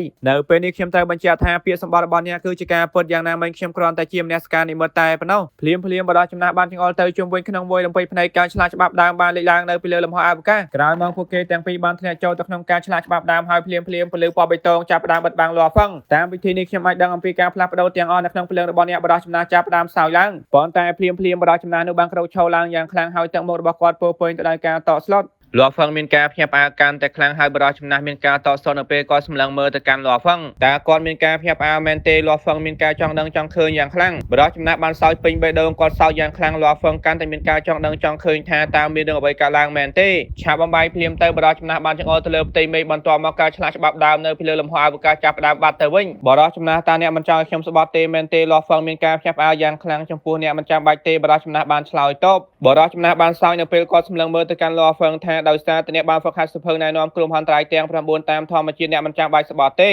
សៀវភៅណែនាំគ្រោះមហន្តរាយទាំង9មែនទេលាស់ហ្វឹងមានការភ្ញាក់ផ្អើលយ៉ាងខ្លាំងគាត់ចាប់ផ្ដើមវល់ទាំងស្រុងសៀវភៅណែនាំគ្រោះមហន្តរាយទាំង9មែនទេនេះជាសៀវភៅបានផ្លាស់ប្ដូរជោគវាសនារបស់គាត់ដោយសារតែសៀវភៅណែនាំគ្រោះមហន្តរាយទាំង9ផ្លូវរបស់គាត់ជាអ្នកចម្បាំងដាច់ខាតបានឈានដល់ចំណុចមួយនេះប្រសិនបើមិនដោយសារសៀវភៅណែនាំគ្រោះមហន្តរាយទាំង9ទេគាត់ប្រហែលជាអាចខ្លាចជាអ្នកចម្បាំងដាច់ខាតម្នាក់ផងដែរទោះយ៉ាងណាក្តីគាត់ប្រហែលជាមិនខ្លាំងបែបនេះទេហើយសៀវភៅណែនាំគ្រោះមហន្តរាយទាំង9ត្រូវបានបង្កើតឡើងដោយលោកគ្រូអ្នកធ្វើដំណើរតាមភ្នំការតែពិសេសសៀវភៅណែនាំគ្រោះមហន្តរាយទាំង9អាចហ្វឹកហាត់ដោយអ្នកចម្បាំងតែម្នាក់ប៉ុណ្ណោះតើមានរឿងអ្វីកើតឡើងមែនទេចិត្តរបស់លោកហ្វឹងហាក់ដូចជាបានផ្ទុះឡើងហើយគំនិតរបស់មិនអស់បានភ្លឺឡើងក្នុងចិត្តរបស់គាត់សៀវភៅណែនាំគ្រោះមហន្តរាយទាំង9មានតែមនុស្សម្នាក់ទេអាចហ្វឹកហាត់បានហើយសៀវភៅណែនាំគ្រោះមហន្តរាយទាំង9ត្រូវបានបង្កើតឡើងដោយលោកគ្រូអ្នកធ្វើដំណើរតាមភ្នំហេតុអ្វីបានជាស្ដេចព្រះរបស់អាចារ្យជីនបានដឹងអំពីសៀវភៅណែនាំគ្រោះមហន្តរាយទាំង9គាត់មានការសង្ស័យតាំងពីយូរណាស់មកហើយថាសៀវភៅណែនាំគ្រោះមហន្តរាយទាំង9ប្រឆាំងជាមួយឋានសួគ៌ពេកហើយព្រះពុទ្ធផ្សេងទៀតគឺមិនអាចបង្កើតវាបានទេមិនត្រឹមតែព្រះពុទ្ធផ្សេងទៀតតែប៉ុណ្ណោះទេសូម្បីតែដូនតារបស់ទឹកដីពិសិដ្ឋព្រះច័ន្ទពណ៌ស្វាយជាមួយដូនតារបស់ទឹកដីពិសិដ្ឋភាគខាងកើតក្តៅពួកគេក៏មិនស្គាល់អំពីសៀវភៅណែនាំប្រឆាំងជាមួយឋានសួគ៌បែបនេះផងដែរទោះយ៉ាងណាក្តៅលោកគ្រូអ្នកធ្វើដំណើរតាមភ្នំឲ្យបង្កើតសៀវភៅណែនាំសម្ងាត់នេះបានដោយគ្មានអ្នកចម្បាំងណាម្នាក់ដឹងទេតើមានអ្វីមួយខុសជាមួយសៀវភៅណែនាំគ្រោះមហន្តរាយទាំង9មែនទេលាស់ហ្វឹងបានសួរបរិសុទ្ធចំណាស់បានសោកយ៉ាងខ្លាំងថាសៀវភៅណែនាំគ្រោះមហន្តរាយទាំង9ជាសៀវភៅសម្ងាត់មួយក្នុងចំណោមសៀវភៅណែនាំសម្ងាត់របស់អាចារ្យជីននៅពេលហ្វឹកហាត់សៀវភៅណែនាំគ្រោះមហន្តរាយទាំង9មិនត្រឹមតែធ្វើឲ្យរាងកាយអមតៈមានការផ្លាស់ប្ដូរយ៉ាងឆាប់រហ័សតែប៉ុណ្ណោះទេ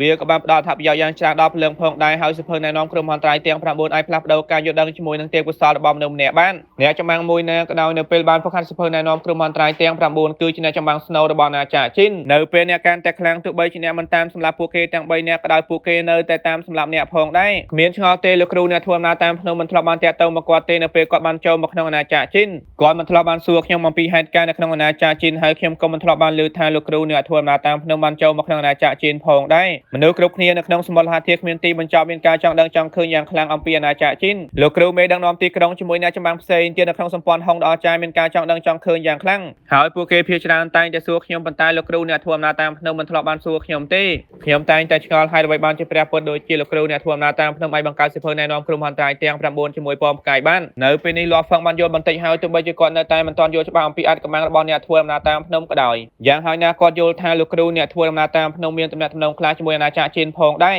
តែគាត់ជាអ្នកចម្បាំងស្នូលរបស់អាណាចក្រជីនមែនទេអាណាចក្រជីនត្រូវបានបំផ្លាញហើយស្ដេចព្រះបានធ្លាក់ចុះចំពោះអ្នកចម្បាំងដាច់ខាតភាគច្រើនបានដើរតាមស្ដេចព្រះទៅច្បាំងនៅពេលនោះប្រហែលជាត្រូវបានវិនាសផងដែរកាន់តែពិសេសដោយគ្មានការសង្ស័យលោកគ្រូអ្នកធ្វើដំណើរតាមភ្នំគឺជាព្រះពុទ្ធបន្តមកតើលោកគ្រូអ្នកធ្វើដំណើរតាមភ្នំជាអ្នកស្នងមកដកដូចខ្ញុំមែនទេតើគាត់ទទួលបានមកដកចេញពីស្ដេចព្រះឬអ្នកចម្បាំងដាច់ខាតនៅក្រោមព្រះអង្គទៅគំនិតរាប់មិនអស់បានភ្លឺឡើងនៅក្នុងចិត្តរបស់លោកហ្វឹងបន្តមកក៏បានទុកការសង្ស័យទាំងអស់នៅក្នុងចិត្តរបស់គាត់ជាបណ្ដោះអាសន្នយ៉ាងហើយណាគាត់ដឹងតិចតួចណាស់អំពីលោកគ្រូអ្នកធ្វើដំណើរតាមភ្នំក្រោយមកលោកហ្វឹងនៅតែបន្តសន្ទនាតាមធម្មតាជាមួយស្ដេចព្រះហើយសួរថាតើអ្នកចម្បាំងដាច់ខាតទាំង3ដែលអ្នកបានលើកឡើងនោះជាអ្នកណាគេទៅខ្ញុំត្រូវដឹងថាតើពួកគេជានរណាគេជាមុនសិនប៉ុន្តែបរាជចំណាស់បានសោយថាស្ដេចព្រះទាំង3អង្គនោះជាស្ដេចព្រះនៃមហាអំណាចមួយផ្សេងទៀតហៅថាអាណាចក្រលេបត្របាក់ស្ដេចព្រះទាំង3មែនទេលោកហ្វឹងបានងួរក្បាលដោយការងឿនឆ្ងល់ថាតើពួកគេនៅឯណាទៅតើអាចទេថាប្រទេសរបស់ពួកគេត្រូវបានបំផ្លាញហើយដានទាំងអស់របស់យុគសម័យបារាំងដែលគាត់បានរកឃើញនៅសល់តែដាននៃការបំផ្លាញតែប៉ុណ្ណោះហើយនៅសល់តែអាណាចក្រជីនទេនៅមានជីវិត បងផ្លាញមែនទេបរិះចំណាស់មានការភ្ញាក់ផ្អើលបន្ទាប់មកគាត់បានដកដង្ហើមតិចៗថាត្រូវហើយវាតាំងពីយូរណាស់មកហើយប្រទេសមួយនោះប្រហែលជាទៅបានបំផ្លាញហើយលាស់ហ្វឹងមិនអាចជួយអ្វីបានក្រៅពីសួរថាមហាអំណាចបើសិនបើពួកគេនៅមានជីវិតតែខ្ញុំអាចស្វែងរកពួកគេនៅថ្ងៃអនាគតតាមវិធីណាទៅសមលហាធាតុគ្មានទីបញ្ចប់គឺធំធេងណាស់ហើយមានកម្លាំងច្រើនពេកហើយគ្មានពួកគេណាម្នាក់ធ្លាប់ស្វែងរកនៅហ្គេមសមលហាធាតុគ្មានទីបញ្ចប់នោះទេ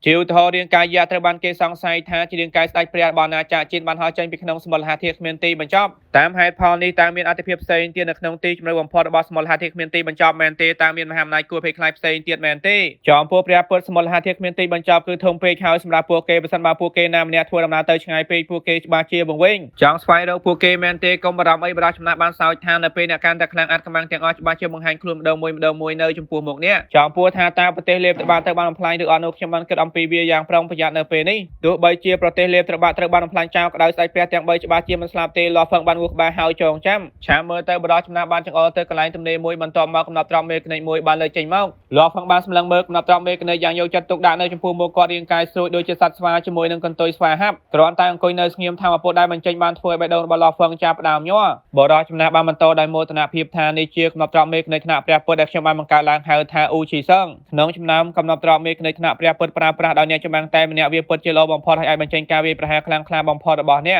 កចំណុចខ្សោយតែមួយគត់គឺថាវាប្រើប្រាស់ថាមពលអមតៈរបស់អ្នកលឿនខ្លាំងពេកប៉ុន្តែនៅពេលនេះរាងកាយអមតៈរបស់អ្នកគឺធំហើយទោះយ៉ាងណាក៏ដោយអ្នកត្រូវមានការប្រុងប្រយ័ត្នកុំធ្វើប្រហែលប្រសិនបើមិនដូច្នេះទេនៅពេលអ្នកប្រើប្រាស់ថាមពលអមតៈច្រើនពេកវាពិតជាមានបញ្ហាខ្លាំងណាស់ចំពោះរាងកាយអមតៈរបស់អ្នកក្នុងការស្ដារឡើងវិញលាស់ហ្វឹងបានងូសក្បាលភ្នែករបស់គាត់បានភ្លឺឡើងនៅពេលគាត់សម្លឹងមើលទៅកាន់កំណត់ត្រង់មេឃនៃអ៊ូឈីសឹងនៅចំពោះមុខគាត់ចំពោះបញ្ហារាងកាយអមតៈមែនទេវាពិតជារឿងកំ ប្លែងពេកហើយក៏មានរាងកាយមហាសមុទ្រគ្មានទីបញ្ចប់អ្នកបានបញ្ចប់បេសកកម្មមានចំណងជើងហើយខ្លាចជាអ្នកចម្បាំងមានចំណងជើងបន្តមកអ្នកមានសិទ្ធិផ្លាស់ប្ដូរចំពោះអ៊ូឈីសើងមួយនេះអ៊ូឈីសើងនេះជាកម្មសិទ្ធិរបស់អ្នកហើយបរិះចំណាស់បានសោយវាជារបស់ខ្ញុំមែនទេលាប់ហ្វឹងបានសម្លឹងមើលបរិះចំណាស់ថាប៉ុន្តែអ៊ូឈីសើងទាមទារ30លានបន្ទុកយោធាដើម្បីធ្វើការផ្លាស់ប្ដូរបរិះចំណាស់បានសោយខ្លាំងថាបេសកកម្មណាមួយសុទ្ធតែមានរង្វាន់បេសកកម្មមួយនេះគឺលំបាកខ្លាំងណាស់ខ្ញុំបានកំណត់រង្វាន់ឲ្យ30លានបន្ទុកគុណសម្បត្តិយោធាកុំប្រាប់ខ្ញុំថាអ្នកចង់ផ្លាស់ប្ដូរជាមួយទ្រព្យសម្បត្តិផ្សេងទៀតមែនទេតាមធម្មជាតិវាអាស្រ័យលើអ្នកទាំងស្រុងតាមពិតទៅគឺបែបនេះរង្វាន់នៃការបំពេញបេសកកម្មមានចំណងជើងគឺ30លានបន្ទុកគុណសម្បត្តិយោធា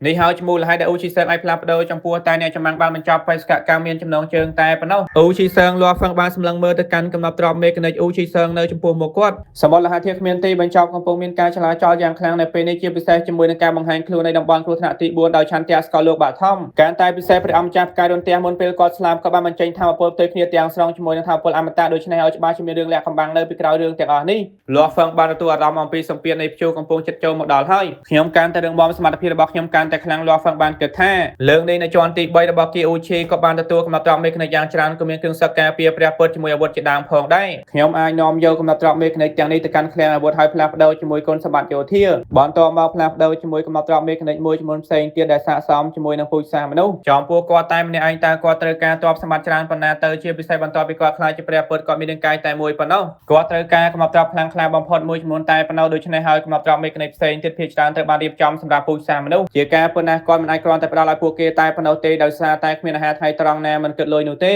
ភ្លាមលាស់ហ្វឹងបានលើកដៃរបស់គាត់ឡើងហើយប៉ាអ៊ូឈីសើងបន្តមកត្រាជីវិតរបស់គាត់ទៅបានដាក់នៅខាងលើវាយ៉ាងងាយស្រួលក្នុងមួយរំពេចភ្នែកកំណត់ទ្រព្យមេកានិកដោយសត្វស្វាពណ៌ខ្មៅទាំងស្រុងបានរួមបញ្ចូលគ្នាទៅក្នុងខ្លួនរបស់លាស់ហ្វឹងភ្លាមធ្វើឲ្យគាត់ខ្លាចជាសត្វស្វាមានរាងកាយដូចជាមនុស្សមានកន្ទុយមានតែមុខរបស់គាត់ទេនៅតែដូចជាលាស់ហ្វឹងធម្មតាវាស្មុគស្មាញខ្លាំងណាស់លាស់ហ្វឹងបានសិក្សាវាបន្តិចហើយមានអារម្មណ៍ថាការឆ្លាក់នៅលើអ៊ូឈីសើងមានការស្មុគស្មាញខ្លាំងណាស់វាលើសអំពីស្លាបជីនបឺតជាមួយកញ្ញាព្រះមាសទាំងស្រុងនេះជាកំណត់ទ្រព្យមេកានិកថ្នាក់ព្រះពុទ្ធខ្លាំងក្លាបំផុតបរិះចំណាស់នៅក្បែរនោះបន្តថាដើម្បីឲ្យបញ្ចេញកម្លាំងពេញលេញទាំងស្រុងការយល់ដឹងអំពីបច្ចេកទេសសម្ងាត់របស់មនុស្សម្នាក់ត្រូវឈានដល់ថ្នាក់ព្រះពុទ្ធកំពូលជាការប៉ុណ្ណាទោះបីជាអ្នកគ្រាន់តែជាម្ចាស់ស្កលលោកនៅពេលនេះក៏ដោយអ្នកនៅតែអាចប្រើប្រាស់វាបានដោយសារតែវាបែងចែកទៅជា3ជាន់ផ្សេងគ្នាលាស់ហ្វឹងបានសោយត្រូវហើយមានវិធី3ផ្សេងគ្នាដើម្បីគ្រប់គ្រងវាប៉ុន្តែគ្រាន់តែវិធីទី1គឺស្មុគស្មាញជាងកញ្ញាព្រះមាសជាមួយស្លាបជីនបឺតទៅទៀតចំពោះការឆ្លាក់ជាន់ទី3មែនទេគាត់ប្រហែលជាទៅរងចាំនៅពេលគាត់ខ្លាចជាព្រះពុទ្ធមុនពេលគាត់អាចប្រើប្រាស់វាបានទាំងស្រុងសូមរក្សាអ៊ូឈីសើងរបស់អ្នកឲ្យបានល្អបរិះចំណាស់បន្តថាខ្ញុំមិនចង់ឲ្យទាហានភាគច្រើនដឹងថាបេសកកម្មមានចំណងជើងមានអាចកម្បាំងធំពេកទេដូច្នេះហើយបានជាខ្ញុំប្រើប្រាស់អ៊ូឈីសើងជាល្បីដើម្បីលបួងម្ចាស់ស្កលលោកជាមួយព្រះពុទ្ធលាស់ហ្វឹងបានងូសក្បាលត្រូវហើយចំពោះស្ដេចព្រះដ៏អស្ចារ្យកំណត់ទ្រព្យមេកានិកថ្នាក់ព្រះពុទ្ធគឺគ្មានអ្វីសោះទោះយ៉ាងណាក៏ដោយគាត់គ្រាន់តែជាម្ចាស់ស្កលលោកតែប៉ុណ្ណោះនៅពេលគាត់ជាម្ចាស់ស្កលលោកសូម្បីតែជាព្រះពុទ្ធអ៊ូឈីសើងនេះពិតជាកំណត់ទ្រព្យល្អបំផុតសម្រាប់គាត់សូម្បីតែនៅពេលគាត់ខ្លាចជាព្រះពុទ្ធចាត់ទុកឈ្មោះខាក៏ដោយអ៊ូឈីសើងនៅតែមានប្រយោជន៍ផងដែរ ដោយសារតែខ្ញុំមានសង្ឃឹមថាអ្នកអាចខ្លាចជាស្ដេចព្រះខ្ញុំនឹងផ្ដល់ឲ្យអ្នកនៅវិធីសាស្ត្រហ្វឹកហាត់ដោយធម្មជាតិបរិសុទ្ធចំណាស់បានគវិក្បាលថាទោះយ៉ាងណាក្តៅខ្ញុំពូកែខាងបង្កើតកំបទ្របហើយជាស្ដេចអ្នកមិនពូកែខាងនេះទេសម្រាប់ការវាយប្រហារគ្នាខ្ញុំមិនពូកែទេប៉ុន្តែខ្ញុំបានរៀបចំមកដកមួយចំនួនសម្រាប់អ្នកភ្នែករបស់លោកហ្វឹងបានភ្លឺឡើងថាមកដកមែនទេវាកាន់តែច្រើនកាន់តែល្អអ្នកត្រូវស្វែងយល់វាដោយខ្លួនឯងភ្លាមបរិសុទ្ធចំណាស់បានបញ្ចេញនៅបាល់គ្រីស្តាល់មួយមានពន្លឺពណ៌ខ្មៅនៅក្នុងអាណាចក្រជាតិខ្ញុំជាស្ដេចព្រះតែមួយគត់ដូច្នេះហើយមកដល់ដែលខ្ញុំបានផ្ដល់ឲ្យអ្នកគឺខ្សោយជាងបន្តិចបរិសុទ្ធចំណាស់បានបញ្យល់ថាពួកគេជាអ្នកចម្បាំងនៅក្រោមខ្ញុំជាមួយអ្នកចម្បាំងដែលខ្ញុំបានសម្លាប់ហើយមកដល់ភាគច្រើនត្រូវបានរួមបញ្ចូលគ្នាវានឹងជួយអ្នកក្នុងការខ្លាចជាស្ដេចព្រះលោកហ្វឹងបានងូក្បាលហើយប៉ះគ្រីស្តាល់មកដកភ្លាមទោះយ៉ាងណាក៏ដោយការទទួលយកមកដកទៀមទាពេលយូរណាស់វាពិតជាការប្រសើរជាងក្នុងការសិក្សាបន្ទាប់ពីគាត់ចាកចេញពីក្នុងអគារអូឈីខ្ញុំបានផ្ដល់ឲ្យអ្នកនៅមកដល់អ្នកត្រូវការពេលវេលាដើម្បីហ្វឹកហាត់ហើយកែលម្អខ្លួនឯងទោះបីជាអូឈីសើងអាចជួយអ្នកបានច្រើនក៏ដោយបើសិនបានអ្នកជួបប្រទះជាមួយព្រះពុទ្ធចាត់ទុកជាមួយគ្នាអ្នកនៅតែមានគ្រោះថ្នាក់ដល់ស្លាប់បរិសុទ្ធចំណាស់បន្តថាដូច្នេះហើយនៅក្នុងអាណាចក្រជាតិខ្ញុំនឹងផ្ដល់សិទ្ធិឲ្យអ្នកក្នុងការខ្ចីធម៌ពលស្កលលោកធម៌ពលស្កលលោកមែនទេលោកហ្វឹងមានការភ្ញាក់ផ្អើលយ៉ាងខ្លាំងអ្នកបានបញ្ចប់បេសកកម្មមានចំណងជើងហើយបានទទួលចំណងជើងបរិសុទ្ធចំណាស់បន្តថាតម្លៃរបស់អ្នកគឺដូចគ្នាជាមួយនឹងមេតបធំទាំង4ផងដែរជាការប៉ុណ្ណាមេតបធំទាំង4បានដឹងថាអ្នកជាមនុស្សសំខាន់បំផុតនៅក្នុងអាណាចក្រជាតិទាំងមូលអ្នកមានសិទ្ធិអំណាចដាច់ខាតនៅក្នុងអាណាចក្រជាតិទាំងមូលផងដែរប្រសិនបើមានអ្នកចម្បាំងណាម្នាក់ហ៊ានធ្វើបាបអ្នកអាចប្រើប្រាស់ធម៌ពលស្កលលោកដើម្បីដោះស្រាយជាមួយពួកគេលោកហ្វឹងមានការសប្បាយចិត្តយ៉ាងខ្លាំងហើយសួរថាតើធម៌ពលស្កលលោករបស់អាណាចក្រជាតិខ្លាំងប៉ុណ្ណាទៅវាអាចបង្ក្រាបព្រះពុទ្ធអស់កលចំណេញហើយសម្រាប់ព្រះពុទ្ធចាត់ទុកជាមុខបរិសុទ្ធចំណាស់បន្តថាទោះយ៉ាងណាក៏ដោយអ្នកមិនត្រូវសម្លាប់តាមចិត្តពេកទេលោកហ្វឹងបានងូកបានគាត់យល់ថាមូលហេតុស្ដេចព្រះអាណាចក្រជាតិមានចិត្តល្អចំពោះគាត់ដោយសារតែគាត់ទទួលបានសិល្បៈសម្ងាត់ដាច់ខាតការបង្កើតយន្តចំពោះក្តីសង្ឃឹមក្នុងការសម្លាប់ស្ដេចព្រះទាំង3របស់អាណាចក្រលេបត្រូវបានគាត់បានដាក់ក្តីសង្ឃឹមទាំងអស់ទៅលើលោកហ្វឹងយ៉ាងណាមិញព្រះមហាក្សត្ររបស់អាណាចក្រជាតិផ្ទាល់បានធ្លាក់ចុះហើយដោយសារតែគាត់មានក្តីសង្ឃឹមខ្ពស់ចំពោះលោកហ្វឹងតាមធម្មជាតិគាត់ត្រូវតែផ្ដល់ធម៌ពលគ្រប់គ្រាន់ទៅឲ្យលោកហ្វឹងយ៉ាងហើយណាស់នៅក្នុងអាណាចក្រជាតិគាត់ច្បាស់ជាអាចផ្ដល់ធម៌ពលគ្រប់គ្រាន់ទៅឲ្យលោកហ្វឹងក្នុងការការពារខ្លួនតើខ្ញុំអាចខ្ចីធម៌ពលស្កលលោករបស់អាណាចក្រជាតិបានមែនទេលោកហ្វឹងមានការសប្បាយចិត្តយ៉ាងខ្លាំង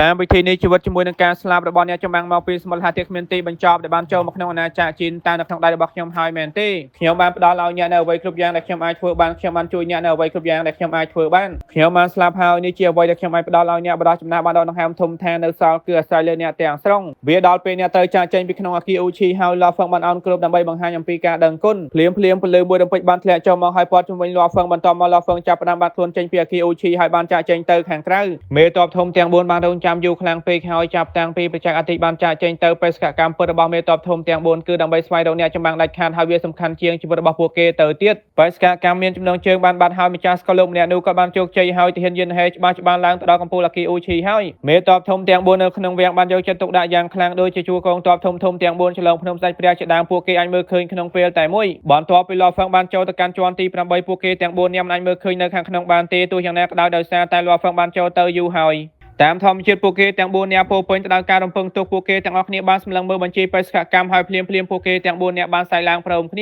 ាភ្លាមស្រមោល4បានហោះចេញពីក្នុងវាំងពណ៌ប្រាក់ហើយចុះចតនៅខាងក្រៅអគារអូឈីនេះបានធ្វើឲ្យអ្នកការពារព្រះពុទ្ធនៅក្បែរនោះពោពេញទៅដោយការញញ័រថាវាពិតជាកម្រណាស់ដែលមេតបធំទាំង4ចេញមកក្នុងពេលតែមួយពួកគេទាំង4នាក់បានក្លែកមើលច្រកចូលអគារអូឈីថាហេតុអ្វីបានជាគាត់មិនទាន់ចេញមកទៀតវាដល់ពេលគាត់ចេញមកហើយពួកគេទាំង4នាក់បានប្រស័យតាក់ទងគ្នាយ៉ាងអន្ទះសារអ្វីដែលពួកគេមិនដឹងនោះគឺថានៅពេលលោកហ្វឹងបានឆ្លងផុតជាន់ទី8បេសកកម្មមានចំណងជើងត្រូវបានលុបចោលដោយធម្មជាតិទោះយ៉ាងណាក៏ដោយនៅពេលនោះលោកហ្វឹងនៅជាន់ទី9គាត់កំពុងតែសន្ទនាជាមួយនឹងព្រះចៅអធិរាជបន្តិចក្រោយមកទ្វារធំស្រាប់តែបើកឡើងហើយទាហានម្នាក់បានដើរចេញមកពីខាងក្នុងតែគាត់បានដើរចេញមកមែនទេចាប់តាំងពីអគារនេះត្រូវបានបង្កើតឡើងក្រុមទាហាននៅមានជីវិតទាំងអស់ត្រូវបានបញ្ជូនចេញហើយគ្មានពួកគេណាម្នាក់ក្នុងចំណោមពួកគេធ្លាប់បានដើរចេញតាមទ្វារធំនោះទេការតែពិសេសទាហានម្នាក់នេះពិតជានៅបានយូរណាស់តែគាត់បានឡើងដល់កំពូលអគារហើយមែនទេតើអ្នកមិនឃើញថាមេតបធំទាំង4បានចេញមកទទួលគាត់ទេមែនទេគាត់ច្បាស់ជាបានជោគជ័យហើយអ្នកការពារព្រះពុទ្ធបានឃើញក្រុមទាហានរាប់ដោះចូលទៅតាមធម្មជាតិពួកគេបានដឹងអំពីព័ត៌មានខាងក្នុងខ្លះពួកគេមានការភ្ញាក់ផ្អើលយ៉ាងខ្លាំងនៅពេលលោកហ្វឹងបានដើរចេញមកគាត់មានការភ្ញាក់ផ្អើលយ៉ាងខ្លាំងចំពោះអ្នកចម្បាំងទាំង4នាក់នៅចំពោះមុខគាត់ពួកគេរួមមានអាប់ខ្មៅបដិខ្ពស់ហើយនឹងមាំមេតបស្រីពាក់ពីដៃពណ៌ប្រាជាមួយសត្វចម្លែកពួកគេទាំង4នាក់បានឈរជាជួរនៅខាងក្រៅអគារអូឈីហើយពួកគេទាំង4នាក់មិនដែលលាក់បាំងការសប្បាយចិត្តទាល់តែសោះនៅពេលពួកគេបានសម្លឹងមើលគាត់លោកហ្វឹងបានសម្លឹងមើលពួកគេទាំង4នាក់ហើយមិនដឹងថាត្រូវសួរបែបណាទេដោយសារតែគាត់មិនស្គាល់ពួកគេទេពួកយើងជាមេតបធំទាំង4របស់ឆ្លងភ្នំស្ដេចព្រះនៅក្រោមការបញ្ជារបស់ព្រះមហាក្សត្រពួកយើងតែងតែការពារឆ្លងភ្នំស្ដេចព្រះក្នុងពេលជាមួយគ្នាពួកយើងបានរងចាំទេពកោសល្យដាច់ខាតដើម្បីអាចឡើងទៅដល់កំពូលអគារអូឈីពួកយើងទាំង4នាក់ពិតជាមានការសប្បាយចិត្តខ្លាំងណាស់នៅពេលឃើញអ្នកជោគជ័យទាហានយិនហេមេតបស្រីពាក់ពីដៃពណ៌ប្រាក់បន្តថាលោកម្ចាស់យិនហេសូមចូលទៅក្នុងវាំងលោកហ្វឹងបានងូកក្បាលភ្លាមហើយដើរតាមមេតបធំទាំង4ឆ្ពោះទៅកាន់វាំងពណ៌ប្រាក់នៅក្បែរនោះ